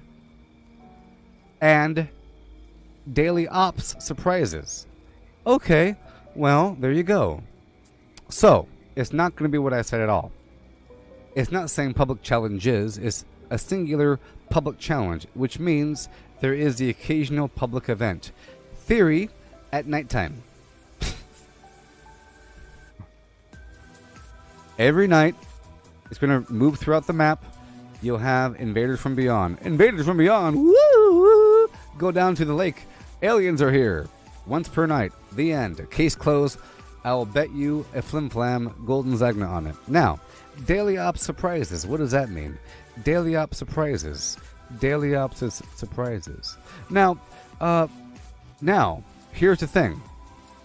What if the aliens are the ones that are doing the decryption uplink thing?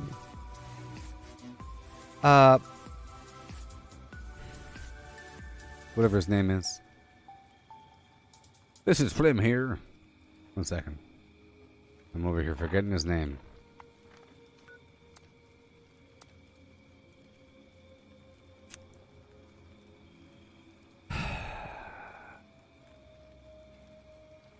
I just want to hear his name. Yeah. Yeah, so he's always concerned that someone is doing some weird stuff. I don't like them listening in. Hoobity boobity. We're gonna find out who did it, but we never really find out who. I think it's I think we assume that it's the boss of the level, like they're the one that did it. Let's see what he says. Say it. Say it.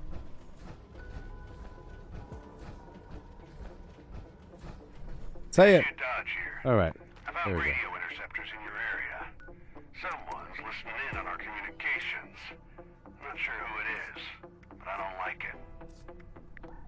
They're smart, whoever they are. Place these devices in an area swarming with powerful baddies. Kill a few of them before the next step. Happy hunting. Vernon Dodge here. So there you go, you see? So daily op surprises. That means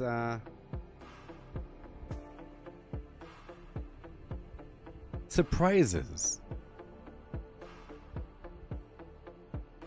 Invaders from beyond. Surprises. Okay. In the same way, so you know how we're saying, you know how there was an issue with like dogs and weird bugs and stuff being in the middle of the daily op when they shouldn't be there? And they actually said, we removed the dogs and whatever that shouldn't be there. Those were placeholders.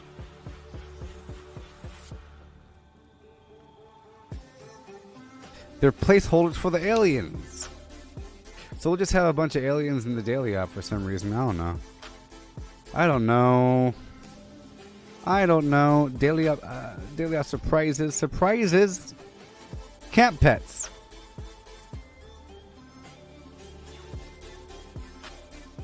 Over here, Daily Ops Expansion 2. You see? So, there we go. The reason why I don't know what it's about is because there's missing information. I know at the very least, based upon the PTS exposure, that they have dual mutations, like 2 mutations. They're going to introduce that feature. So, it's something else. Something else that will affect the Flim Flam. Burning Bodge beer. Public challenge. So that just means that every night there's going to be an event. That's all. That's all it means. Every night. At nighttime. Because look, nighttime. And it's going to involve a UFO. It's going to involve, oh no, the UFOs are sucking up some Brahmin. And you know they're going to be sucking up Brahmin, okay? It's the most cliche thing in the world. A UFO sucking up a cow. So the UFOs, at least one time, are going to be sucking up some Brahmin. And I'm pretty sure we're going to hear tales from some farmers complaining about their cows being missing or burned to death or something. Okay? Some farmer is going to complain about their Brahmin, and no one's going to believe him, blah, blah, blah. You know? Some guys from the Secret Service area showed up to shut him up. You heard about some cows, huh? It's probably just a coyote. Some swamp gas. I don't know.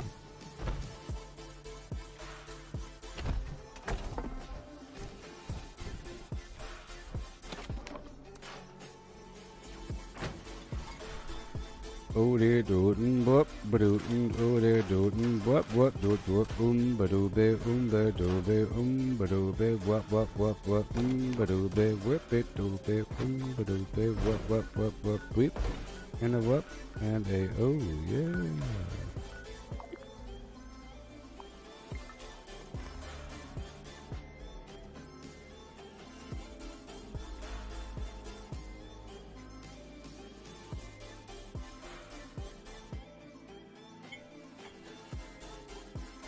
Also, it's not going to be just the standard alien. They have to create more than one alien. We can't just have the typical silver-bodied alien with the fingers and the purple energy. It needs to be that plus another type. There has to be at least one more type. Okay? There has to be. Otherwise, it'll feel kind of just like a human-made thing. It has to feel real. And in reality, you have new stuff.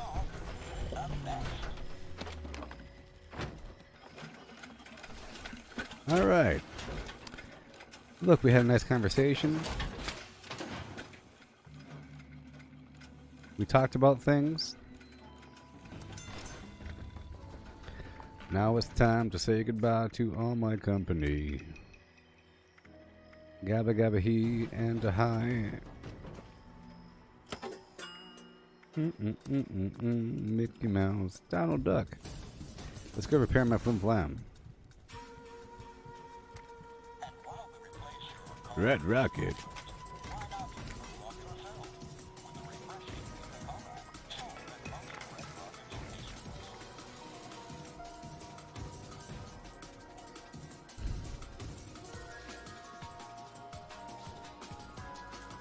So, I think if you haven't eaten anything in a while, you know, if your stomach is empty to the point where it hurts, okay. I think if your stomach is empty to the point where it hurts, and you walk over and you pick up a carbonated beverage, and it's like really, really carbonated, you know, like Mountain Dew or something, or a Coke or something, like super duper carbonated, and you go gulp, gulp, gulp, gulp, gulp, I think you'll die. Or I think your stomach will explode or something. Or it'll like tear. Or you'll get like some horrible stomach hernia situation. Just a theory.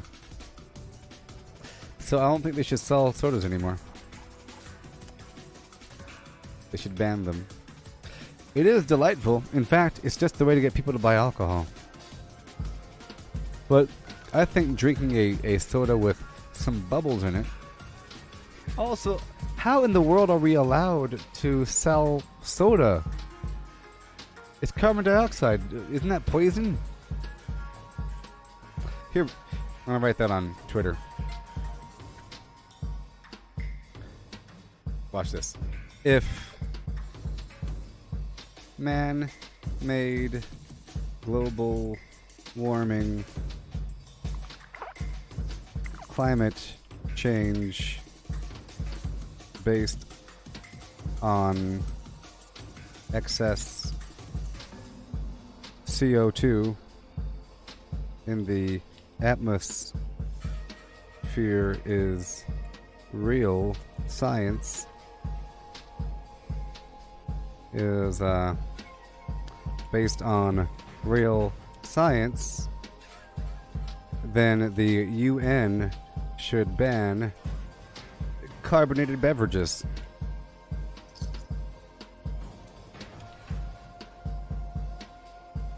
Should seek to ban. Seek to ban. I don't want a person saying the UN can't ban anything. No, the UN should seek to ban. You see. Sorry. And if it is assumed, sorry, if it is assumed, that way I'm not saying anything wrong, you see? No, if it is assumed that, yes, man-made global warming climate change is based on excess CO2 in the atmosphere, then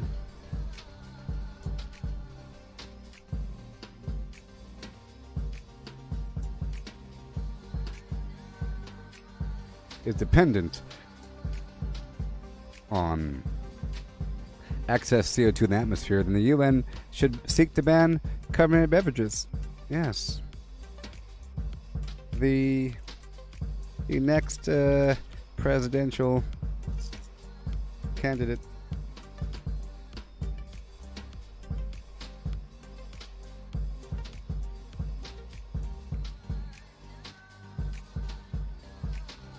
There we go. The next presidential candidate needs to run on the platform of banning soda pop. There it goes. Yeah, you darn hippies. You know, that's a good point. Why do we have these? I mean, think about it. People are just ignoring the fact that you have this can full of... and there's whole factories pumping more CO2. Quamp, quamp. Levers and red levers and blue levers. Quamp. Crazy. They would ban dry ice, wouldn't they? No, dry ice? Oh, no. Like, you wouldn't be able to buy a big block of dry ice for some stupid science experiment. You'd have to sign a waiver, or like a... What do you want it for? I want to drop the dry ice into a big pool of water to show these people how it works. In fact, if it were real, you wouldn't be allowed to exhale outside. Why am I allowed to exhale outside? Why am I allowed to own a dog that breathes air? Precious oxygen, turning it into filth. Filth. Right? No more soda, no more kids, no more pets, none of this. Oh yeah, in the Matrix. Oh yeah, to save the planet. We don't need no babies, 'cause they breathe out stuff that will kill the planet. Don't you see? Hooty hooty hoo.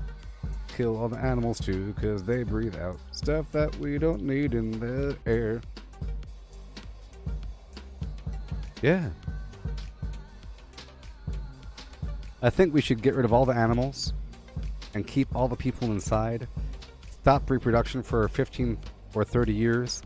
And then plant more plants, and then wait for the plants to die when they run out of CO2. And then slowly start reintroducing animals from their DNA repository, and slowly letting select people based upon their genes and everything reproduce. You know, slowly the Great Reset will occur as the plants and the people, you know. There needs to be the minimum amount of CO2 for plants to survive. They need to be struggling, you know. I want these plants to be dying. You know? Then I'll be happy. Once the plants die from needing more CO2, then you can have your Coca-Cola. If I'm president. Alright, I'll be right back. Craft legendaries with modules. Sell to NPC vendors. Daily quests. Workshop conquest. Lucky Hole Mine. Power plants, farm fusion cores, public events, XP run, toxic goo harvest, rebuild camp, move camp, repair armor, repair weapons, craft ammo, lift weights, sleep, play music, stock refrigerators, stock vendors, transfer items between characters, bury Mentat run, dump caps at vendor if over 20,000, U.S. requisition holotape, Garahan building farm, reputation root farm, iron or south ash heap, multiply crops at workshop, purified water at workshop, Tanagra Town crickets, faction dailies, spend gold, Razorgrain flower farm, Scorch Beast farm, Grafton monster farm, Sheep Squatch farm, convert ammo at the ammo converter, Deathglow farm, Snalligaster farm, Tarberry farm, Flatwood silt beam, check keyword status, Nuke Findingo Colossus for a cursed weapon, Sugar Run, Nuka-Cola farm, concrete, laid at monorail, abandoned bog town secret floor, farm mole miners for aluminum, Top of the world aluminum farm, ski poles, Enclave code piece, keycard search, Somerville Bookhouse, Watoga High School plastic farm, Chem farm, Enclave events, wood farm, dogwood farm, smelt ore, smelt spoiled vegetables and fruit, cook food close to spoiling, Mirelurk egg farm, Mothman egg farm, Nuka-Cola factory farm, Sunshine Well farm, daily ops. Get a high bounty by picking locks. Lure player to camp with a high bounty to force vendor transactions. Hunt down wanted players. Honey farm. Convert perks into coins. Purchase lunchboxes with gold. Harvest flux from a legitimate nuke. Purchase gold with treasury notes. Purchase gold with caps from Smiley. Stock Nuka-Cola vending machine. Candy bowl and punch bowl. Refine camp and workshop blueprints. Craft legendaries with modules. Sell to NPC vendors. Daily quests. Workshop conquest. Lucky Hole mine. Power plants. Farm fusion cores. Public events. XP run. Toxic goo harvest. Rebuild camp. Move camp. Repair armor. Repair weapons. Craft ammo. Lift weights. Sleep. Play music. Stock refrigerators. Stock vendors. Transfer items between characters. Bury Mentat run. Dump caps at vendor if over 20,000. U.S. requisition holotape. Garahan building farm. Reputation root farm. Iron or South Ash heap. Multiply crops at workshop. Purified water at workshop. Tanagra Town crickets. Faction dailies. Spend gold. Razorgrain flower farm. Scorch beast farm. Grafton monster farm. Sheep squatch farm. Convert ammo at the ammo converter. Deathclaw farm. Snalligaster farm. Tarberry farm. Flatwood silt beam. Check keyword status. Nuke Findingo Colossus for a cursed weapon. Sugar Run. Nuka-Cola Farm. Concrete. Laid at Monorail. Abandoned Bog Town secret floor. Farm mole miners for aluminum. Top of the world aluminum farm. Ski poles. Enclave code piece. Keycard search. Somerville Bookhouse. Watoga High School plastic farm. Chem farm. Enclave events. Wood farm. Dogwood farm. Smelt ore. Smelt spoiled vegetables and fruit. Cook food close to spoiling. Mirelurk egg farm. Mothman egg farm. Nuka-Cola factory farm. Sunshine Well farm. Daily ops. Get a high bounty by picking locks. Lure player to camp with a high bounty to force vendor transactions. Hunt down wanted players. Honey farm. Convert perks into coins. Purchase lunchboxes with gold. Purchase Harvest lunchboxes flux with from gold. a legitimate.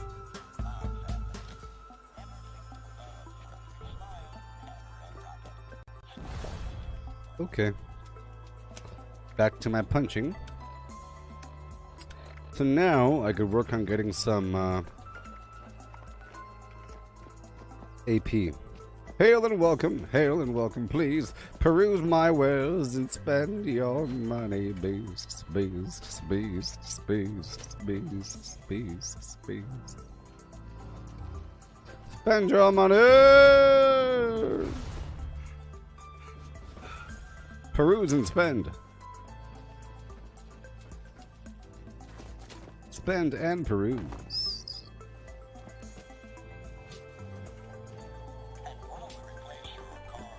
It's a Brotherhood of Steel service station, yeah.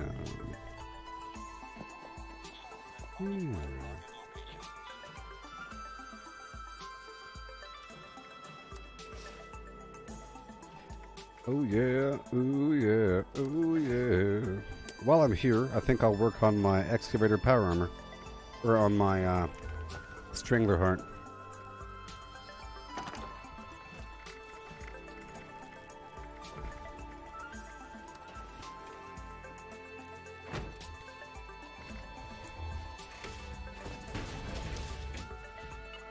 Okay. So I'll make a torso now.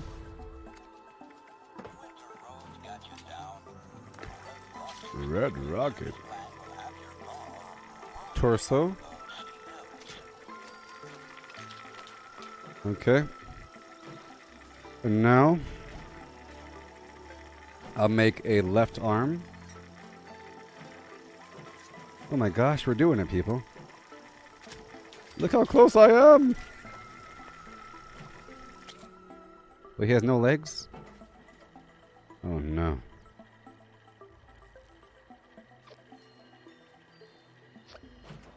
I should have done the helmet last. Red Rocket. Alright. See, I need a third showcase for my power armor, you know? So I have to change my base again. This is my primary base, sort of. I like it. It's clean and everything. It's kind of sloppy, like right over here a little bit. But I do like that back alley. I like most of this. It's just not entirely keen. It's okay, though. See, that's kind of symmetrical. It wasn't always like this, but this is a vast improvement. You know what I mean?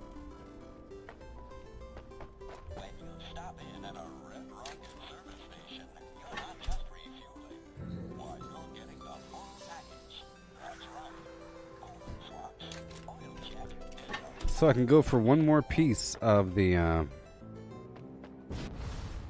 Strangler Heart today. It's going to take a couple more server hops. Okay? It's kind of terrible. It's kind of terrible, really. Let's see if I can put my candy claw on. And go for that. And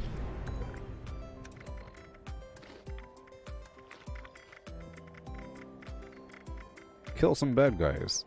So this is my actual XP farming run, or gear, okay? I'm still trying to drop the bomb tomorrow, so I'm still preparing for that as well.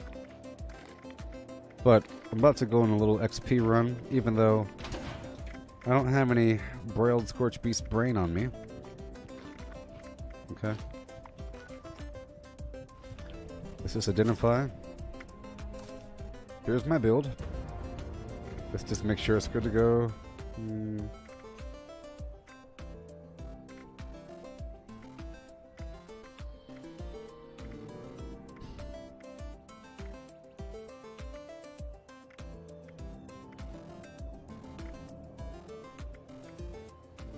Okay.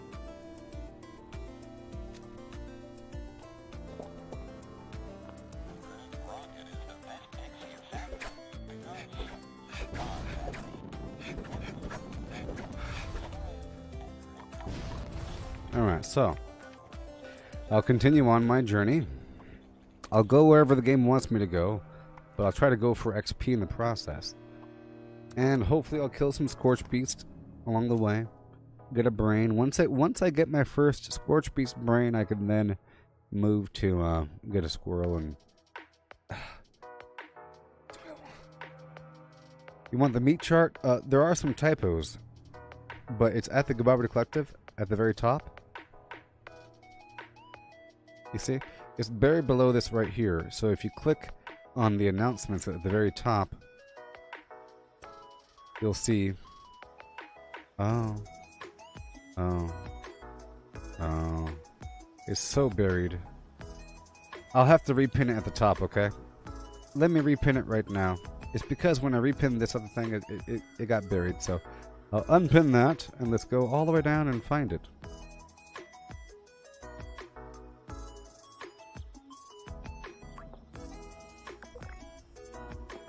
Here it is. Right there. I'll pin this to the top. Boom.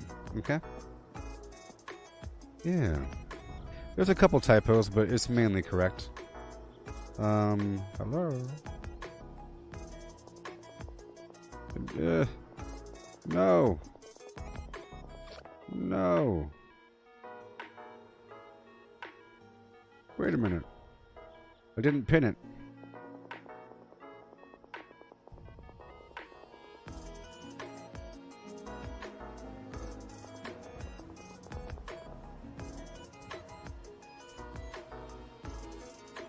Maybe I did. Either way, maybe I could reshare it. I'll just reshare it, okay?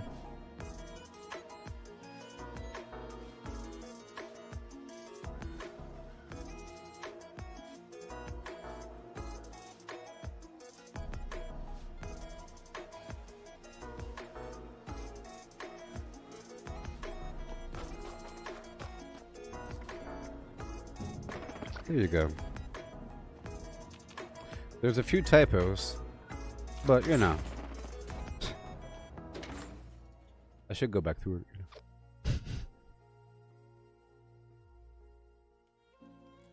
I don't like to halfway do things. Sort of. I could do them from scratch after moving on for a bit with my previous failure just rotting in the sun. I like to look at it, and then eventually, after thinking about it subconsciously, I sort of know what to do when I am forced, sort of, to make a new version of everything. Then I end up incorporating certain layers. But there's a couple issues on there. Couple. But let's look at it for a second, okay? For 1 second. So, right there, the very top, carnivore. Okay, so the red means default, blue means with carnivore, green means carnivore with strange in numbers to amplify. So, for example, Deathclaw Wellington, which requires these resources right here, 1, 9, 10, 19, 37. So boiled water,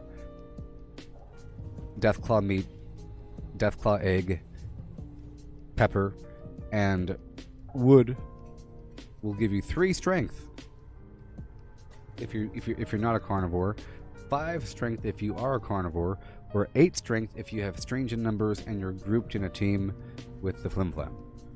Okay? Perception, endurance, intelligence, agility. See, these are all the foods. It's just the foods I chose. But strength, perception, endurance, intelligence, agility. See, that's very helpful. You get to see which ones are sort of like, you know, the 3, 5, 8. That's sort of the standard, you see. Poached angler gives you 50 extra agility. I put fried deer skins here, but I never really consumed them. But they take a bunch of stuff, including thistle. Yeah. It's just a cool thing to make, I guess. A tiny bit of AP regen. See, this right here says AP regen, but this should say max HP. That's a typo. It says AP regen for the Fosnox sausage. In reality, it's max HP 40, 80, or 100. Blood bug steak is HP regen. Mylark jerky, ballistic, up to 35. Rad scorpion fillet, up to 88 energy resistance if you have carnivore on a team. Tasty squirrel stew for the XP boost, and the up here, see the intelligence for the brain, like I mentioned. Pepperoni rolls, remember that? Carry weight, it gives you more than that, not 25, 10, and 20. I think it's 60. So that's a typo right there, like the value. But this stuff down here is correct. So all of this stuff down here stacks for extra melee damage. So you have glowing meat steak, mutant hound chops, mutant hound steak, mutton chops from sheep squatch, mutton meat pie from sheep squatch, yaguai ribs, yaguai roast. So you kind of have to have some of this produce, like the mute fruit, or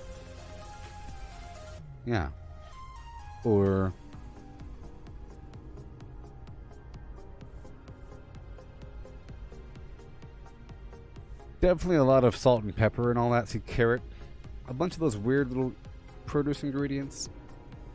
It's nice to have.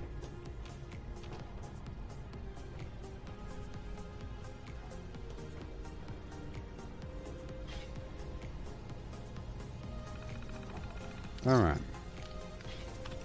let's go.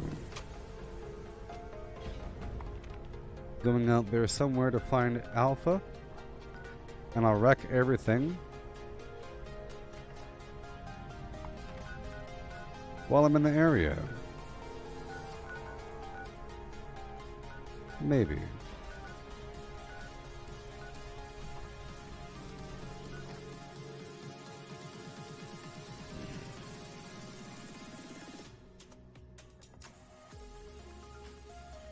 Yeah. Okay.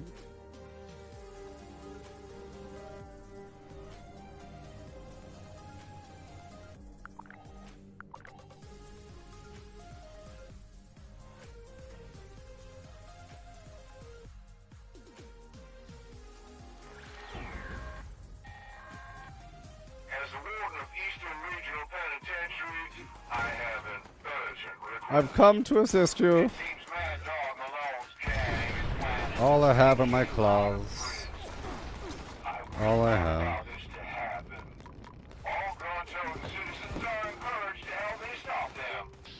It might be best to seek higher ground to better fend off these hooligans.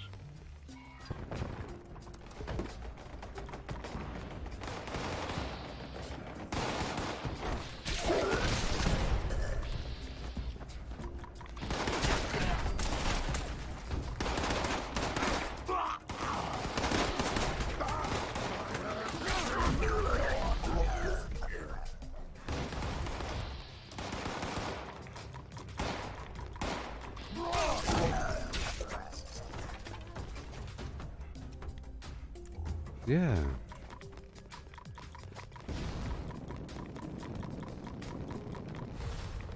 That's me spamming the heck out of some Halloween candy.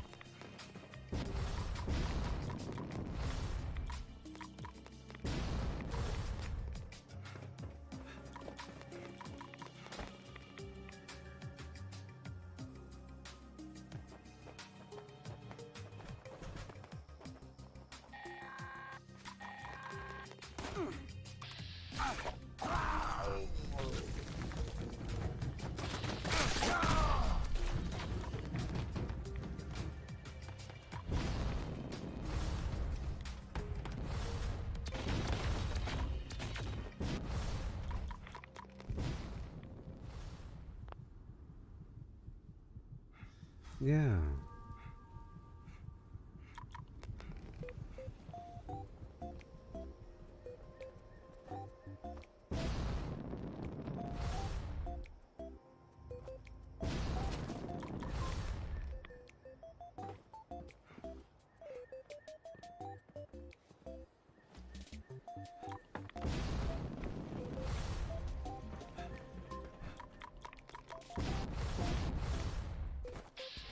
See, if I have the Razor Grain Flour, I don't have to spam the candy as much.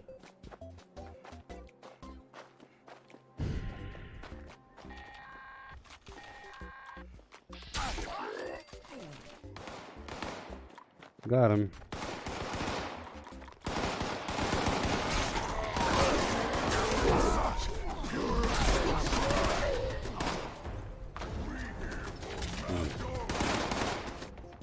I don't like when that happens. I was keeping my light on purpose, you know, to sort of track them. I'm nowhere near as tanky when I'm not in power armor.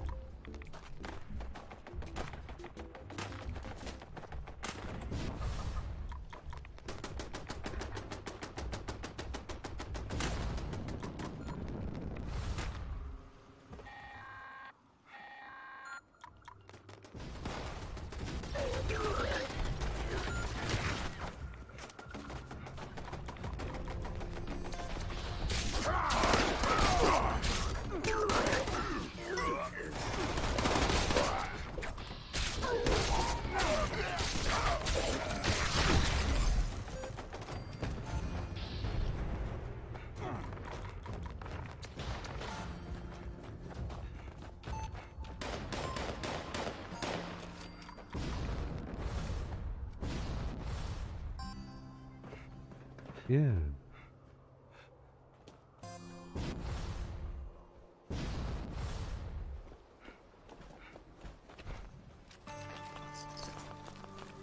Let me start collecting. Real quick lag.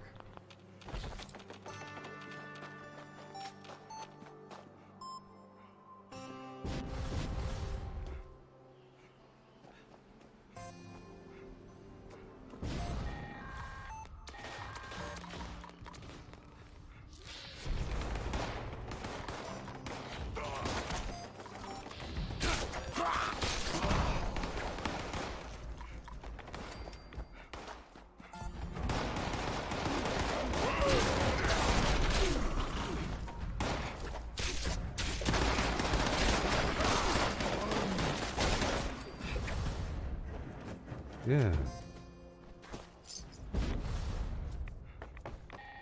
Sweet. So exciting. You gotta focus sometimes.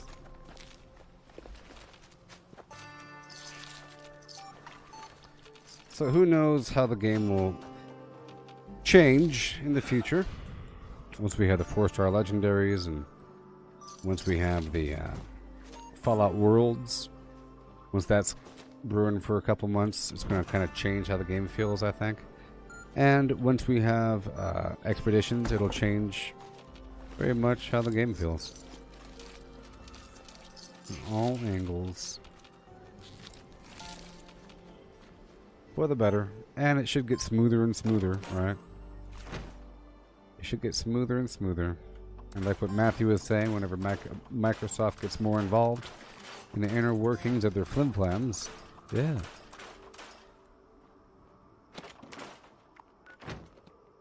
Okay, we're looking for the code piece.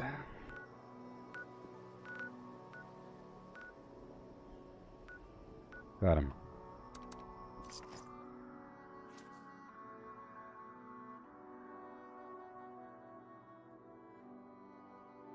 And maybe the UFO itself will have a 4-star legendary thing in it. Or maybe you need the material from the UFO, perhaps, as the core material, like a legendary core or the...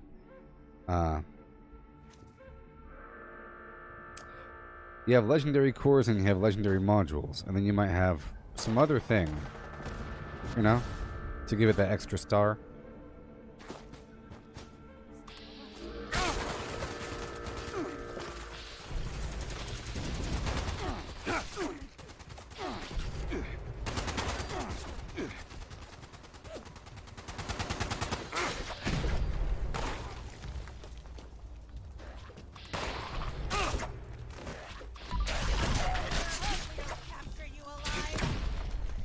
Beautiful. That's pretty cool there, wasn't it? Wasn't that really cool? Came in here, they're shooting at me. I took some damage. Got hurt a little bit. Guy was shooting the laser in power armor. I jumped up on top of the thing for a second. Got him. All of a sudden a wave of ghouls came in, distracting him. I came in and swooped up in there and stabbed them up a bit. Yeah. And I just float away.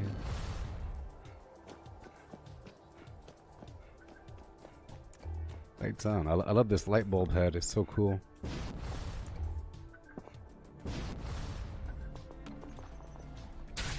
I really need to spend some time here and make some razorgrain flour. I had the urge last night to wake up extra early or even play overnight if I was awake, but I wasn't. I get so tired sometimes. I was going to play some Fallout last night and do some maintenance, you know? And do some resource gathering. Alright, moving on. I'm going to go straight to White Spring Golf Club. When I look at the map, I try to see if there's players currently there or anywhere around the area. If there's enemies or if there's players like kind of like down the way or if there's a camp anywhere around the area, I don't expect there to be ghouls. But if there's no one there, I expect, or it's more likely than not, that there'll be enemies. The last few times that I've came here on purpose to go attack enemies, it was full of enemies. So because I am kind of more vulnerable, I'll raise my life up just above the nerd rage zone. Okay? Keep my light bulb head on. Trying to attract the enemies. I do have Plague Walker, you can hear the sizzle. Darn table. Okay, go down. Yeah. Do some killing of time. See, I'm not in power armor, so I can't just slam them with my flimflams. Pain train.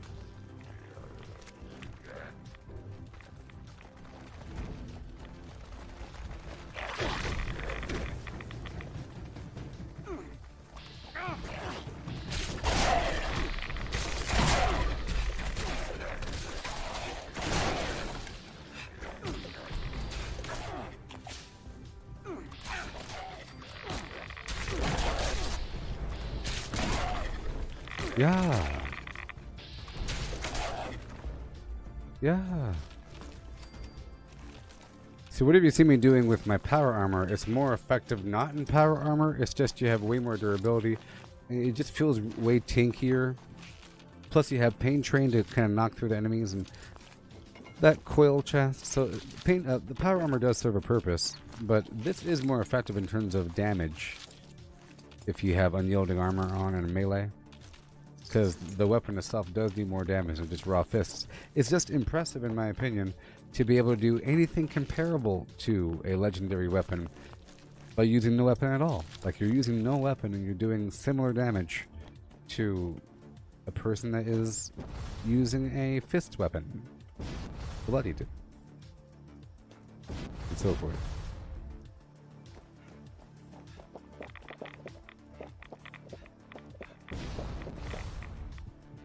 Well, I'm here, so let's go. Light bulb.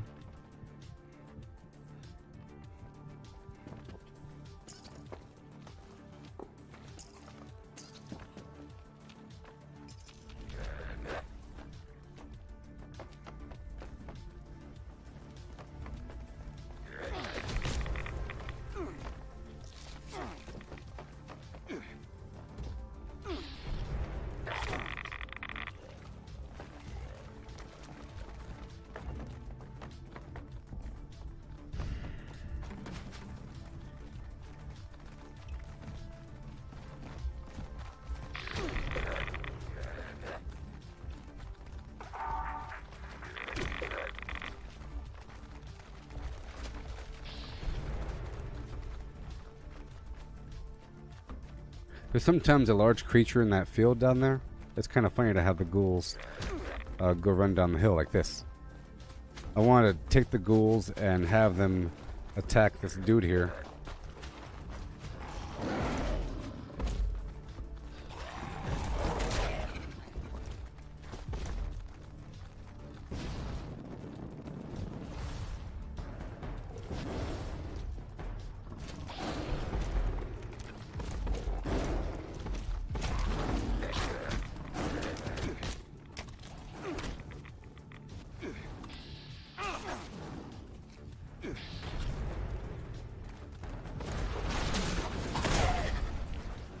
Because hack and slash, if I target the big guy, the rest of them will take damage.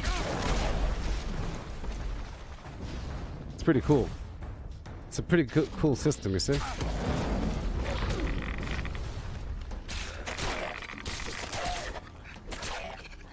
Yeah. You dig? So, because of hack and slash and the exploding fist, if I target the big guy that doesn't die all the time, and they're aggro with the small guys, then you go kaboom, and then they go kaboom. It's cool. He's all distracted by the swarm. The swarm. I'm light bulb man. I'm light bulb man. The Chronicles of Light Bulb Man.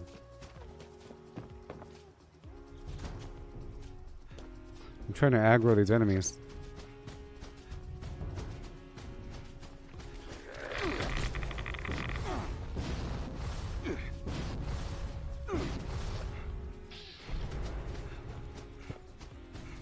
We don't want to go down there.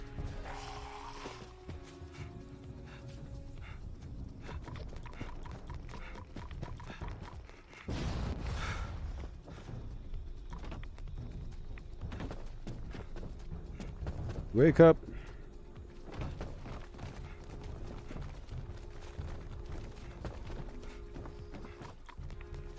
I'll run down and back. Hey there, fella.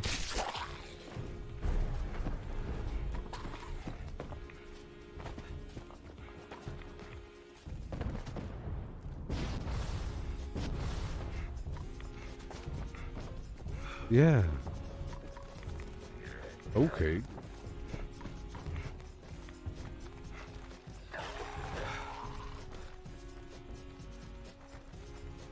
I'm light bulb man.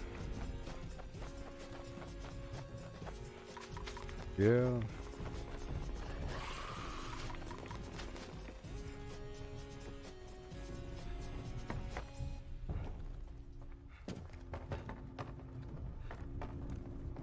Hello.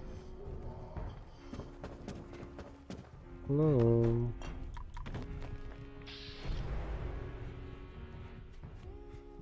They'll join the party in just a second. There's more over here. So you don't want to jump too high because the enemies figure that they can't get to you. Let me go around this tree 3 times. 1, 2, and 3. Let's go back this way. Get these guys again. Even though right now the ghouls are attacking the robots inside.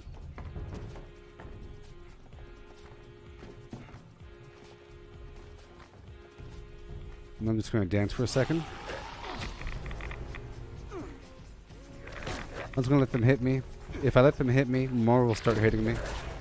So right now the ghouls are attacking the robots. Let's go this way. See, half of them are going that way to go attack the robots. Come, my pretties. Come. This way. Swarm. Feast. Feast upon the supple robot flesh. Yes. Yes. Ah. Ah. Ah. Okay. All right.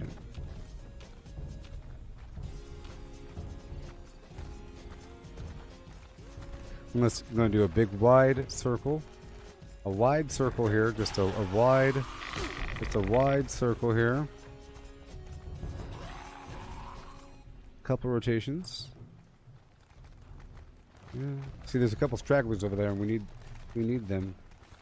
Hello. Hey. Where you going? Where you going? What are you doing? Okay.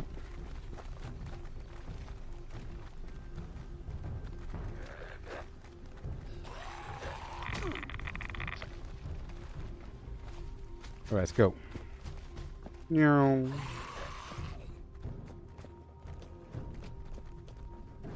Wake up. Oh, they're dead? That's not cool. Are you dead? Are you dead? Let's hope they don't go that way. And now I'll do 3 rotations around the mulberry bush. Okay. Pull the camera back a bit.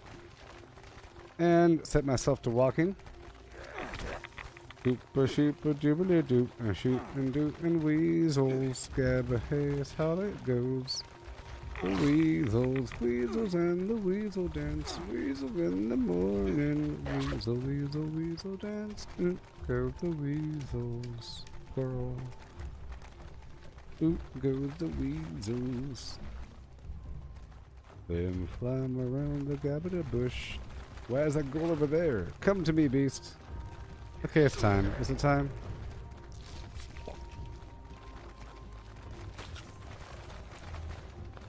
Yeah, sure.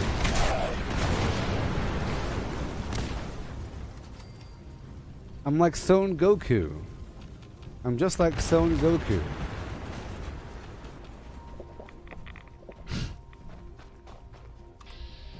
I don't appreciate this looky-loo. Hanging out on the periphery.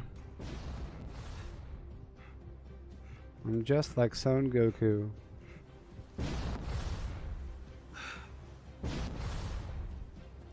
Alright. So now I'm gonna go kill some super mutants. Because I'm a racist. They're all the same.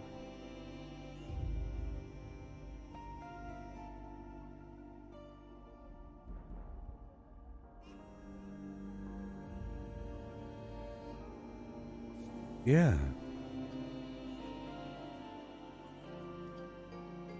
Boom, boom, boom, boom, and a boom, and a boom, boom, boom, boom, boom, and a boom, and a boom, and a boom. Communism, yeah. Boom, boom, boobity boom, and a boom, and a boom, boom, boobity boom, and a boom, and a boobity boom. Yeah.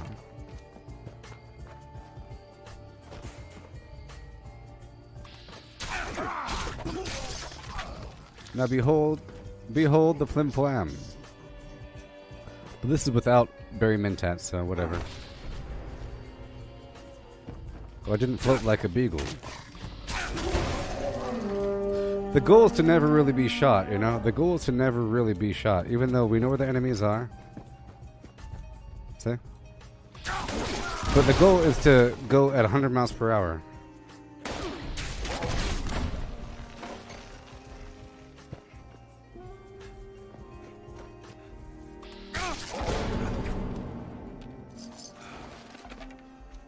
Why did I have to get greedy? Let's go eat some food. I got greedy for a second, you know? There we go. Ha ha!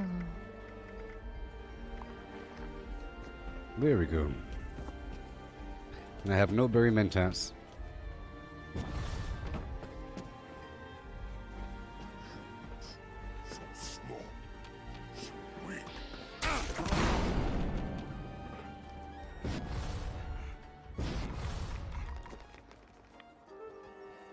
Man, berry mentats really help. I'll tell you what.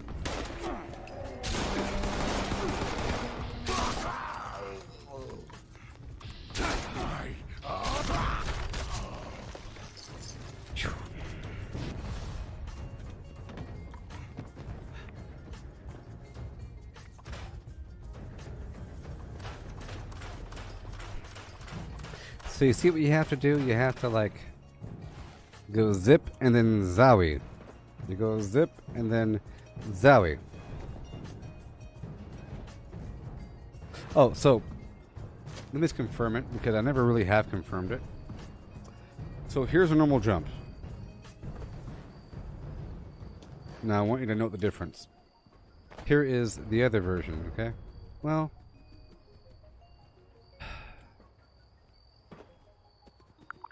see that one? Let's do it again. Okay.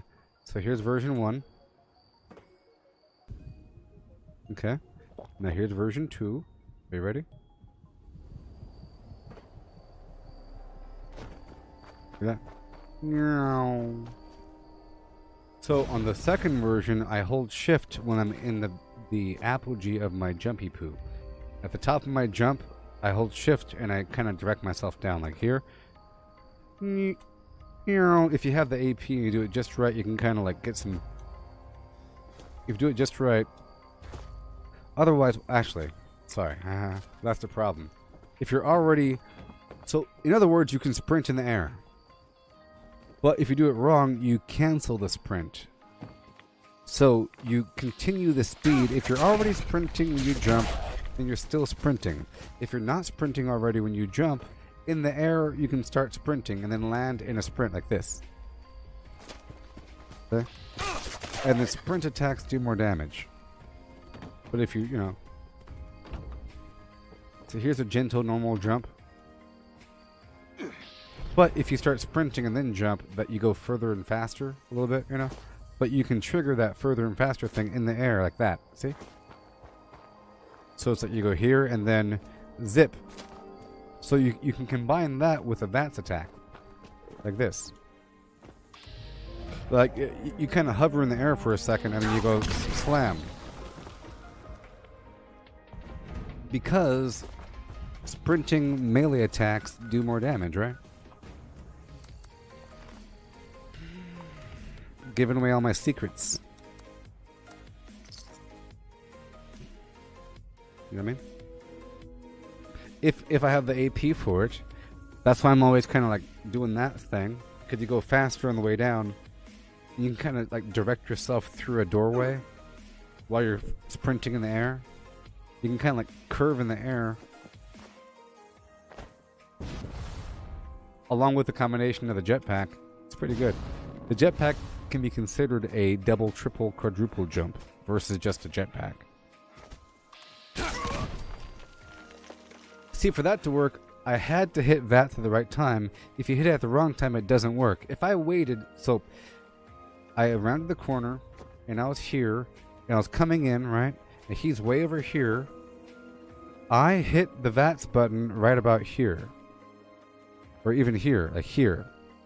And then because I'm still moving in the air, it zips me in and it pulls me into the target. But if I do it here, sometimes you end up like doing this, use VATS, and you go, oh great, you have to hit him. It sucks. So I'll show you again. Should be an enemy right there, right? So if I get high enough in the air.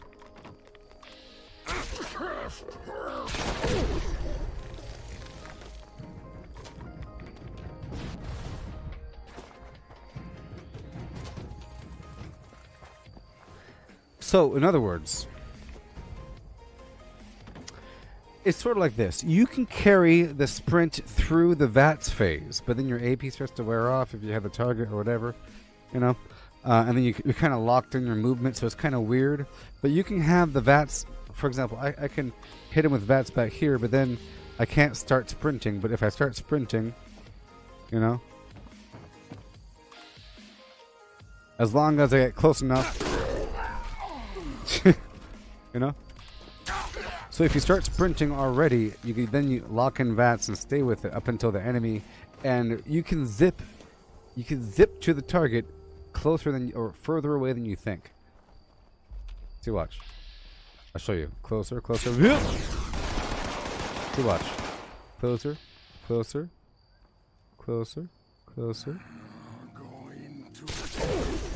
See that? I was over there. I was over here, right? And it kind of zooms in. And you almost teleport to your target. So that's what I'm doing. But if you do it in the air, you have no falling damage. If you connect with the enemy. Sort of. Like this.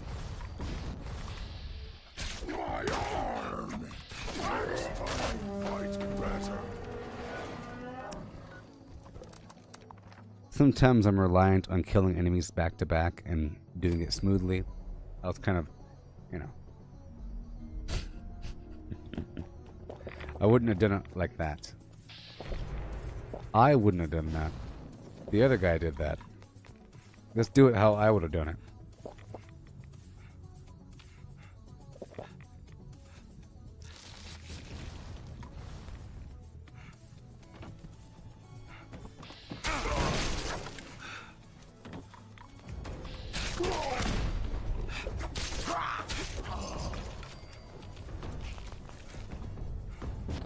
Check for that magazine. It's not there.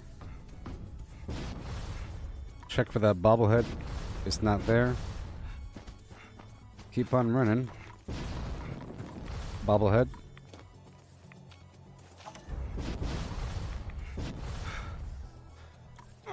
I'll lower my life down a bit.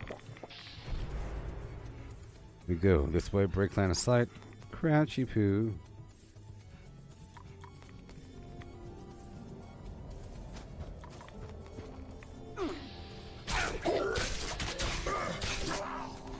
Oh yeah.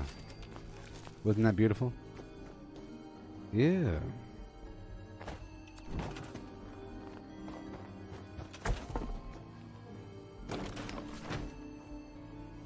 Yeah.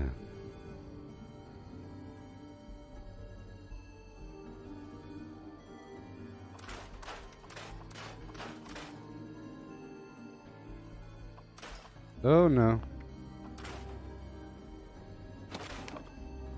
Put away the Strangler Heart armor. It's just hanging out, doing nothing. Alright, let's go by the abandoned bog town. I'm just killing some bad guys right now. I'm just killing some bad guys, okay?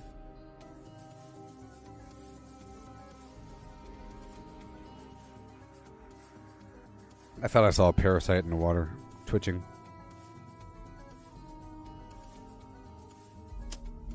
There you go.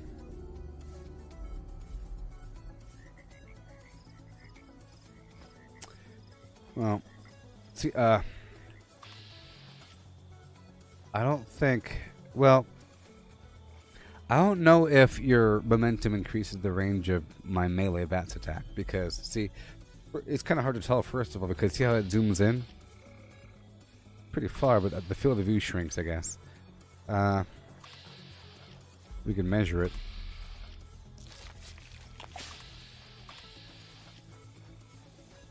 But I do know that you do more damage with a sprinting attack.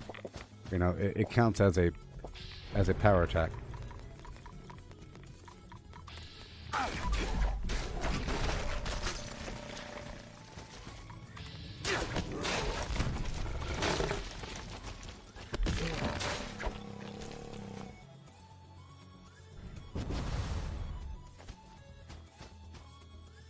Yeah, also, even though I'm locking on with VATS, I really am choosing to attack when I hit them. And even though it seems like I'm teleporting, from my perspective, I'm just moving really fast.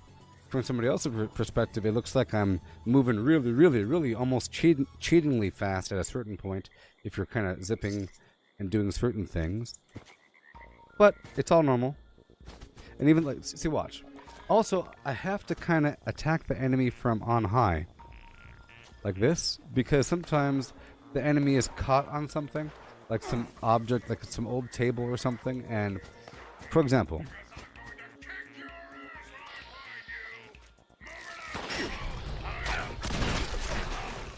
well, that was almost a good example. Depending on the direction that you're coming from, you might have a 0% chance to hit them, but here you have a 100% chance. You know, there's hardly any obstructions on top of the enemy if they're out in the open, because that's what out in the open means. Isn't that funny? That's the definition of out in the open. Like this right here is out in the open because there's nothing on top of their head. But if you try to get VATS right away on them, it'd be so hard. Your body usually hits the wall and it doesn't connect. It says 100%, but it's not connecting and it sucks. So to prevent that, I go straight down. But there's also the added benefit of going faster. And it works very well with the game's sprinting system. Let's keep on going. I'll bring my life up to a moderate rate, but not all the way down. But I can't lower it any lower because now I'm out of dirty water. So yeah, let's go. I'll lower my life down with a bunch of berry Halloween candy.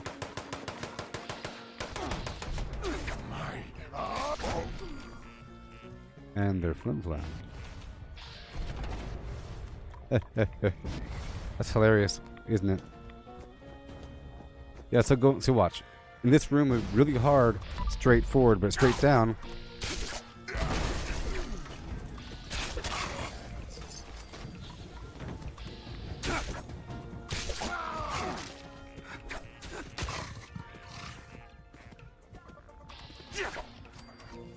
See, I have a hotkey set to the auto health button. It's H, which is right next to G. I get into issues sometimes. So at this point, if I keep on attacking them, I'll be one-shotting them because of the adrenaline. And now for sure, I just popped a Fury.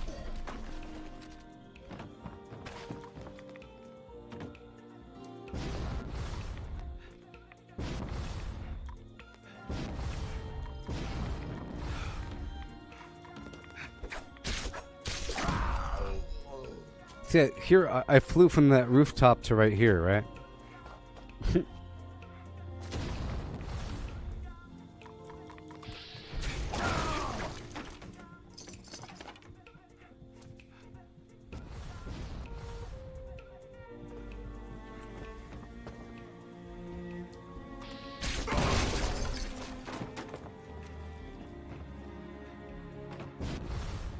Alright, goodbye.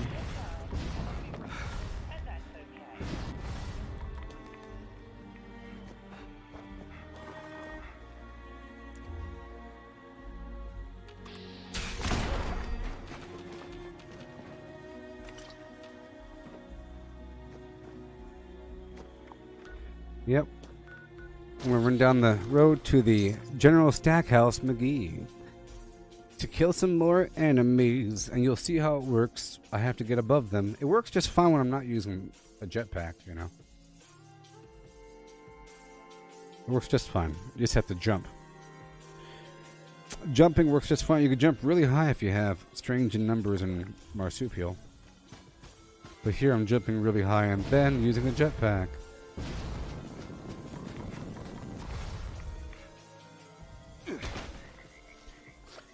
But I don't have the real AP foods I need.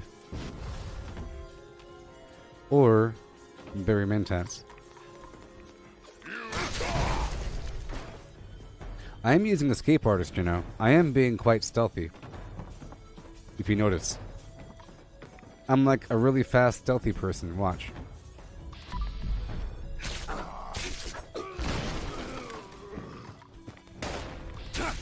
See? He had no idea I was going to hit him. Right? See?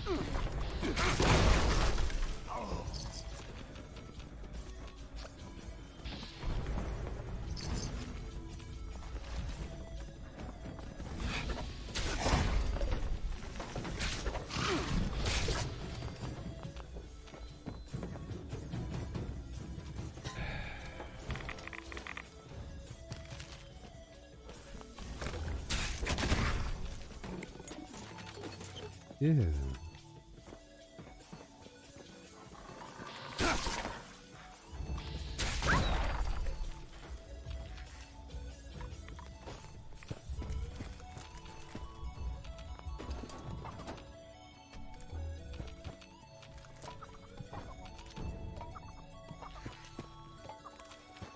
Okay.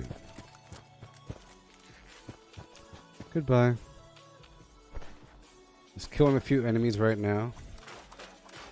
I'm just killing a few enemies right now just for fun. Okay? Just for fun. Done. So let's go over here, because this build is tricky. I have to apply a lot of skill. I have to fly around at the right time and use my AP foods at the right time. Crouch, break line of sight, kill the enemies at the right time. Otherwise I die. And I have to raise my life at the right time.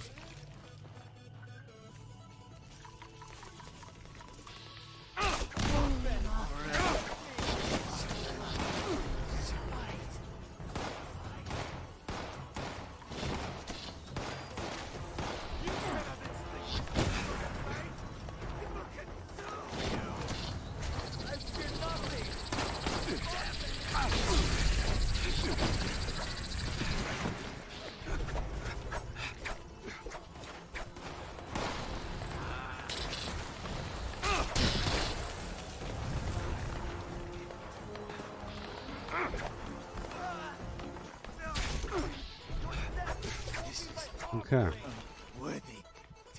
Yeah. You know, there's going to be an event called the Ritual, so I think we might find out more about the lore of the Mothman, and maybe even the Interloper.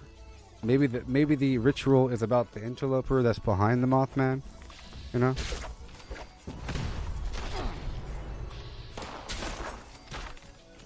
You know?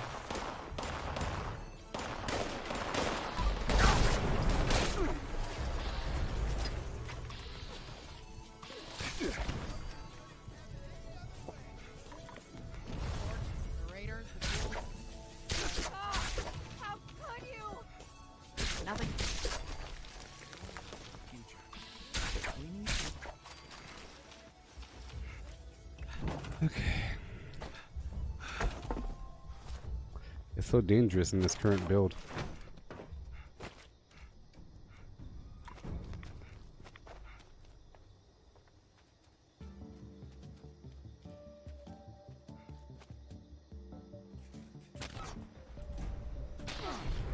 Oh no.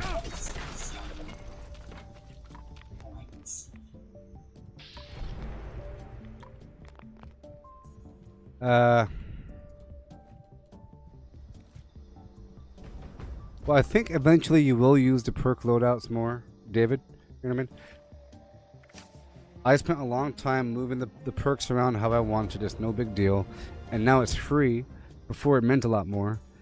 And it's nice to have a universal build, and some of my builds are more universal than others, but then it really is nice to be able to pull out all melee effect, because I like to always usually have martial artist and incisor back in the past, and blocker, and traveling pharmacy, and a bunch of things that you should always have for a general sort of build. But then, if you're never, ever, ever, ever using melee in your build because your flamethrower is so good or something, then you really don't need incisor and martial artist. But what if sometimes you want to do melee, but you've already removed 6 points from strength because you wanted to bring it, so now you're kind of forced to make some other permanent decision, and this lets you sort of partition yourself between melee and ranged, or for XP, or for building, because it's not just putting on the contractor perk and the weapon artisan perk.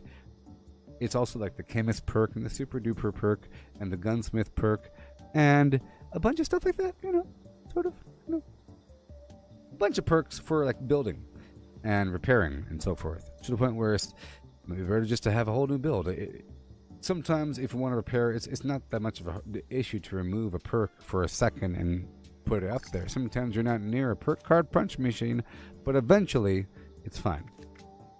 This stuff here is really locks yourself into some overall build, but right now I'm using hack and slash collateral damage and exploding palm, which means that if I never really use melee abilities, it's really a waste. That's why I'm sort of encouraged to every so often punch him like a gorilla when I'm in power armor and not just use my other weapons.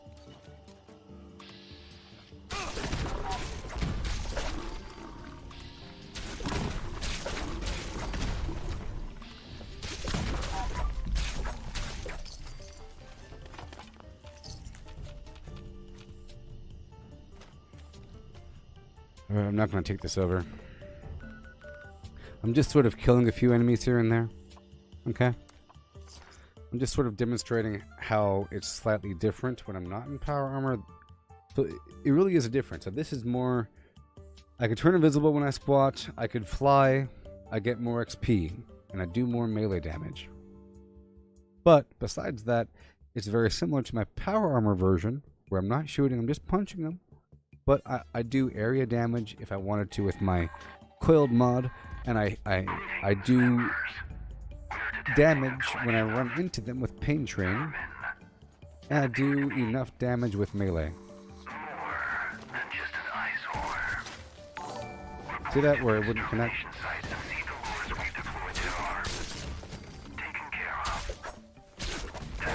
But I really gotta get some flim flam. I'm out of dirty water right now. Signal detected. Activate additional signal sources to initiate extermination protocols.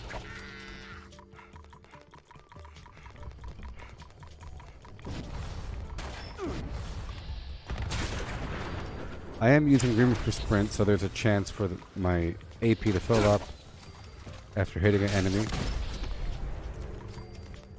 Go break it down right here. It's okay if they shoot me for a bit because I want my life to be a bit lower, and I'm out of dirty water, which is what I use to lower my life because it gives me radiation, which fills up my life bar. Yeah.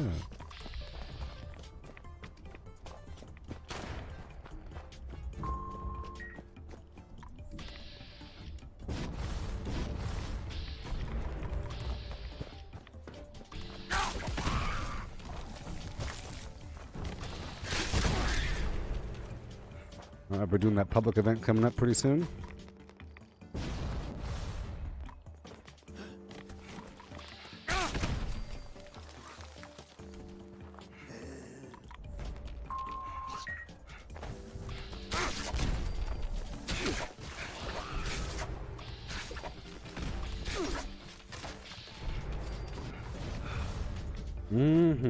Yay. All array components engaged. Activating targeting protocols. Please stand by.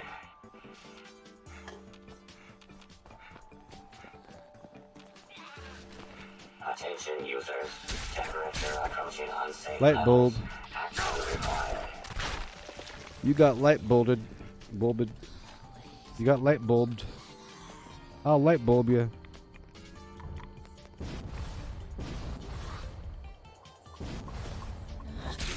Yeah, so the block timing. Well, there's the Retribution legendary perk that gives you a bit of AP regen and health But I really don't feel like it's enough. But it's a really good way to train. But it really is good. So when I'm not in power armor, it's not as obvious, and I don't do it as much because I just hit them a lot. You know what I mean? They don't have. There is no time to really block. But when I'm in power armor, I'm blocking all the time. Here, I'll show you. I'll show you right now. Let's swap over to power armor.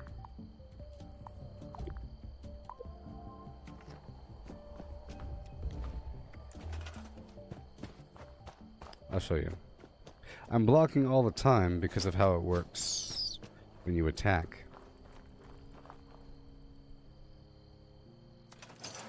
I have to make sure I'm not going to move my good camp.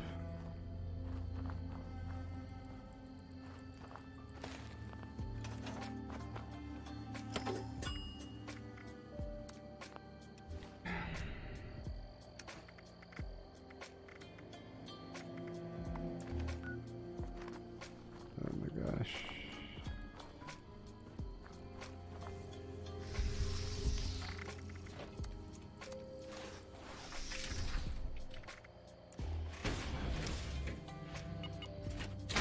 Yeah. Yeah, see, watch. It's going to be slightly different, okay? If there's other people around, I'll be swapping out my power armor torso with this coiled thing. Hey-o and hey-o. A bunch of bad guys are going to be here if you want to get some XP. Bunch of bad guys. Yeah, so I have these two different torsos. If I want to tag enemies, I use this coiled torso. If I want to take more damage and get really tanky, I use this torso here. I don't know why these people cheat. For some people, they don't think they're cheating, or, you know, I really understand their mentality. I understand it. Evacuation required.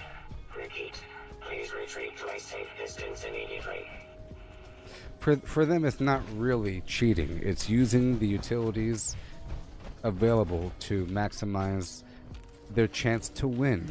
For them, playing games is about winning. You know what I mean? They want to win. By whatever metric, it's about winning in a certain field and having a different flavor to it. So if it's all about winning, then it doesn't really matter. You know? Sometimes you do something to win, but if it's 100% about winning, you just generate cheaters. Because they'll think that they're the clever one for finding out how to duplicate items. They think that they're really awesome and clever, and that you're dumb because you didn't figure out how to duplicate the items. And you better do it while you can, because there's limited time before Bethesda catches on. You know? And I'm doing something for, you know, so they feel like they are the smart ones taking advantage of loopholes, kind of like a business owner that finds out how to never pay taxes by donating here and getting the money back over there and having a business in this town, and then you end up getting paid to have your business in this town. You know, all kinds of ways to bloop, bloop, bloop, that a person might feel that it's cheating. They might feel like it's cheating, you know, but the person that's doing that does not feel like it's cheating, because I understand that business mentality. You know what I mean? But there's certain things I still can't. I understand it, but I don't think I would ever actively try to find a way to shortcut something. I would, first of all, be concerned that someone's going to catch me, you know, and discredit my business or something. Hey, you used that loophole, you know. I wouldn't want that unless it's a loophole that was known. But even then, I'd rather have a reliable mom and pop shop that sells flim flam at the corner that never grows larger if it could stay normal. You know? Sort of. There's like this weird guilt taint associated with cheating. But there's ways to...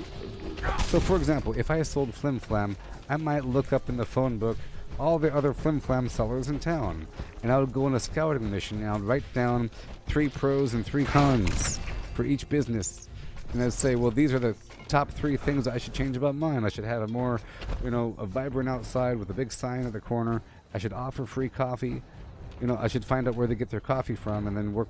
So that is a weird way to do it, but that's what you should do. A good business does that, right?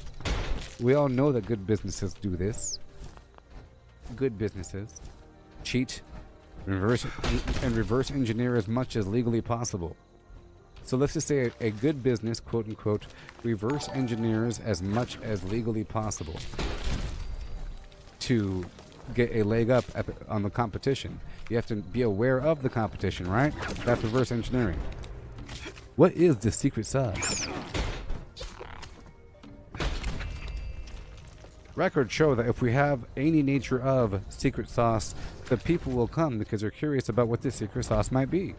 That's a good idea, Sarah. Let's put it in the meal. Secret sauce. So, but we can't legally call it secret sauce. Okay, call it the Flim Flam Special with the new Flim Flam sauce on the side. Trademark Flim Flam sauce. Rated best sauce in the nation. But they would have never had the idea to have the Flim Flam sauce if they didn't go down to the other Flim Flam store to see the thing. And I think that's bad, so I can't do it. You know? Terrible. Lots of weird, unethical things. That it's in every. My point is, I understand the nature of the cheater. It's in every avenue of life, and they're the ones that get ahead, sort of.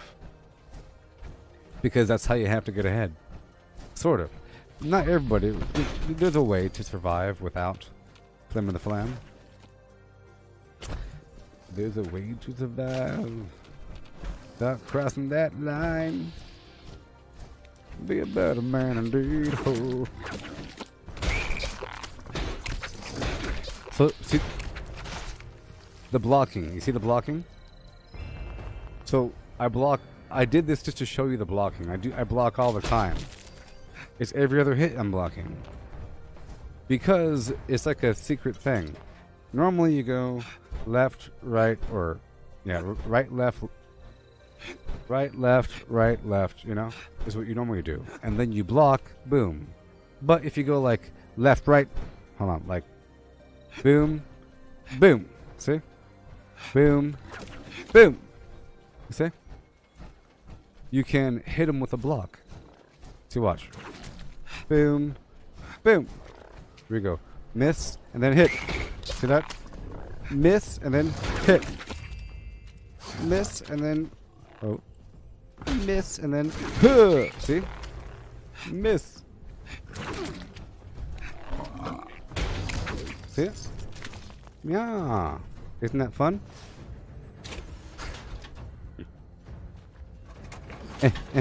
You're basically cutting off the animation for the second punch with the block, and it counts as a block and a punch. Whoa. It's so cool. Let's go up here and turn on these fireflies.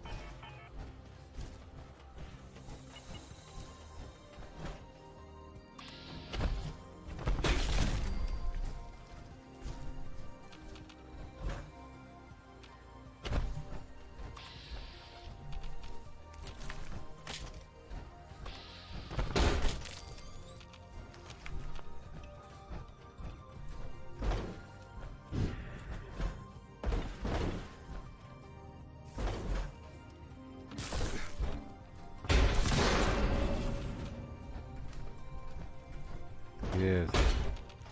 So I basically punch, block, punch, block, punch, block. Or I punch, block, punch. Or, sorry, punch, punch, block. Punch, punch, block. So it's punch, punch, block.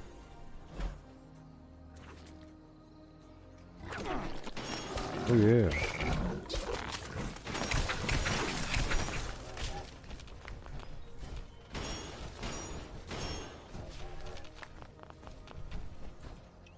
I'm over encumbered right now, and I have no dirty water.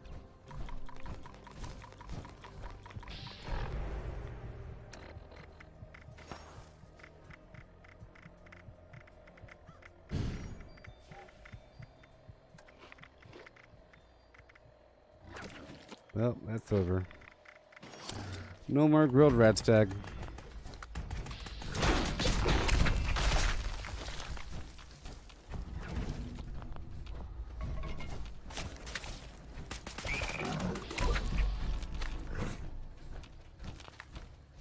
I'm gonna drop off my thing over here. Over encumbered.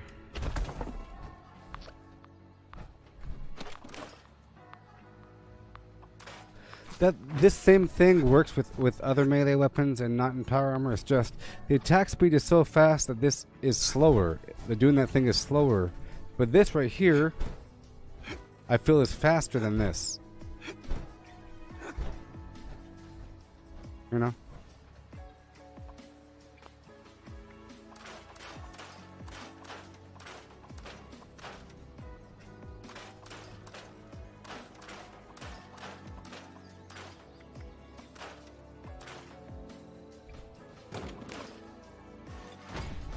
There we go.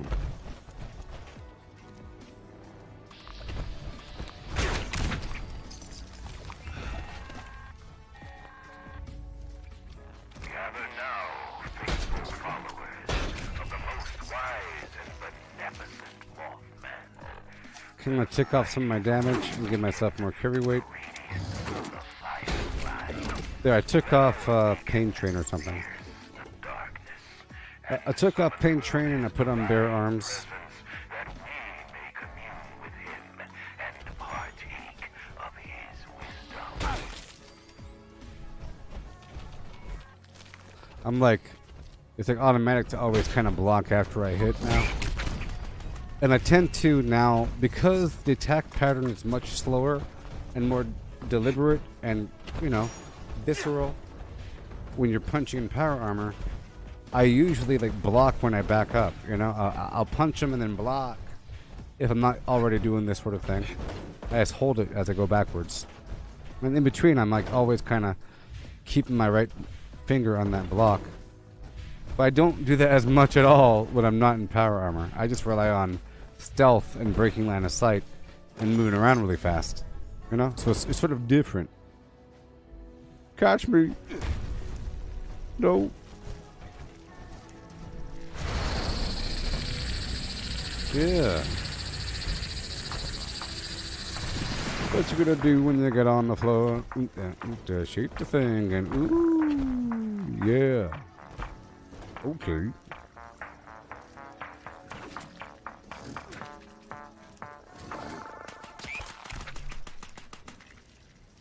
Oh, come, all ye faithful.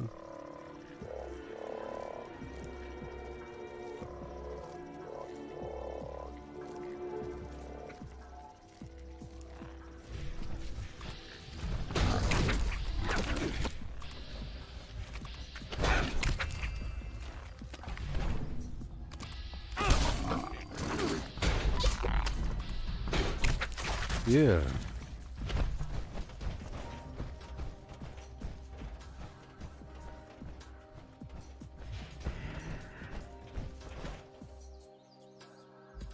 Plus, power armor can jump further without any fear of dying. And I use that to my advantage sometimes, like right now.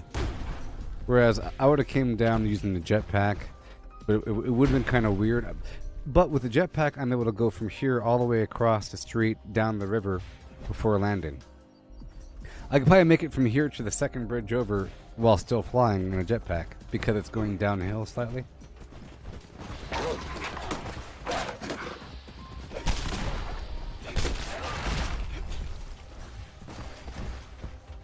Yeah.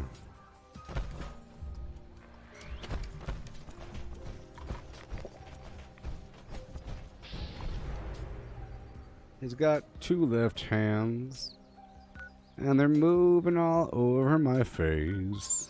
I said he's got 85 left hands, and they're moving all over the place. Ba-doodly boom. Alright, I think I'll go for one more code piece here. Alright. It's already 7 p.m. It's crazy, y'all. Oh no.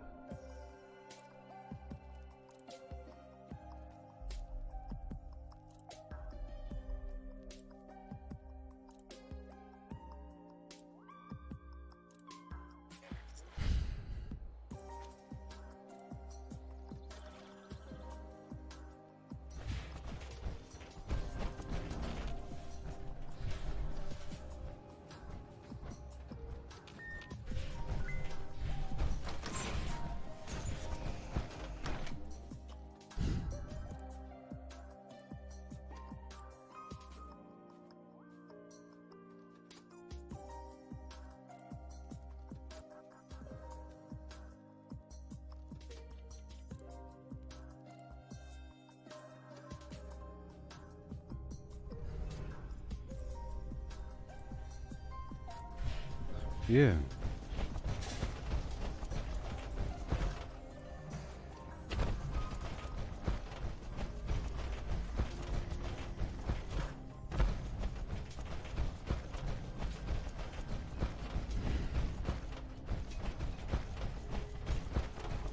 Yeah, so I'll be bombing tomorrow. People. Yeah, so Fallout 76 is a fantastic long-term progression game. It's wonderful. Okay, Alpha. There you are. It's wonderful. It really and truly is. I'll do this daily. Fine. Seeing as I'll have to go in the area anyways. It's Pricket Fort daily, so I have to pick up a dead body and bury it using a shovel. But I have to go in the area anyways to get the Alpha code piece. There should be a shovel in the area. If not, I have to go across the map to get one. But while we're here, I'll be getting some wood. And I believe I do have on the woodchucker perk for more wood. Prickett's Fort is one of the best wood locations on the map. .org.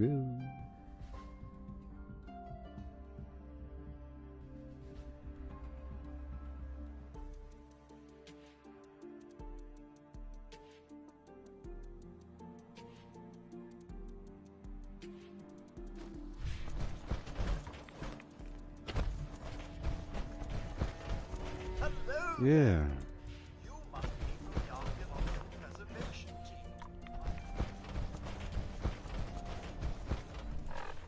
So I do have woodchucker on. I'm multitasking here right now, okay?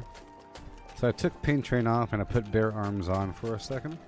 I probably had some excess legendary items or some ammo I don't need, because this build right now is not using Ordnance Express or batteries included.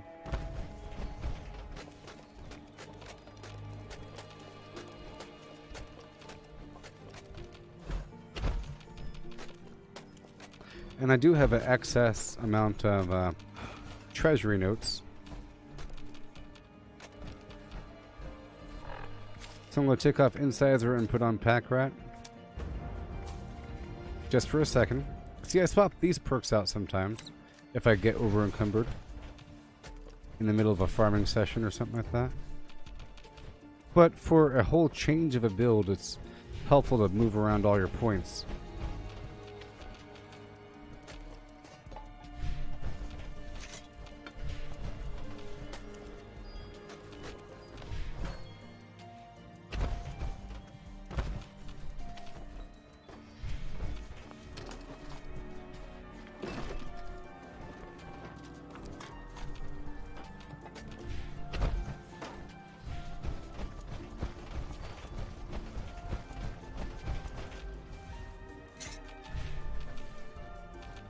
Okay, so now we teleport all the way down to the graveyard. Now.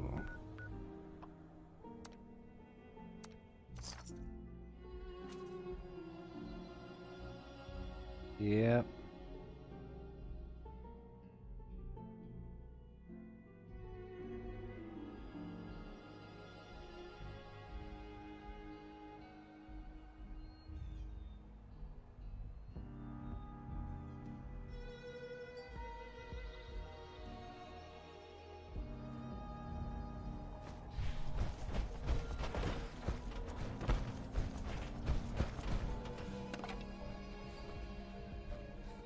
No shovel, so I have to go get a shovel. But there's shovels around. I'll come back with the shovel.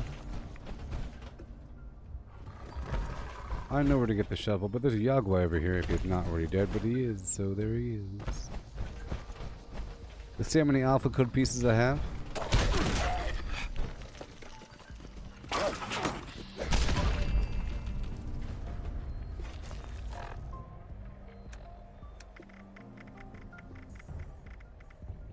One, two, three, four, 5, 6, 7. Oh. 1, 2, 3, 4, 5. Wow. Wow. Okay. Let's go down by Helvetia, and I'll pick up a shovel, or better yet, I'll go by Flatwoods to get the shovel. Maybe there's no one there. A couple shovels across the map. Just a couple.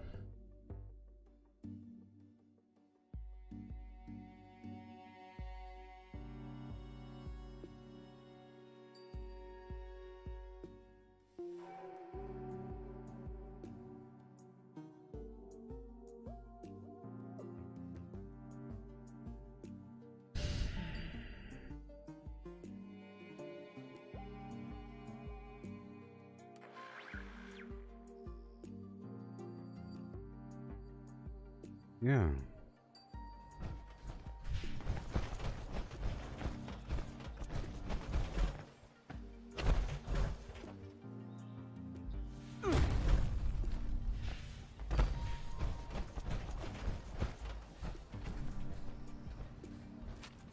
Shovel. Who the heck is that? Okay. And then we go back with the shovel. I could probably hit up that public event before it's over.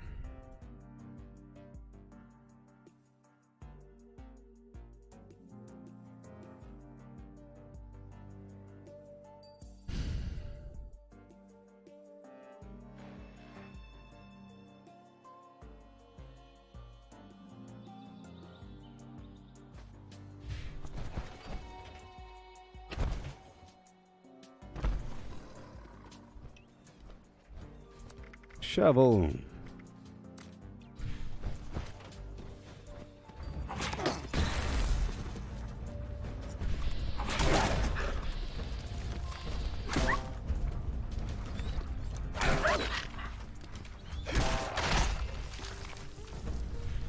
Yikes.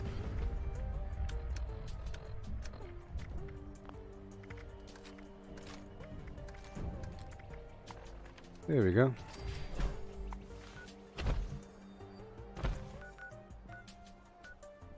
So I guess I'm about done here. I'm about done with my taskings. I'll just turn to these treasury notes. I would like to be able to get a bit more, maybe one more rotation of the vault steel. I've almost made a complete set. I think I just need the legs now, so I just need 60 more vault steel.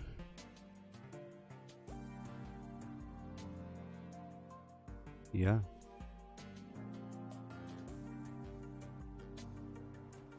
For 600 script.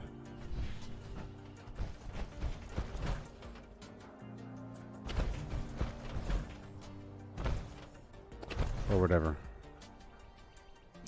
Or 300 script. I think it costs 5 per. Or 10 per. Foundation.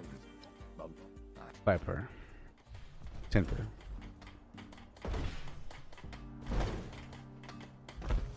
You can buy 10 for 5 each. Whoa, I thought I was over, but I'm not. Oh, wow. Been slacking. Alright, let's go over here. I'm about done, people. About done. We've done our little tour around the map, and what we have to do. It's kind of late now, so I'll be doing some Red Dead Redemption, learning more about how things work in the world of Red Dead, yeah.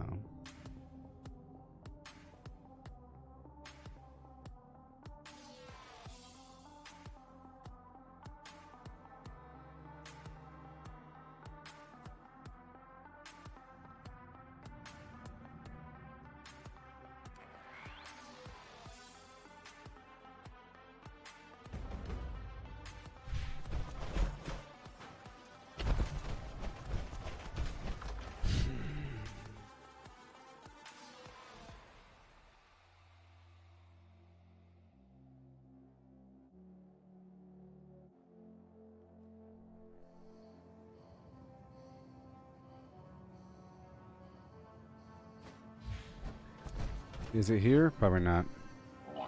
Oh, there it is. I wonder if I leave and come back in without having to refresh the server. But it only installs 5 at a time. That's kind of weird. I've been having a server hop to get it.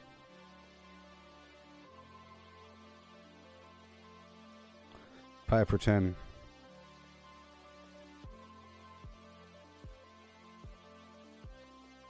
See, if it really was only 5 per day, it would take weeks. But you can get as a certain amount. Certain amount. Yeah. You can get 60 vault steel, which is enough for 2 components per day. For 300 script. Not bad.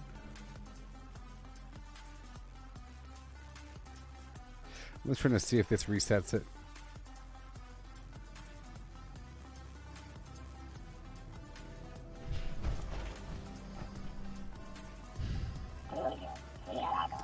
Answer is no. So I'll leave the server and I'll go down to a private server and then back to a public server and then I'll be done. Okay.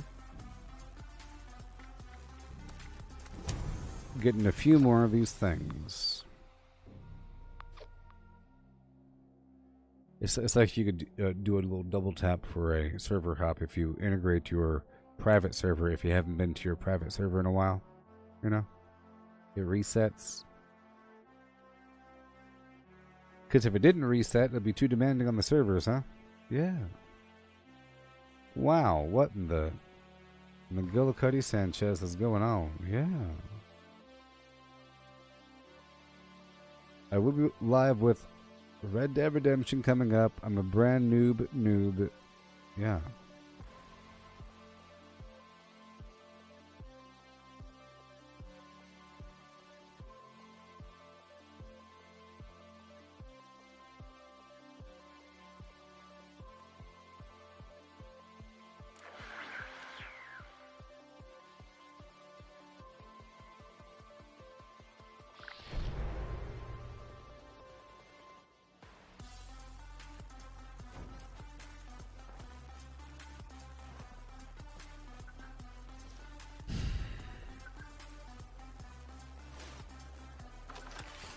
I'm still learning a lot about how Red Dead works.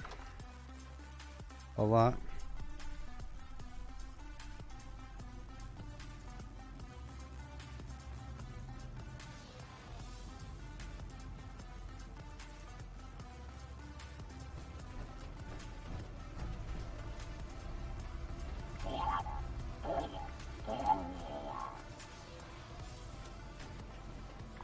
Okay. Go back to another server.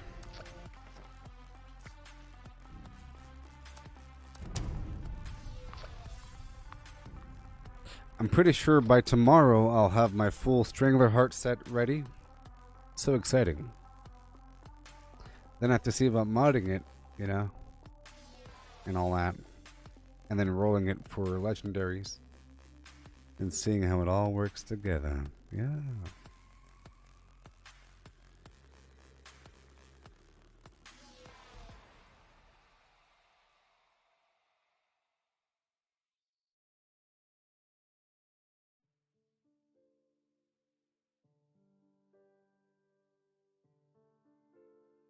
Okay, so the Strangler Heart Power Armor uses the same mods as Ultrasight, which is cool. Does that include the coiled torso? I don't know. Because if it did, that's sort of overpowered, I think. That's super overpowered, but that's what I want it to be. I need it to be overpowered right now.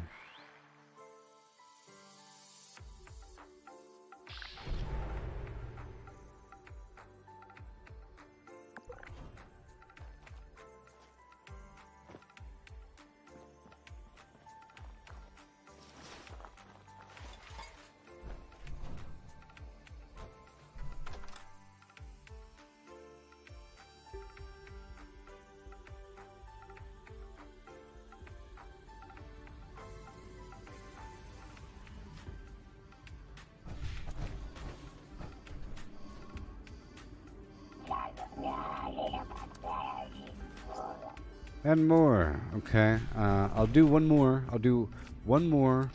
Alright. And then I'll be done. Can't be doing that forever. It's crazy. It takes too long. I could probably make one more piece now. One of the legs. Whatever.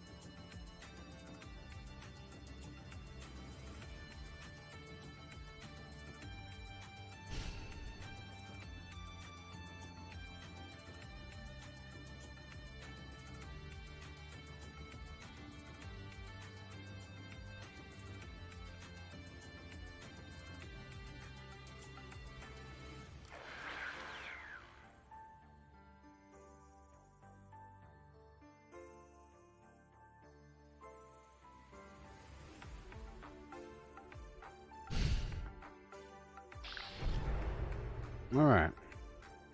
Yay.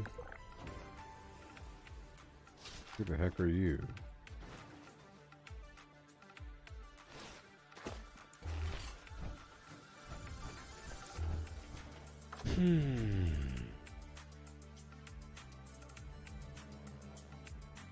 Phlegm, phlegm, phlegm, phlegm.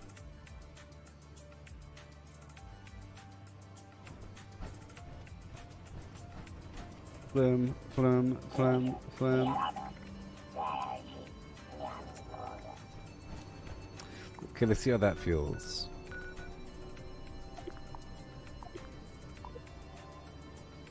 Let's go back and see if I can make one more piece.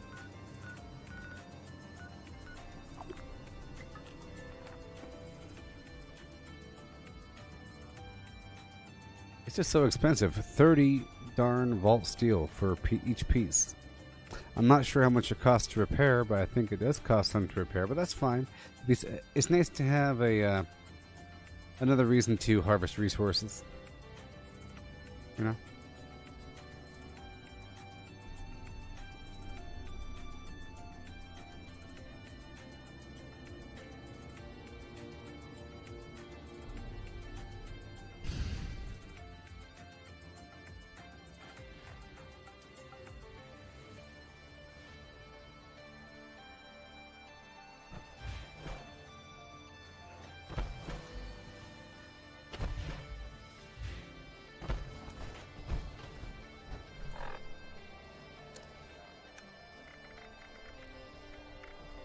Alright, get my Strangler Heart Flim Flam going.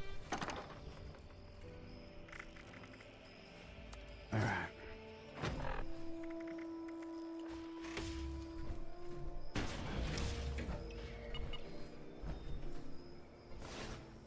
The legs, boss, the legs. The legs are going to cost some flux to make the calibrated shocks, because that's sort of what I have to have on all my legs.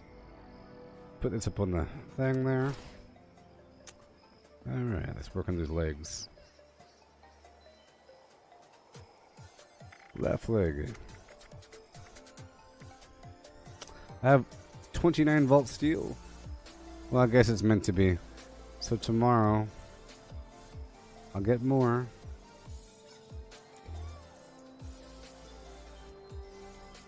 Well, the helmet looks pretty cool. Alright, I think we're done now. Yeah. I'll be back in a bit with the cowboymadness.org, okay? Sure is hot today. Catch you later, everybody. Peace out. Yeah.